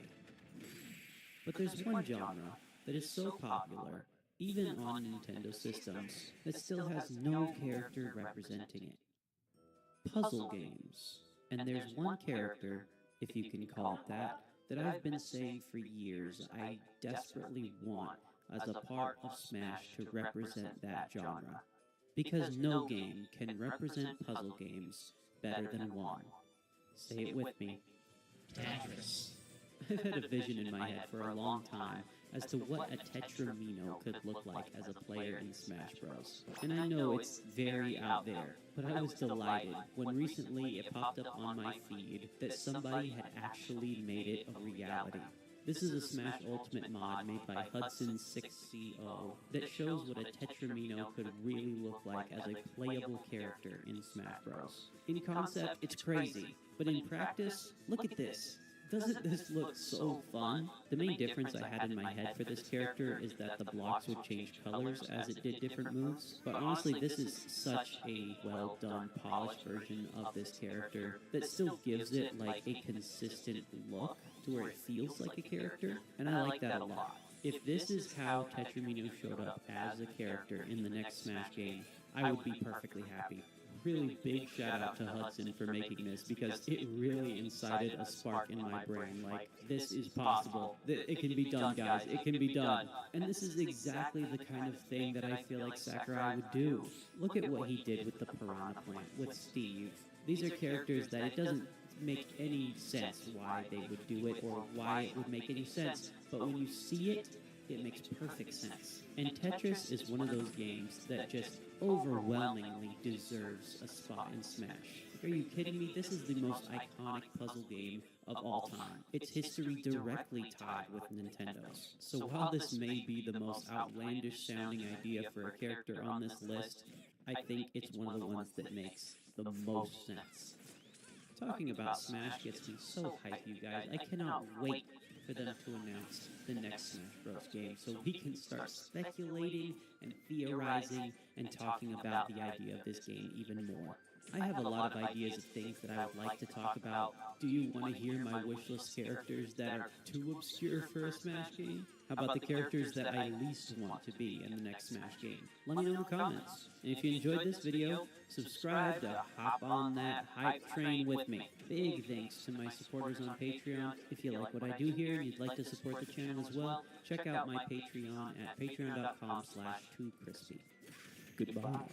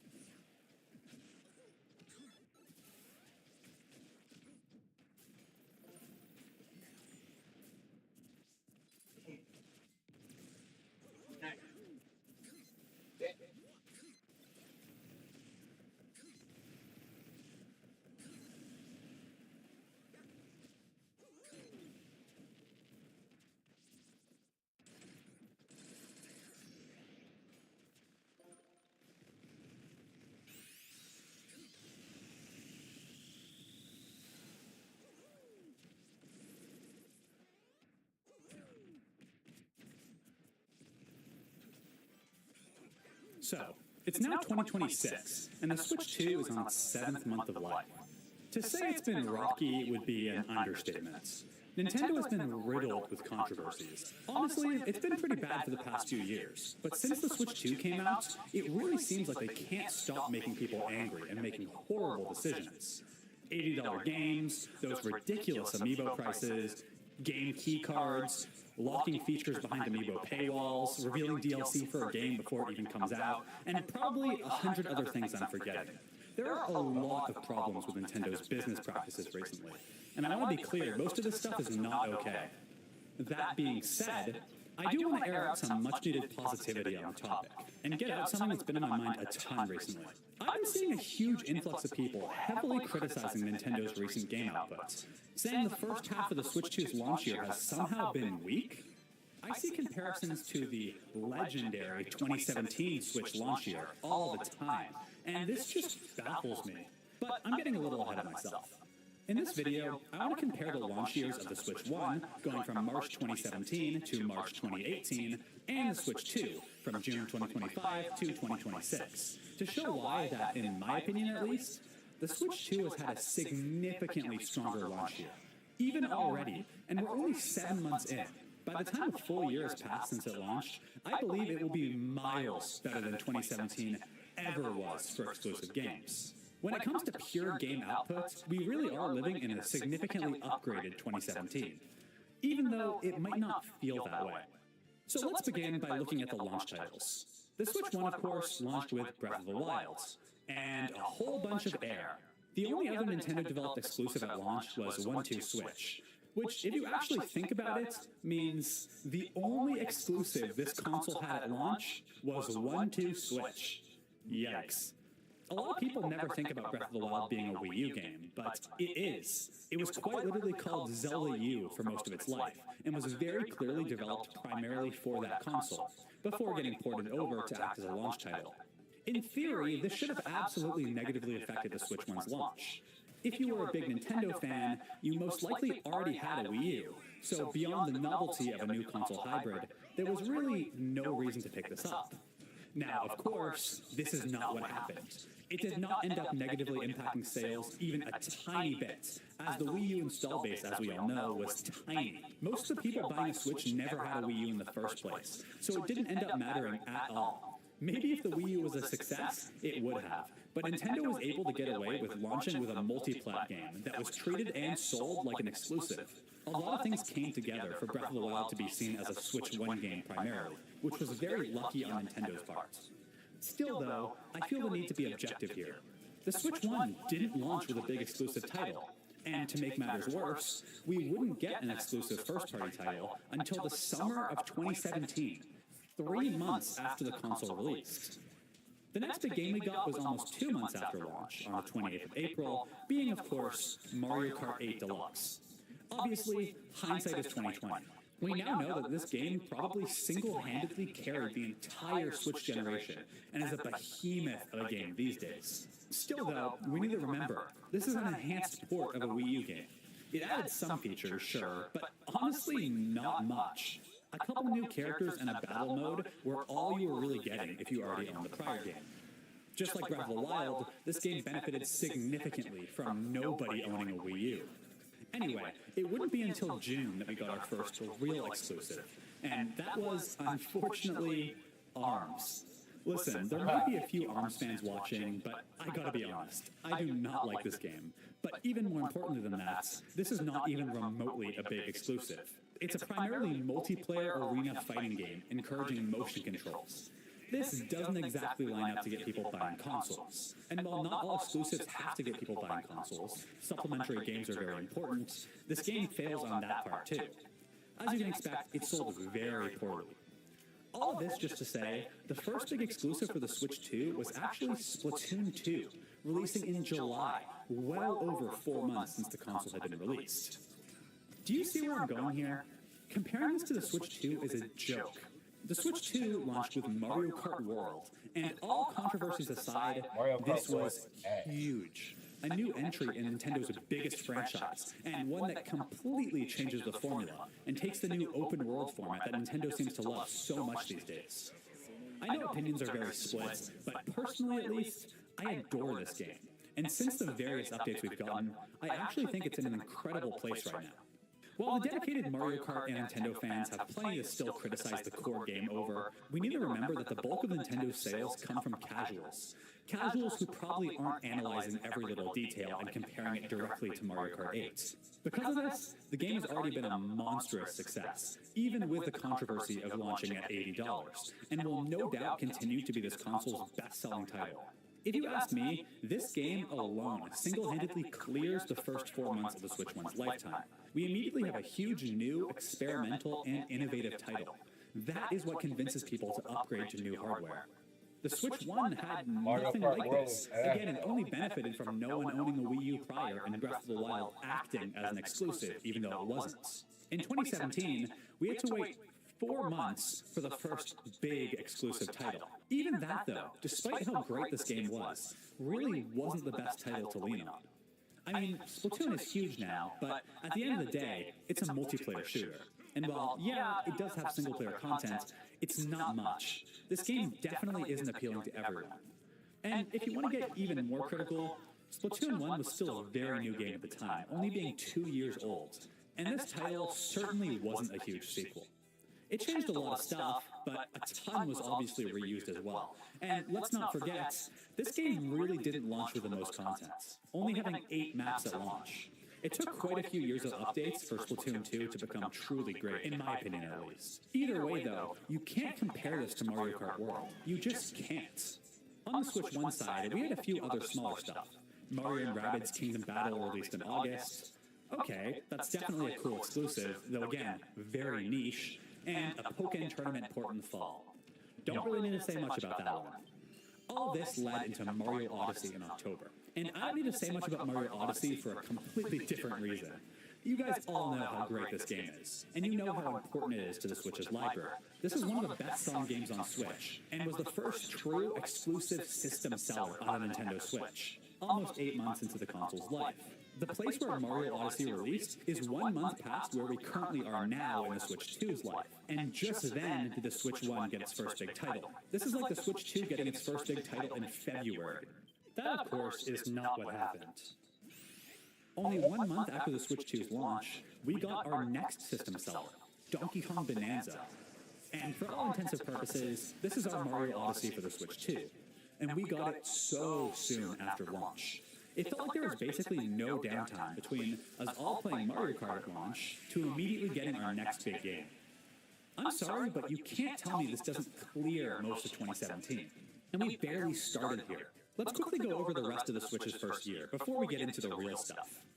After Mario Odyssey, we had Xenoblade in December, and as much as I would literally die for this franchise, I gotta be objective here, it is certainly not a big title. And most people are unfortunately not interested at all. Very niche stuff here. 2018 opened with nothing. We got ports of Bayonetta 1 and 2, and Luigi's Balloon World, added online DLC for Mario Odyssey. That was all we had leading up to March 3rd, 2018, the 1-year anniversary of the Switch.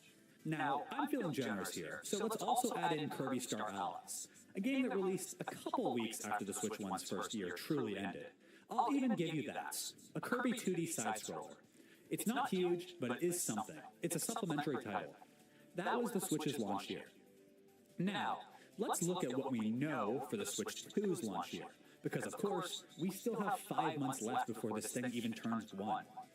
After DK, our next exclusive was Hyrule Warriors, releasing in November. Definitely not a huge one. Most people don't play these Warriors games, but it is a Zelda game, at least of some sort. Having Zelda on your box art definitely makes it bigger than most titles. And no one's going to debate that this title is the same as ARMS or 1-2 Switch. It's certainly more significant, being a decently notable Switch 2 exclusive. Then we got Kirby Air Riders, another exclusive in November. Kirby games in general don't sell super well, so I'm sure spin-offs will sell even less. But again, it's some kind of notable exclusive. A lot more notable than the early Switch 1 stuff. These 2 games are not selling consoles, but they act as great supplementary titles for people who already own Switch 2s and for people who are on the fence. Maybe a customer wasn't exactly sold on Mario Kart World, and the only game they really cared about was Donkey Kong. So they decided to wait a little bit until there were more games. If they were a big Zelda or Kirby fan, these two games easily could have swayed them. This is what I mean by supplementary titles. Anyway, this brings us to present day, but let's keep going over what we know is going to come out. We have Mario Tennis Fever, releasing in February, a very important early staple of Nintendo consoles, and being added to the Switch 2's library this early is super significant. We also have the new 2D Yoshi game, Yoshi and the Mysterious Book, which, barring any delays, is set to release sometime in spring. Another early console staple. The Switch 2 is just faster than the Switch 1 in terms of games. A Kirby game, a Mario Tennis game, and a Yoshi game. These similarly all released on the Switch 1, but they were well into the second year. With the Switch 2, we're getting them nice and early, quite a bit before the end of its first year. I'll reiterate one more time before people get mad in the comments. These are not huge titles, but they certainly add up to a game's early library, especially considering how fast we're getting them. Beyond that, we have Pokemon Pokopia, releasing in March. I'm not going to lie, I have literally nothing to say about this game. And a few other potential titles. We have two without release dates, both Fire Emblem Fortune's Weave and Splatoon Raiders. These could easily launch before June of this year, and even if neither of them do, I'm willing to bet a January or February Direct is going to reveal at least one more title that we'll get before the first year is over. Already, I don't see how the exclusive titles of the Switch 2 versus the Switch 1 is even comparable for this first year. The Switch 2 completely clears it out of the water. But maybe you're not convinced yet, so let's keep going. Beyond exclusives, we of course have Switch 2 editions, more supplemental content, but it's especially appealing for Switch 1 owners who have upgraded. Most of us already have a lot of these games, so upgrading for like $10 to get bonus content is something we're pretty likely to do. I'm sure most people who have a Switch 2 have bought at least one of these upgrade packs. In terms of new content, we have Kirby and the Forgotten Land, which has a whole new story to play, Mario Party added content. Technically, the Zelda games have new content with the Zelda notes, but I don't really care about that. And of course, we're getting Mario Wonder soon, with even more content. It's not much, but it adds to the first year. Switch 2 editions of games like Prime 4 and Pokemon also exist, but I'm mainly looking at stuff with new content here. These games are the same on both consoles, besides the performance increases, of course. In addition to all that, though, we have GameCube games. Sure, there's not a lot right now, but Wind Waker, Luigi's Mansion, Mario Strikers, and F-Zero, these are good stuff. They definitely at least somewhat add to the current value of having a Switch 2. So, after all this, hopefully you're starting to understand my argument here. I think the Switch 2's first year has been honestly incredible. Two big hitters right off the bat, followed by such a huge quantity and variety of smaller stuff to keep us busy. This is honestly the most you can really ask for in a launch year. Sure, it'd be nice in some alternate reality where we had more big hitters. But remember, plenty of consoles don't even get one big exclusive on their first year. Or even ever. This is as great of a launch as you can ask for when it comes to exclusive game outputs. I can't help but think a lot of people are blinded by nostalgia for the Switch 1. A lot of this, unfortunately, is just because 2017 was a much happier time for Nintendo fans. There was so much less controversy and fighting, and it seems Nintendo made a lot less PR mistakes back then compared to what they do today. The Switch 2's launch year just had so much potential, which makes it even more sad when you realize Nintendo is losing pretty much all of its goodwill with the customer base. It really does go to show that good game output isn't enough. These horrible business practices are significantly hurting the Switch 2 sales. I'm sure of it, especially now considering the Switch 2 is going to go up in price soon.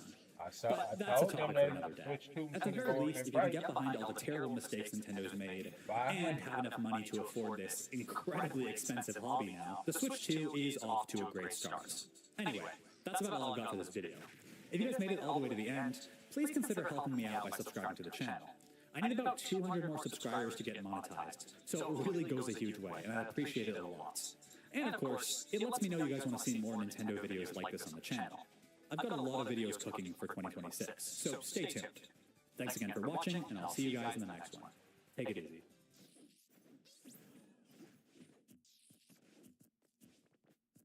Nintendo really thought they were on Nintendo is currently facing a problem that they have never had before, and it's gotten to the point where their president, Shuntaro Furukawa, had to come out and publicly address it. You see, lately, Nintendo's stock price has been in a slow-motion slide, losing nearly a quarter of its value in just 6 months. In that time, Nintendo has been facing multiple problems since the record-shattering launch of the Switch 2, and the latest one has their president quietly waving a red flag. Because the truth is that behind the scenes, Nintendo knows that its latest threat is not other games or its competitors, it's AI. In his latest interview, President Furukawa broke his silence on the volatile market crisis involving RAM prices and shifting tariffs, both of which have backed Nintendo into a corner. But here's the uncomfortable part. Retailers in the United States are begging for a price cut to save the Switch 2 sales momentum, but the math says that Nintendo might have to do the unthinkable and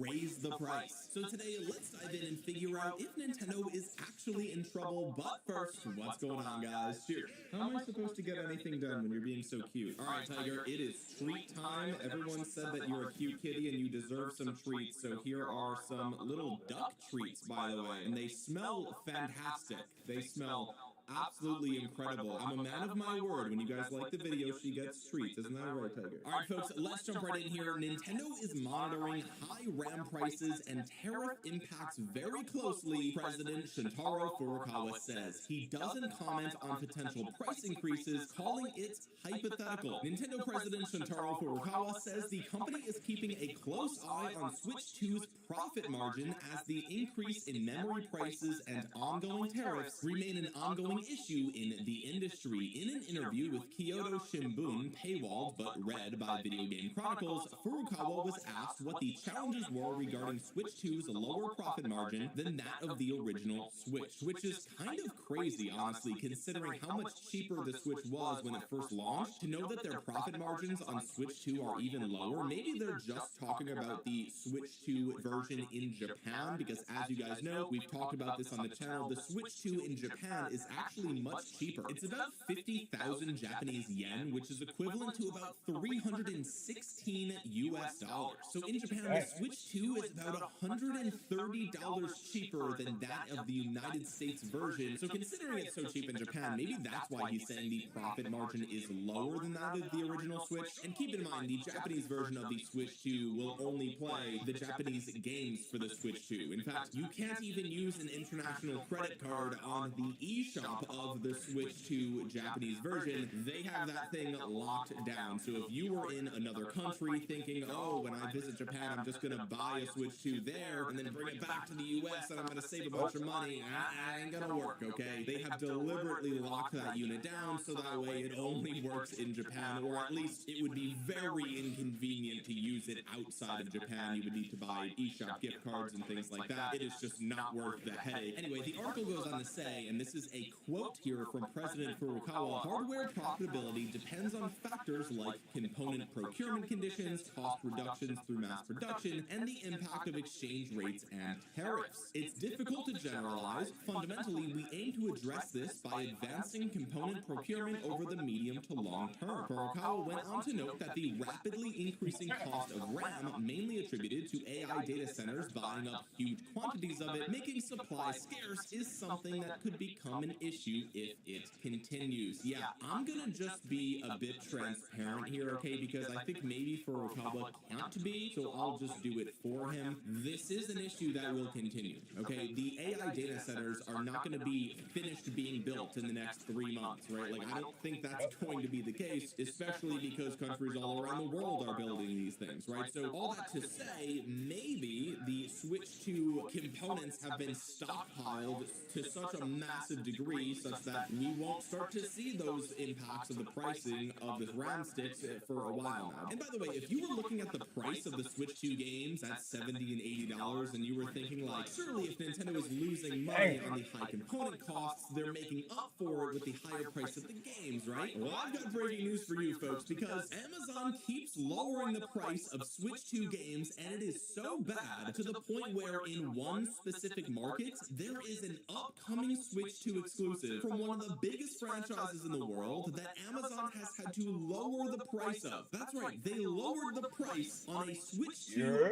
pre-order of a massive popular franchise. We're going to talk about that later in the video because I think this is the first time I've ever seen something like this. It's actually insane. But let's continue with the article. Furukawa goes on to say, we procure from suppliers based on our medium to long-term business plans, but the current memory market is very volatile. He explained. There is no immediate impact on earnings, but it is something we must monitor closely. When asked if it could increase its price depending on the future procurement costs, Furukawa said that was hypothetical and he couldn't comment. Okay, so what they're saying is, this interview asked them, like, hey, if these prices do continue, will you have to increase the price of the Switch 2 to reflect that? And Furukawa, he can't comment, right? Because if he says that, then that's horrible for the investors, it's horrible for the stock price, and it makes them look bad. He can't just come out and say, like, yeah, if RAM prices continue surging, of course we're going to have to raise the price of the Switch 2. He can't say that. But that is unfortunately the reality that Nintendo finds themselves in right now. And by the way, it's not just RAM prices, it's also things like the internal storage of the Switch 2. A lot of these components are really inflating in price because manufacturers just cannot meet the demand of these AI data centers and of everybody else that is looking to buy these components, right? I mean, it's not like Nintendo is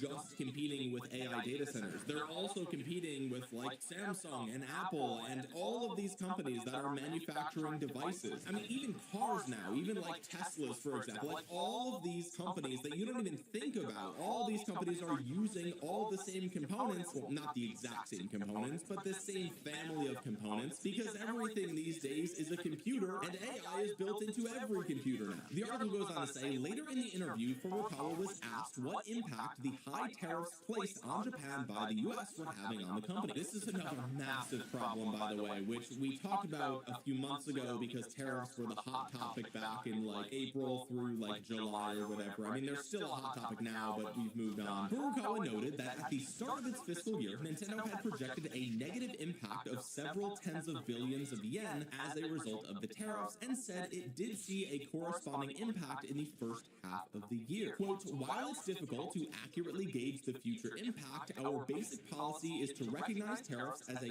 cost and pass them on to prices as much as possible, not just in the United States. That's actually a crazy quote, which verifies a lot of things that we've talked about on the channel, not recently, but a few months ago. Okay, so first of all, I like how he just comes out and says it's difficult to accurately gauge the future impact because, as you guys know, our current president is just, he's kind of all over the place, right? Whether you like him or you hate him, one thing is a fact, and he's tweeting crazy stuff, right? One day he's tweeting about the ballroom that's costing however much money, and then next thing you know, he's tweeting about, like, owning Greenland, and then talking about Chinese tariffs. Like, he's all over the place, okay? And here we see Nintendo just basically coming out and saying that. They're like, yeah, I don't know, man. The U.S. is like, they're doing whatever, and we try to guess what it's gonna be, but like, who knows? But the second half of this quote is what's super important here, okay? He says, our basic policy is to recognize tariffs as a cost, of course, right? All companies do this, all businesses do this. It's just a cost of doing business. But then he says, and to pass them on to prices as much as possible, not just in the US. And this is one of the biggest things that we need to understand when it comes to Nintendo's pricing strategy, right? Because a lot of people, when we were talking about tariffs a couple of months ago, and we saw them raise the price on the old Switch, and they raised the price on accessories and controllers and all this other stuff, a lot of people correctly came out to say this is directly as a response to tariffs, right? Obviously that was the case. And a lot of dumb people came out and were like, actually they're raising the price in Europe, and they're raising the price in Canada. So obviously it's not because of tariffs, it's because Nintendo's greedy. And it's like, yes, of course, Nintendo is greedy. You know it, I know it, everyone knows it. Okay, no one's gonna argue that point. However, what we see here is the president of Nintendo just coming out and saying that they are passing on prices as much as possible, not just in the US. So what that means is, instead of raising the price in the United States by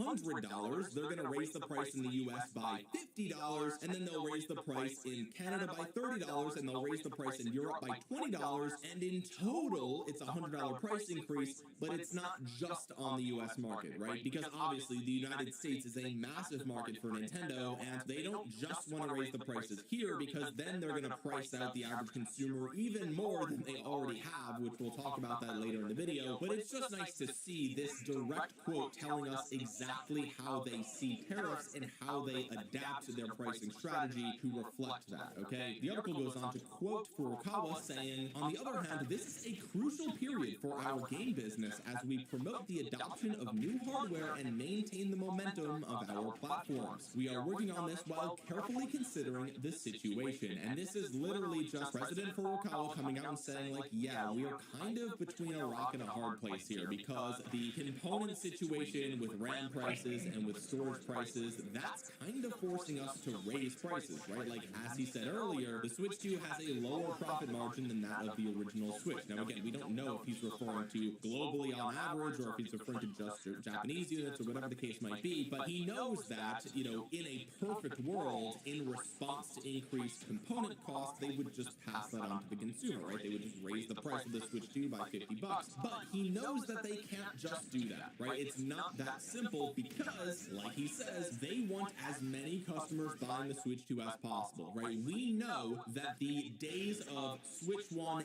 and Switch 2 versions are pretty much over, right? The end of 2025 was kind of the end of that. If you guys were hoping to hold on to your Switch 1 for a bit longer and continue to play the latest Nintendo games, I've got bad news for you. It doesn't look like that is in the future. That is not in the cards, okay? Metroid Prime 4 and Pokemon Legends ZA, those were pretty much the last of the games that were built for Switch 1 and Switch 2, at least that we know of.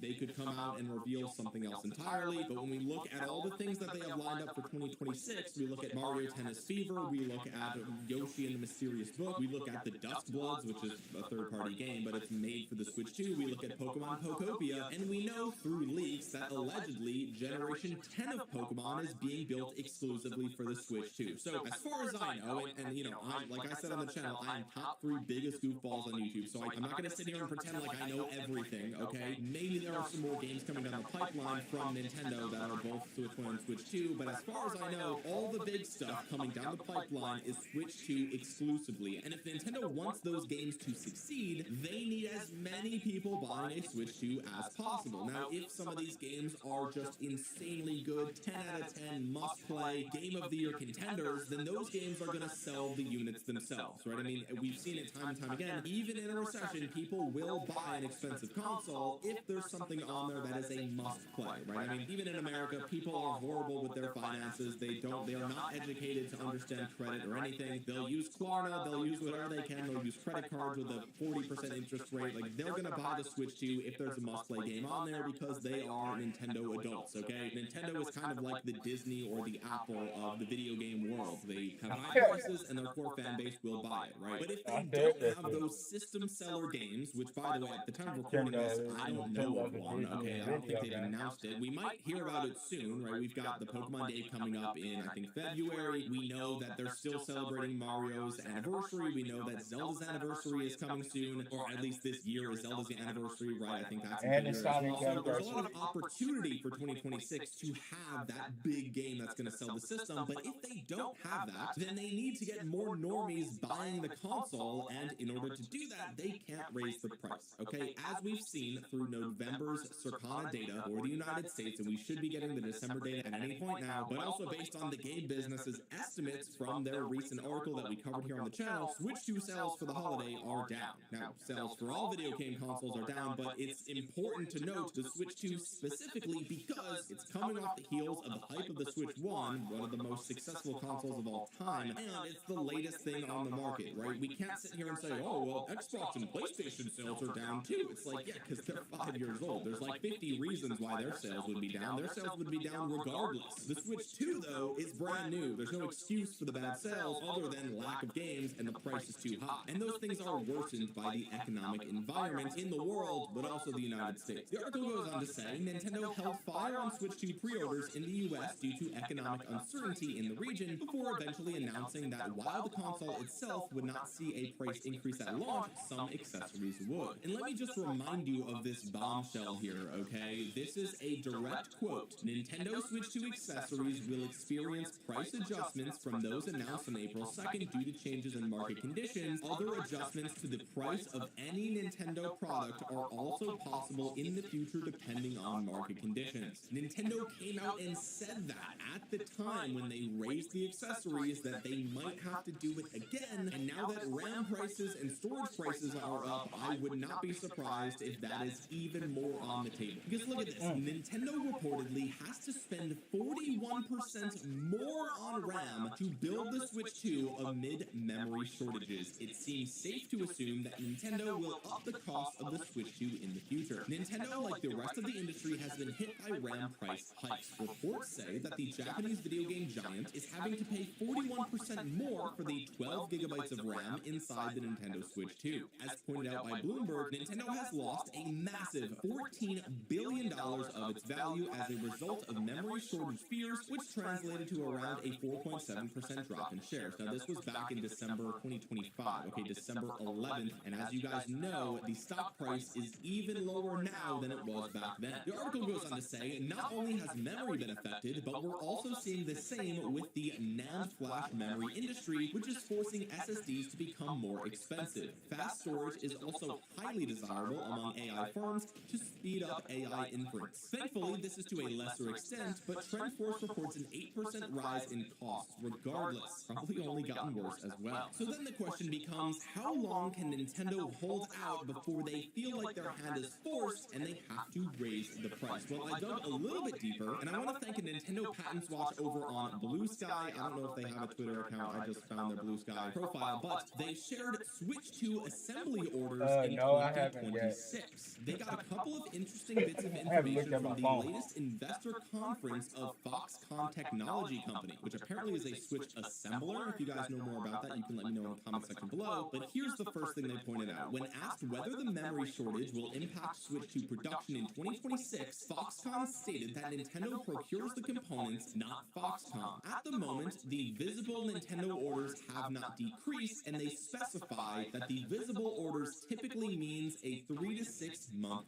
window. They go on to say it sounds like Nintendo has enough inventory and contracts of memory to weather at least 1 to 2 quarters. See previous report about inventory data. Since Nintendo hasn't reduced its orders from Foxconn, I'd venture to guess that no immediate Switch 2 price hike either, which would of course reduce the demand. And then they actually did share a graph of Nintendo's inventories, okay? So this goes all the way back to March of 2017. We have raw materials, work in progress, and finished goods. And as of September 2025, we have no work in progress. So good for them assembling these things, just getting them out the door. But as you can see, a massive spike right after September of 2024. So right at the end of 2024 is when we see the inventory spike, probably for the Switch 2. But here's the next thing that I thought was super interesting, right? And this basically just confirms what everybody already knows, and that is the supply of the Switch 2. But Foxconn confirmed that it began shipping Switch 2 units from October of 2024, suggesting that Nintendo stockpiled 8 months of Switch 2 production before launch. This is why it was so easy to get your hands on a Switch 2 in basically any country outside of Japan. They manufactured this thing for 8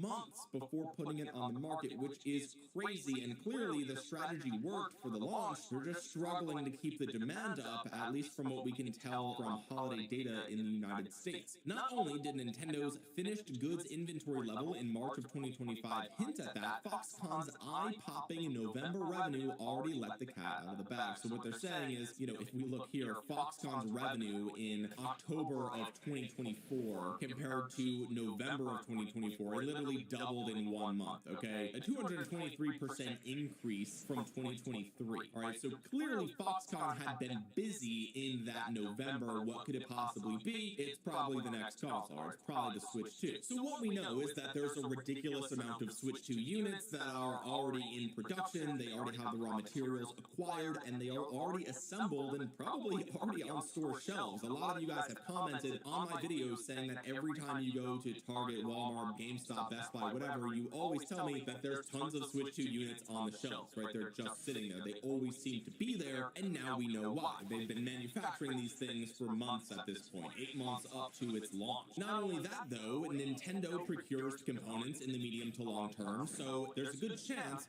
that they have contracts for certain components at certain prices that last for however many months, right? Like these gigantic business-to-business transactions, the price is not fluctuating on a day-to-day basis, right? Like they go to these companies and they say, we need 15 million units of the 12 gigabyte RAM components for the Switch 2. Like what would you sell it to us for, right? And they probably negotiated that a long time ago. So with the current inventory level and however long left on the advantageous contracts that Nintendo probably already has in place, we might not see price increases for a little bit, but according to PC Guide, last month they are already starting to see an increase in RAM prices. So not all those contracts are in perpetuity. So then Kotaku goes on to ask, is 2026 the year Switch 2 goes to $500? The rising cost of PC parts aren't only concerning for gaming firms like Nintendo, but also for average people. It's become pricey and challenging to purchase RAM and graphic cards for PCs. It's gotten so bad that Nvidia is reportedly considering making its older RTX 3060s graphics cards available again to meet demand. That's crazy. We are seeing technology go backwards in 2026. Welcome to modern gaming, ladies and gentlemen. During the interview, the Nintendo president also said that the game company had projected a negative impact from tariffs last year, which ended up costing it tens of millions in the first half. We already knew all that, alright? But here's the next thing that I want to show you guys. If you made it this far, you're getting a little bit of a treat here, okay? This is another icing on the cake situation. When you raise prices, demand goes down. That is basic supply and demand. If you've taken any business 101 class, you know this.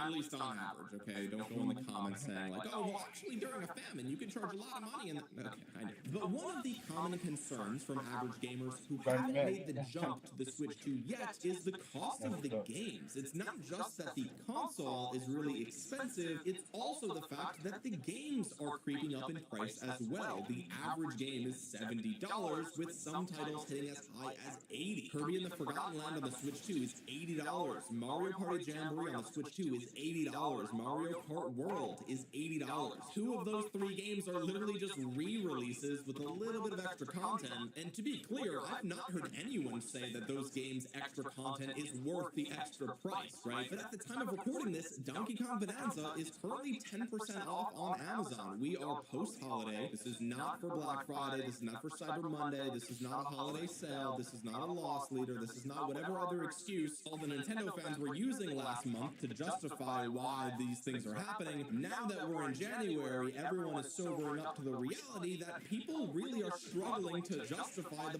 price of a lot of Nintendo's latest things, and we've got a discount on Donkey Kong Bonanza. Now, this is not the first time this has happened. We've seen consistent discounts on Donkey Kong Bonanza, but this is just another point on the graph. But what if I told you that they actually have a game that is announced that they've already reduced the price on in one specific market? I'm going to say that again. There is an upcoming Switch 2 exclusive that has already been announced that they have had to reduce the price of before the game is out. So not only is Donkey Kong Bonanza affected, here we see Pokemon Pokopia. Now, we've been talking about this game on the channel. This game is at a 19% discount in Spain, and the game isn't even out yet. So this game comes out on March 13th, and apparently it's supposed to cost 66 euros. Now, as you'll see here, prices for products sold on Amazon include a value-added tax, okay? So that's why the price is a little bit higher. For those of you that don't know, 66 euros is $77 US, and as we've covered on the channel, Pokemon Pokopia is supposed to be a $70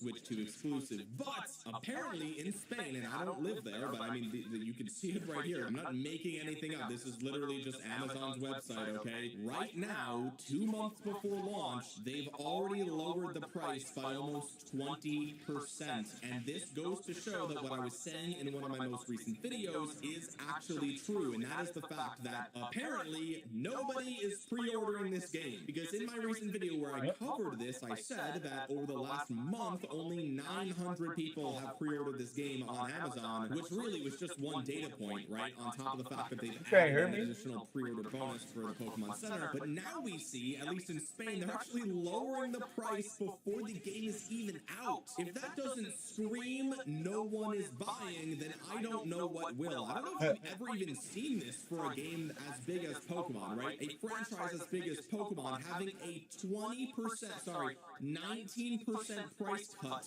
2 months before it's even out. What is going on? Literally no one must be buying this thing, I guess. I mean, if you guys live in Spain or you have any other insight here, you can let me know. As you guys know, I live in the United States, so I don't know for sure, but I wanted to bring this to your attention. The high prices simply aren't working. They're not working. We're seeing this in multiple different countries all around the world, not just on the consoles, but on the games themselves. So once again, Nintendo finds itself in a really difficult position. They're facing the rising cost of RAM and other components for the Switch 2. The price is already too high. As we still see from Micro Center, you can get $50 off the purchase of the Switch 2. So effectively, retailers are already saying that the base model should be $400 and the bundle should be $450. A $50 price cut clearly is going a long way with the United States retailers. Okay, so costs are increasing. The price is already too high, and they're going to struggle to offset that cost because what are they going to do? Raise the price of their games even further when they're already having to lower the price for games that aren't even out yet? Because here's the funny thing, a 19%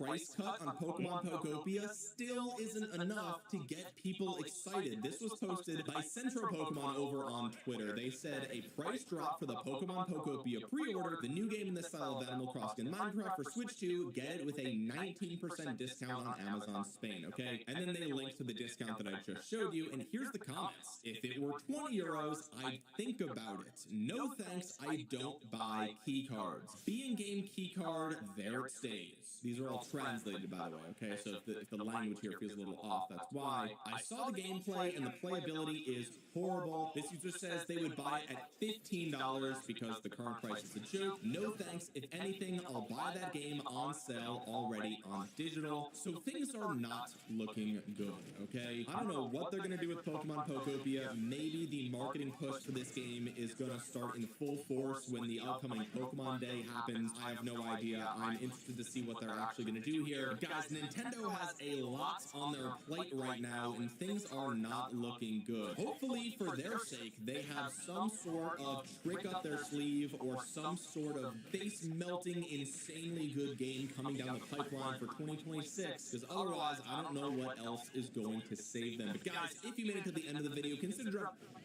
We need to have a serious talk about the Nintendo Switch 2 this year and why things are getting a bit more exciting, because we all know that Nintendo is going to have that big Nintendo Direct sometime in February or March. If you go back and look at the last number of February's for Nintendo, a lot of them have revealed a new Nintendo Direct for that month. Now, sometimes it does go to March. One of the greatest Nintendo Directs of all time was March 2018, where they revealed out of nowhere that Super Smash Bros. Ultimate was coming to the Nintendo Switch 1 in 2018. That year it was launching, that brought the internet down overall. And I do think that there's going to be more exciting things when it comes to that, because there are a bunch of telltale signs that there is going to be a Nintendo Direct in February, and we have to go over those right now. But before we do, we have to go over this right here. We're giving away a Nintendo Switch 2. So if you want to have a chance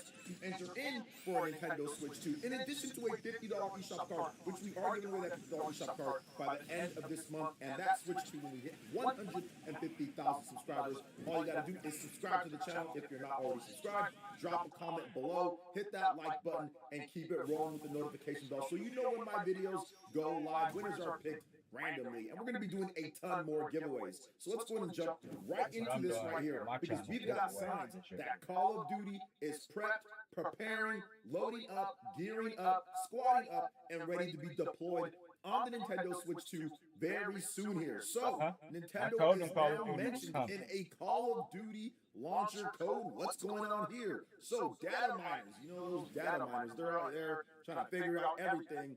the latest update for Call of Duty game launcher, which is titled Call of Duty HQ, and have discovered Nintendo platform references within the source code. Windows Central Microsoft Insider Jez, I hate Nintendo corded.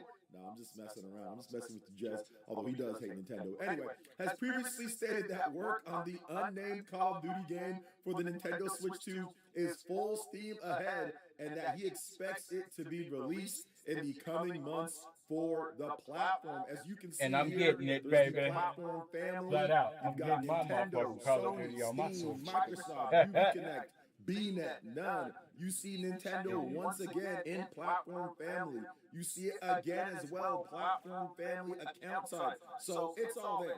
It's happening. We know that it's happening because Nintendo signed a 10-year contract with Microsoft to make sure that this gets done and it happens. So it's going to happen. It's just a matter of when. But that's the reason why I said things get more exciting for Switch 2, because this is happening right here. Historically, we've seen Nintendo Directs in February or March, but probably February. Nintendo has their investor meeting in February. The end of the quarter is in March. There's probably going to be a big game announcement for the middle to second half of this year to push Nintendo Switch 2 sales, depending on how Nintendo did over the holiday break or Christmas time period. So there's a lot of stuff. There's a lot of moving pieces. There's a lot of things being put together in order for the Nintendo Switch 2 to have a good calendar second year, complete its first year coming up here in June, and go into its second year overall. You need to have a lot of good announcements. You need to have different excitement. You need to have people talking about Nintendo all the time. That's what Nintendo Directs do. They're phenomenal marketing tools for big games overall, for smaller games sometimes, and for third-party titles. So I do think that it's very important that they get this Nintendo Direct off,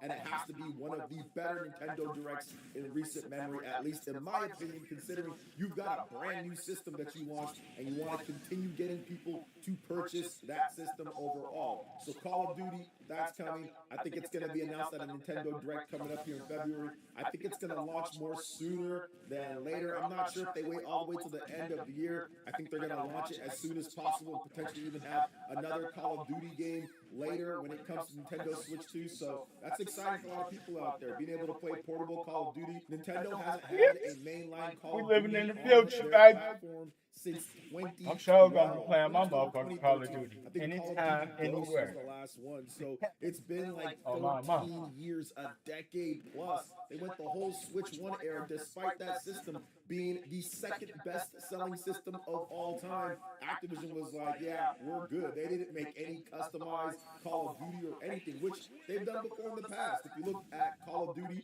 on the Wii, that was a customized version. They had Call of Duty, I think, on the Nintendo DS. Heck, they did Call of Duty on the GameCube. They did Call of Duty on so many Nintendo platforms, but they just said, most successful platform of all time for Nintendo, second most successful platform ever. Let's just skip that one. Freaking Bobby Kotick was like, yeah, we made a mistake on that. Yeah, no crap. You made a lot of mistakes, buddy, but I guess you made a lot of money, so it was all worth it for you. But either way, I'm looking forward to seeing this, not because I like Call of Duty, but because this does kind of tell us that, yeah, that Direct is coming up, and it's probably going to have a lot of good announcements. But anyway, what do you guys think about this when it comes to the Call of Duty announcement? What are you guys excited for when it comes to what Nintendo's going to be cooking up for Nintendo Direct? Let me know in the comment section below. All right, let's go ahead and jump into the next topic here, and we're going to have to discuss what's happening here when it comes to Persona, because I do think that a Persona 6 announcement, Persona 30th 6? anniversary, Oh. Nintendo Direct, Nintendo Switch 2 being supported heavily when it comes to Atlas. They're going to start getting their games ready.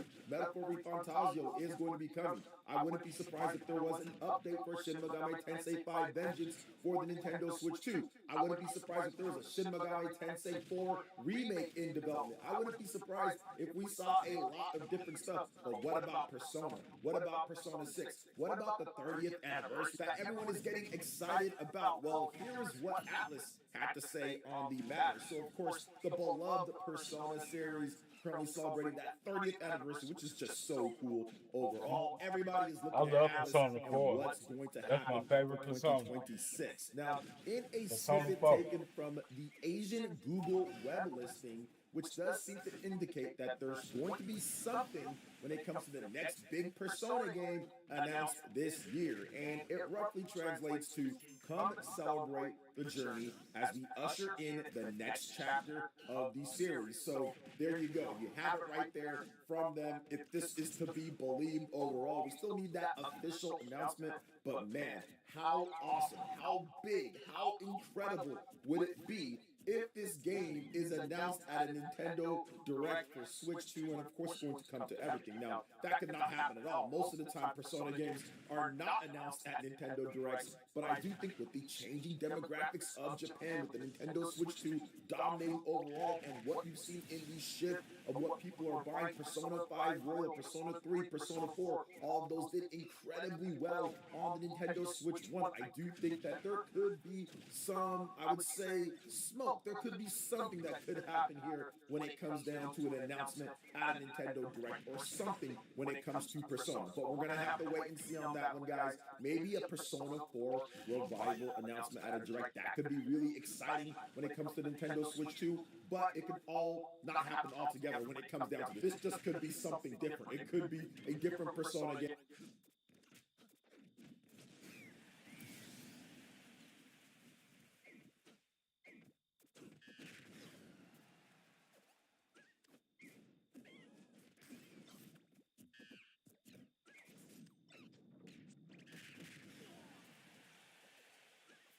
What's up, guys? Welcome back to Newswave. So just a quick reminder, there won't be a Newswave tomorrow or Friday. We will be back here, though, Monday morning, 8 a.m. Eastern Time for Newswave as usual. Just tomorrow's Christmas, and the day after Christmas. Figure let's make it a 4-day weekend. I will have videos going live, though, each morning at the usual 8 a.m. time is the goal here. So there will at least be something to watch each morning. Some fun stuff, I think. But we just still have a few things to go over ahead of the holiday, though. That does include Microsoft now. Seems like at least making good on a deal with...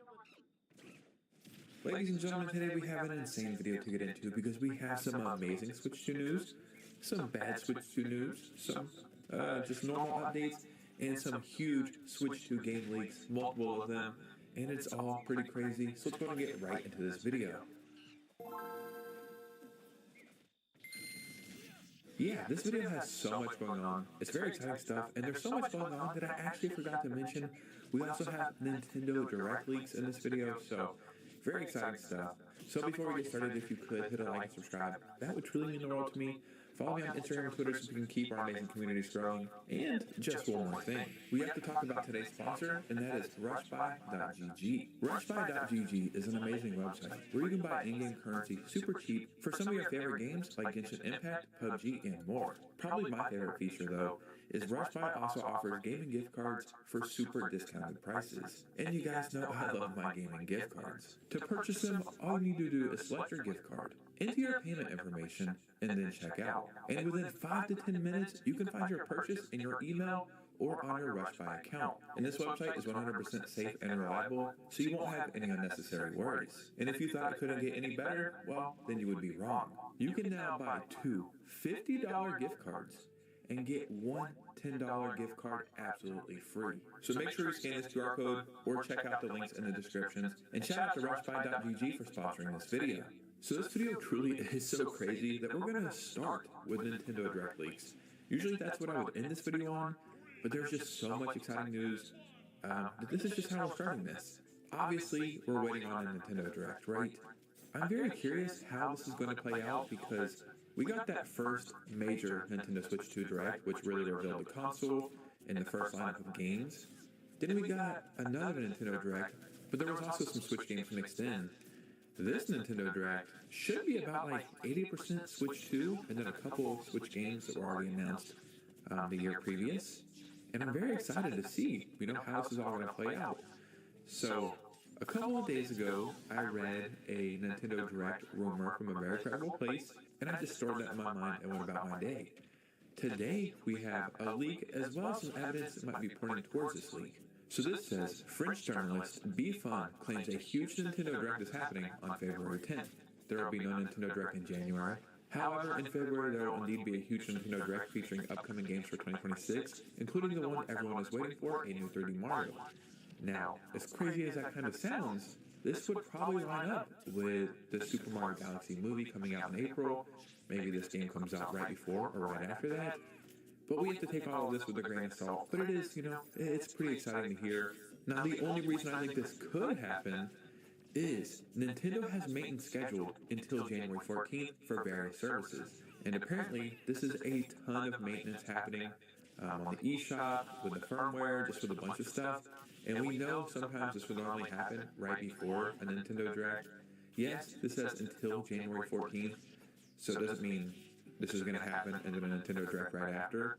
But I just feel like there's a lot of stuff happening in the background getting us ready for this.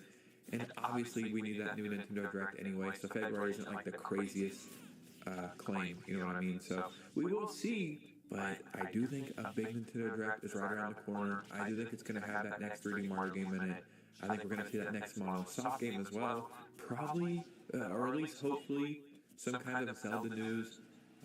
And then just whatever else surprises. I really would like to see some old Nintendo franchises make an appearance again, like Star Fox or F-Zero. So time will tell on this. And then quickly, I want to give you guys my thoughts on the new Joy-Cons. Because I'm not even kidding, I think I got like 15 messages on Instagram. The place you should be following me, asking my opinion. Yeah, I think they're stupid.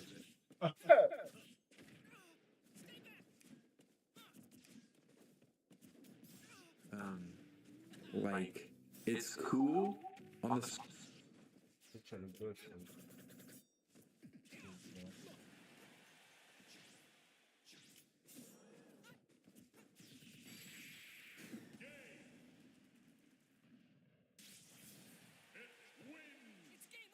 How would that be possible? But then I thought about it. It was on the Wii U, and the Switch is more powerful than the Wii U, so it could have worked on the Switch. But I digress because we're on to the Switch 2 generation now. So we've seen the Microsoft versus FTC court case happen, and in that lawsuit, they agreed to bring over Call of Duty to Nintendo consoles, and I believe the PS5 as well, for at least 10 years or the next 10 years. Cool. We know that's going to happen. Then, I think it was Jess Corden, I could be wrong on the source, but a very credible source, say, like 2 weeks ago, that the port for the Switch 2 is almost done. Again, cool.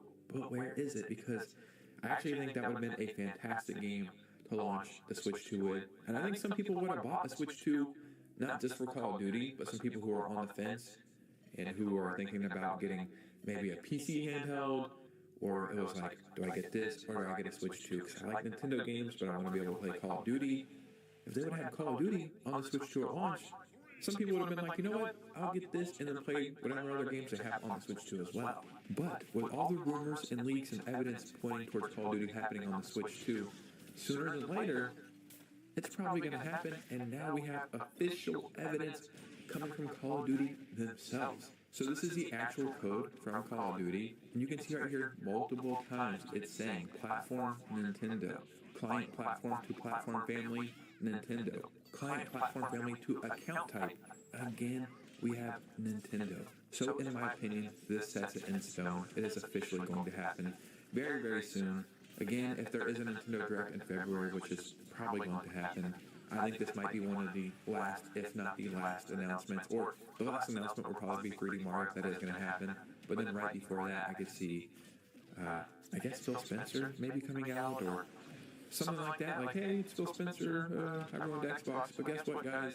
Call of Duty's coming to the Switch 2, and it's also coming to other places as well, because we don't care about Xbox anymore. Yeah, I don't know why I went on a small Phil Spencer tangent. I just don't really like that guy, but this is cool. I'm very excited for this. The question I have is, what is it going to be? If I had to guess, probably Warzone. Probably. But I would really like to see some actual games as well. My favorite thing to do is play through the campaigns. I would even love for them to port the classic Modern Warfare and Black Ops games. That would be incredible. So time will tell on this, but I think we see an announcement within the next 30 days for this. But ladies and gentlemen, what do you think about this? Because your opinion matters most. So in the comments below, just start a conversation down there. And tomorrow, or actually today, the day you're watching this video, on Instagram, I will be making announcements. I'll be shipping out all these cool Mr. Robot Joe stickers for free. It's, you can't see it, but it's like... So Nintendo is a company that has been around for a very long time, and well, when you've been around for a very long time, you tend to start celebrating anniversaries, whether it's for a certain console release or a certain franchise that is very popular.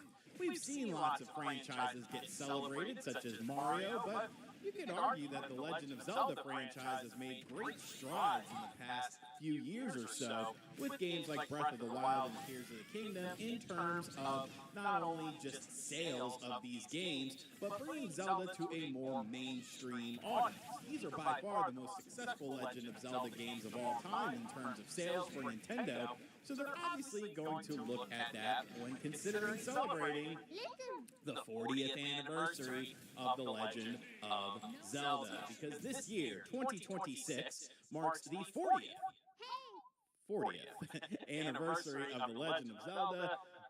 What is time? You know, where is time gone? I don't know. But what I do know is that a lot of people are anticipating things happening for the Legend of Zelda franchise in 2026, and I want to talk about them in today's video and also talk about what I think is going to happen as well. But before we look at the current, we have to look at the past to kind of see what Nintendo has done for previous Legend of Zelda franchise celebrations that involve certain years of the franchise being on the marketplace. Now, we won't go back too far or anything like that. We'll start with like the 25th anniversary, because that's when Nintendo kind of really acknowledged all of these anniversaries that they had going on beyond just Mario.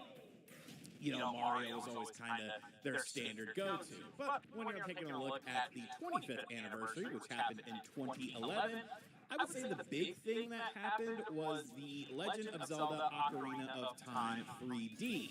That came out for the Nintendo 3DS in June of 2011. And of course, they had a bundle system with that as well to showcase the game and get people excited for Ocarina of Time 3D.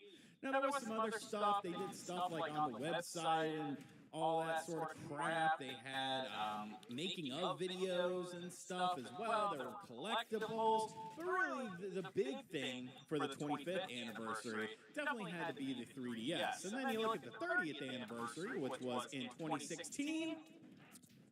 Not a whole lot going on with that. They did some additional content for Hyrule Warriors, the first game. They did some merchandise as well in terms of amiibo and stuff like that. But it really wasn't as big of a celebration, probably because, well, I don't really know why. You know, I guess they were gearing up towards the original Nintendo Switch. The Wii U wasn't exactly lighting the world on fire. The 3DS had kind of fallen off of a cliff. So there wasn't a whole bunch of stuff to celebrate. Then with the 35th anniversary, you had a game that, I don't know, people tie it into the Zelda 35th anniversary, that being Skyward Sword HD.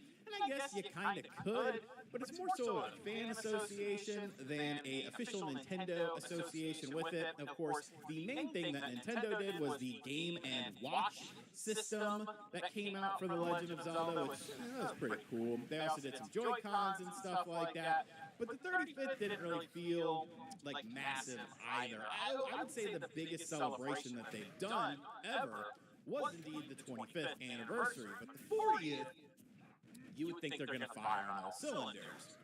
But you kind of look at what they did with Super Mario's 40th anniversary, and I guess, you know, maybe the movie was like the big thing about it, but like, I don't know, Galaxy 1 and 2, like, was that really the big thing for the gamer side of things? There were some limited clothing drops and stuff like that. Like, that's cool, but I don't care about that stuff. I'm here for the games. So, looking at the 40th anniversary of Legend of Zelda and what people are expecting, one of the big things that has been talked about really time and time again is Ocarina of Time 4K, or like, you know, a big special edition of Ocarina of Time, potentially for the Nintendo Switch 2. Maybe there would be a Switch 1 version of it as well, but most eyes would be on the Switch 2 version of it. And we've seen like all these different Unreal Engine tech demos, like, oh, this is what it could look like, and people are like, wow, this looks so amazing, and like some of them look kind of cool, but some of them look a little bit disconnected. But a lot of people really feel like this is going to be the year. You know, the Ocarina of Time remake is real. It's going to happen this year. It's going to be Nintendo's big celebration for the Switch 2. And I don't think so. I don't mean to be the bearer of bad news. I just feel like Nintendo isn't going to do anything with that. It was surprising that they put it on the 3DS to begin with, but with the 3DS, it kind of made sense. There were N64 games such as like Star Fox 64 that got 3D versions for the system. It was low risk, high reward to bring these games over to the Nintendo 3DS because you had a dedicated handheld system where you didn't have to push the boundaries of graphics and stuff like that. Who would have been working on this title if it is going to come out in 2026? Like, obviously, you finished up Tears of the Kingdom in 2023 when that game released, but you would think that they would be focused on whatever the next Legend of Zelda game is going to be, more so than doing something with Ocarina of Time. To me, it feels like Ocarina of Time is almost on that level of, like, you know, A Link to the Past. You know, Skyward Sword HD made sense because it was a Wii game. You upscale it, you put in a little bit more of a modern control, 60 frames per second. You know, there you go. You don't have to really rebuild the game from the ground up, whereas a game like Ocarina of Time, a game like A Link to the Past, you kind of do have to build it up from the ground up to keep up with the other games on the system. So if they're not going to do that, like what should you expect? And that's where things get interesting. Because I honestly think, and I can really see Nintendo doing this, I think you get Tears of the Kingdom and Wind Waker 2-pack. Much like we saw with Galaxy 1 and 2.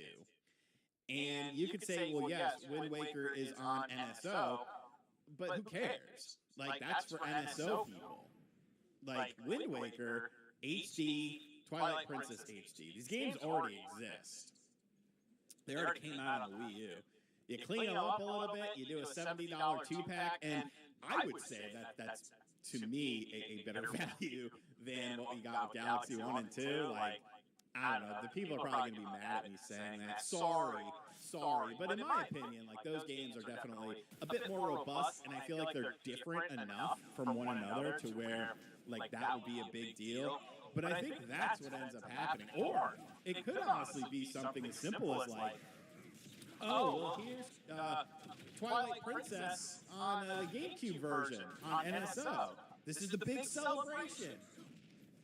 Which I think would piss a lot of people off, but, you know, maybe you show a trailer for the next Legend of Zelda game, but I could see them doing that as well. And obviously, Twilight Princess is a great game and all that sort of stuff, but, like, the GameCube version / the Wii version definitely has things that were fixed in the HD version of the game, such as when you got to get, like, the wolf tears and stuff like that. You have to get less wolf tears in the HD version of the game, which was, well, that was a welcome change to it.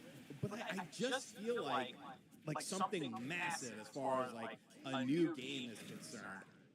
I just don't think that's necessarily, like, really on the table for something like this. I don't think Nintendo is quite ready. Now, you could talk about an offshoot thing. You know, we've seen stuff like Echoes of Wisdom and A Link not A Link to the Past. Link's Awakening, God, I can't think. Link's Awakening, you know, got that chibi sort of art style that Echoes of Wisdom also have. Could you do something with, like, a smaller game? Oracle of Ages, Oracle of Seasons. Maybe do something with Minish Cap, you know? I could see those things potentially happening. I think a Minish Cap would be kind of cool, but then you get into the same conversation. Well, Minish Cap is already on. It's already on Game Boy Advance Online.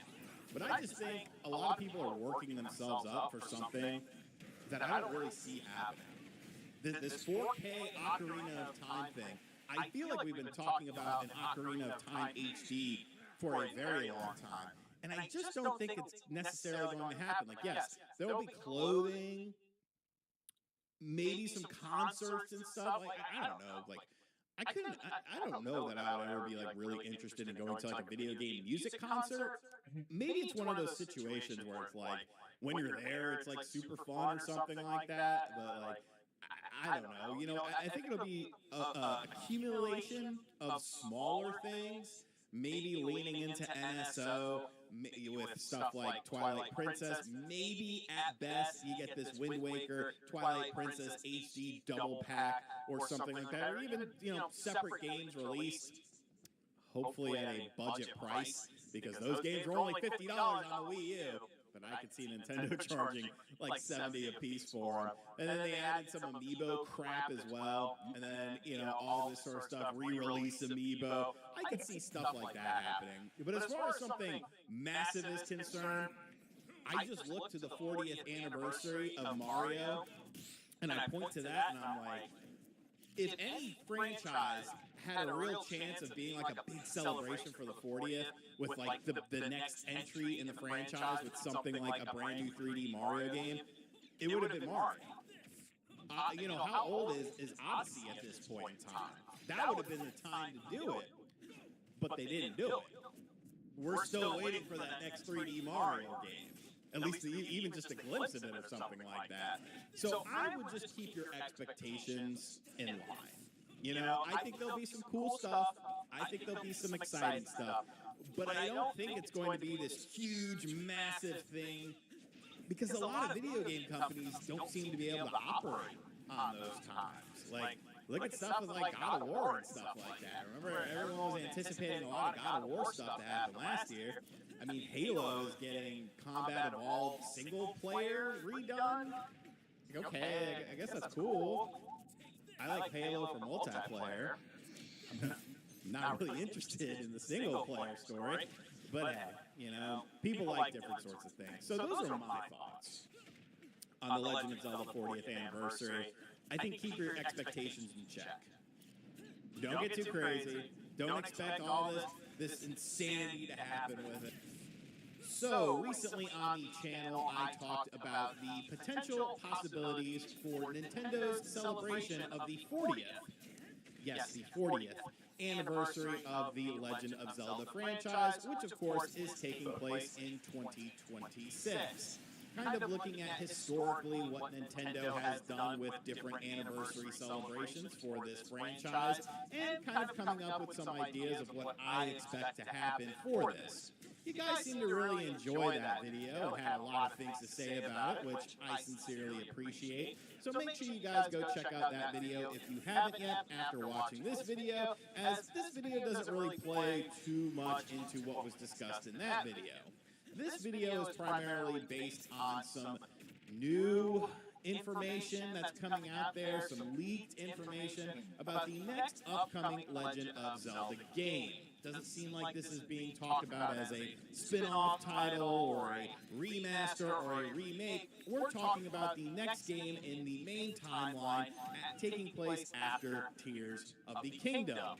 And I have quite a few things that I would like to say about this as far as the information that is provided. So if this is your first time on the channel, hit that subscribe button, pal. Be sure to like the video or dislike it. I don't really care. But let's talk about this new Legend of Zelda leak for the next game, allegedly in the Legend of Zelda franchise. So where is this information coming from? It's coming from exactly where you would expect it to come from. An Xbox YouTuber.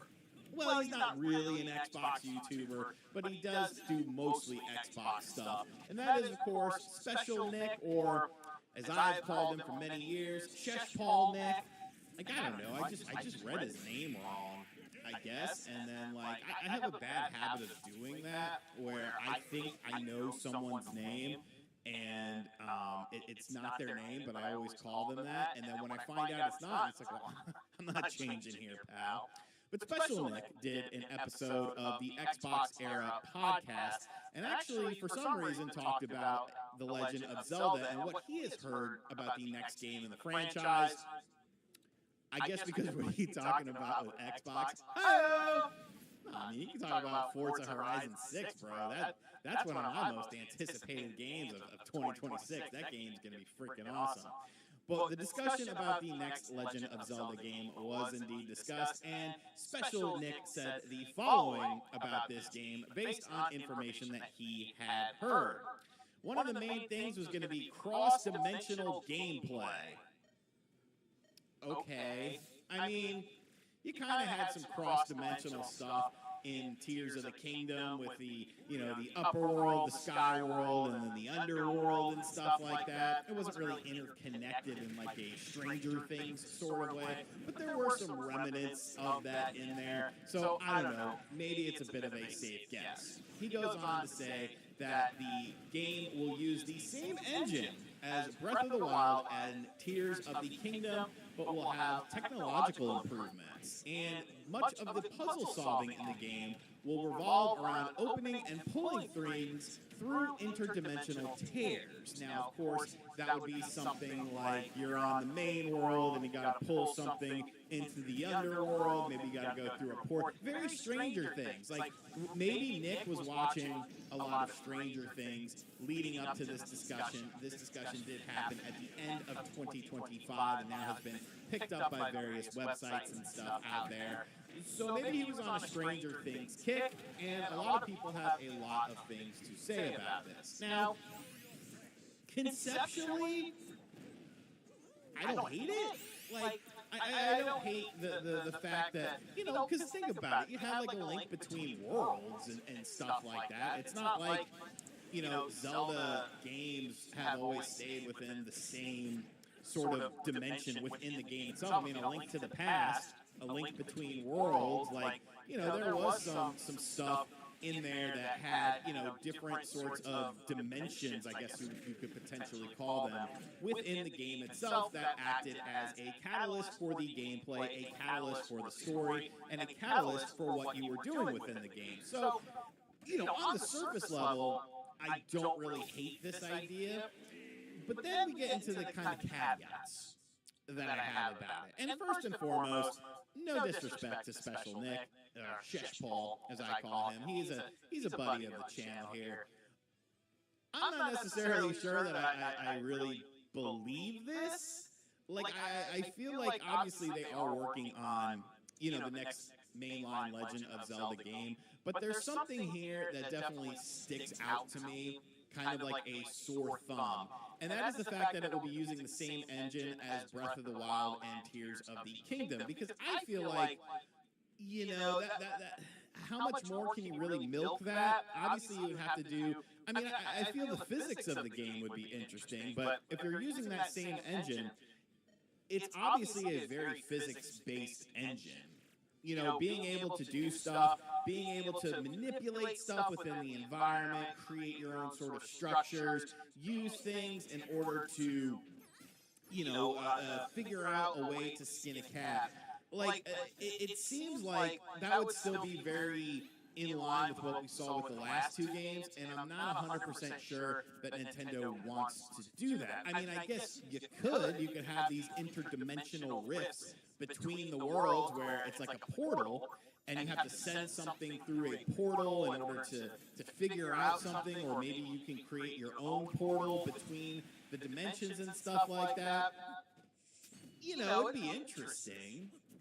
It's not the worst thing in the world, but here's probably my biggest caveat with this. I don't want another Breath of the Wild Tears of the Kingdom game. Like, I made a video about this. I said it was time for Nintendo to move on from this style. And I wholeheartedly mean that in terms of, the structure of the gameplay. And I guess you can create a different structure with this engine. But I keep going back to the whole point of the engine. The main point of the engine is the physics. Is the things that you can do with your abilities that you have within this game. And if you're doing yet another game that's similar to this, like, it would just feel a little bit repetitive to some degree, to me. And obviously that's not going to be the case for everyone. I'm sure there are people watching this video that are like, yo, I would love this. I would love another Tears of the Kingdom style, Breath of the Wild style game where it's very open-ended and, you know, this, that, and the other. But I just feel like, you know, we're coming up, by the time this game comes out, it's going to be like over 10 years since Breath of the Wild and stuff like that. And I feel like Breath of the Wild is the best-selling Zelda game because it was so different, because it was so fresh, and because it was so unique. But you run into the problem where if you take something that's different, fresh, and unique, and you keep putting a new coat of paint on it, and you add some stuff to it, but it's at its fundamentals, at its core, it's still the same sort of thing, people get a little bit tired of it. You know, Tears of the Kingdom is never going to outsell Breath of the Wild, point blank period, even though there was many YouTubers that led you to believe that, oh, it was a foregone conclusion, because you have people that maybe checked out Breath of the Wild, but they didn't like the style of it. They didn't like what was different in it. They wanted something a little bit more traditional, or it just didn't click with them. And I feel like there's a decent amount of people where maybe that game didn't click with them, or maybe by the time Tears of the Kingdom came out and it was very similar, you know, arguably a little bit more polished, arguably a little bit more story-driven, at least to me it was. I know there's people that prefer Breath of the Wild story. But you run into the issue of, it's like, how many times can you go back to the same well? At some point in time, you have to reinvigorate it. At some point in time, you have to kind of make a change to keep the series fresh, to keep the series evolving. And I don't know that, you know, another Zelda game using the same engine is really going to evolve things all that much. You can talk about the technical side of things. The game would look better, the game would run better. You saw it with the Switch 2 versions of Breath of the Wild and Tears of the Kingdom. Very, very cool stuff. But on a gameplay level, I'm not 100% sure that I would enjoy doing a similar style of game to those two games. Like, it was fun, it was unique, but I'm good on it. I want to see evolution. I want to see advancements. I want to see something a little bit different. And if you're able to do that within the same engine, then that's cool. But considering